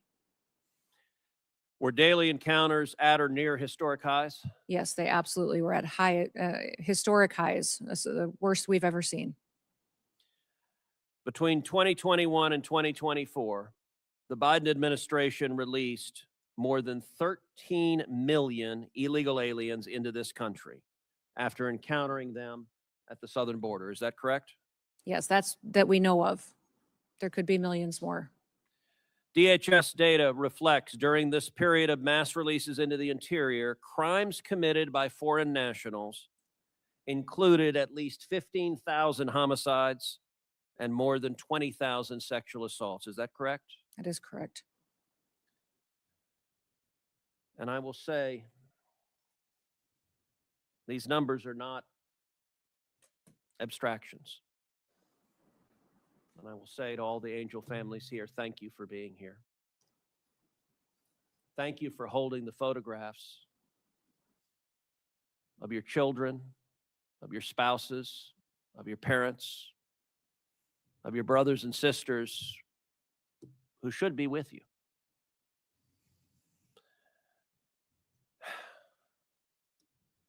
Names like Jocelyn Nungary and Laken Riley and Rachel Marin. Jocelyn, just 12 years old, was killed just miles from my house. Raped and murdered by two Venezuelan gang members that the United States government had apprehended and then released. And when they were released, they traveled to Houston, Texas, and they kidnapped a 12-year-old girl and raped and murdered her.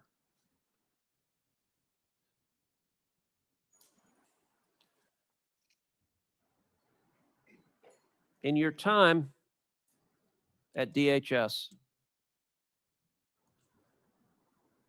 has anyone in the leadership of the previous administration explained why the hell they let so many violent criminals free in our country?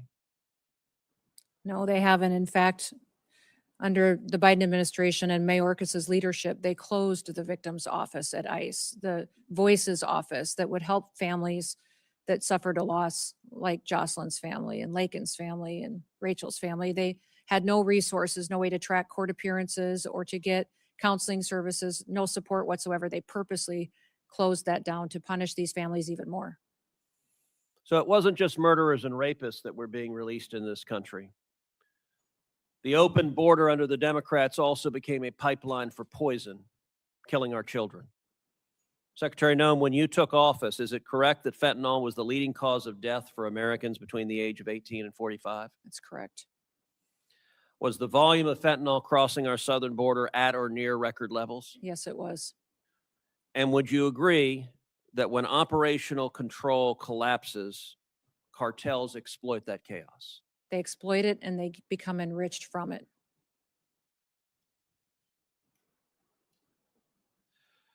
So now let's talk about what has been accomplished under President Trump's leadership. Under President Trump's leadership, we have had 0 illegal aliens released for 10 straight months. Is that correct? That is correct. In President Trump's first year back in office, how many illegal aliens have left the United States? 2.5 million have left voluntarily, and we have arrested, detained, and removed close to 700,000 now. And how many known or suspected terrorists have been removed? We have over 1,500 now today that have been apprehended and are being brought to justice. In the first 100 days of the second Trump administration, is it correct that daily border encounters decreased by approximately 93%? Yes, that is correct. That encounters with gotaways, those who are escaping apprehension, decreased by roughly 95%. That is correct. And that illegal crossings overall fell by 99%. That is correct. And how much in illegal drugs are we interdicting at the border?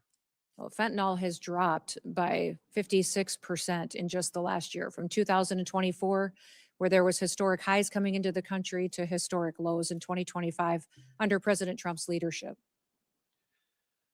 And I would note that securing the border, targeting narco-terrorists, arresting and prosecuting Nicolas Maduro, all of those have had extraordinary effects. Is it correct that nationwide the murder rate has decreased 20% in the last year? It has. It's at a historic low. In the last 125 years, we are at the lowest murder rate that our country's experienced. Is it also correct that the number of drug overdose deaths in America has decreased 20% in the last year? That is correct. That literally means there are thousands of Americans who are alive today who would not be alive if President Trump had not been reelected and if Republicans had not won control of Congress. Would you agree with that? That is correct. It means tragically that had the Democrats' open border policies continued, there would be more and more rows of people, Americans holding pictures of loved ones. We don't know who the loved ones are that weren't murdered this last year. We don't know who the loved ones were that didn't die of fentanyl overdoses, but we know that many more Americans are dead. Is that correct? That is correct. And I will tell you a particularly infuriating illustration. Several weeks ago, the Houston Chronicle had a front page story, top of the fold. Banner headline, murder rate in Houston, Texas decreases by 18%. And Heidi, my wife, handed me the article because she knew it would piss me off. And she was correct. The article says the murder rate has dropped 18%. Experts are baffled as to why, and we can think of no reason whatsoever why the murder rate would drop. It clearly is not connected to anything that is happening anywhere.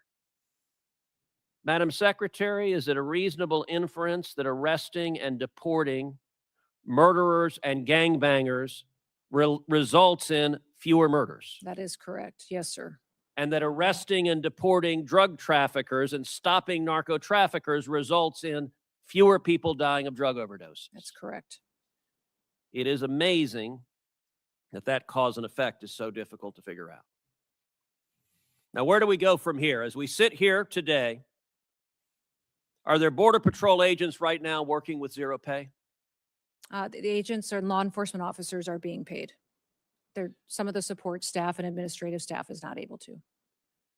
Is the shutdown making it harder to sustain the enforcement gains that the American people demanded? Yes, it is.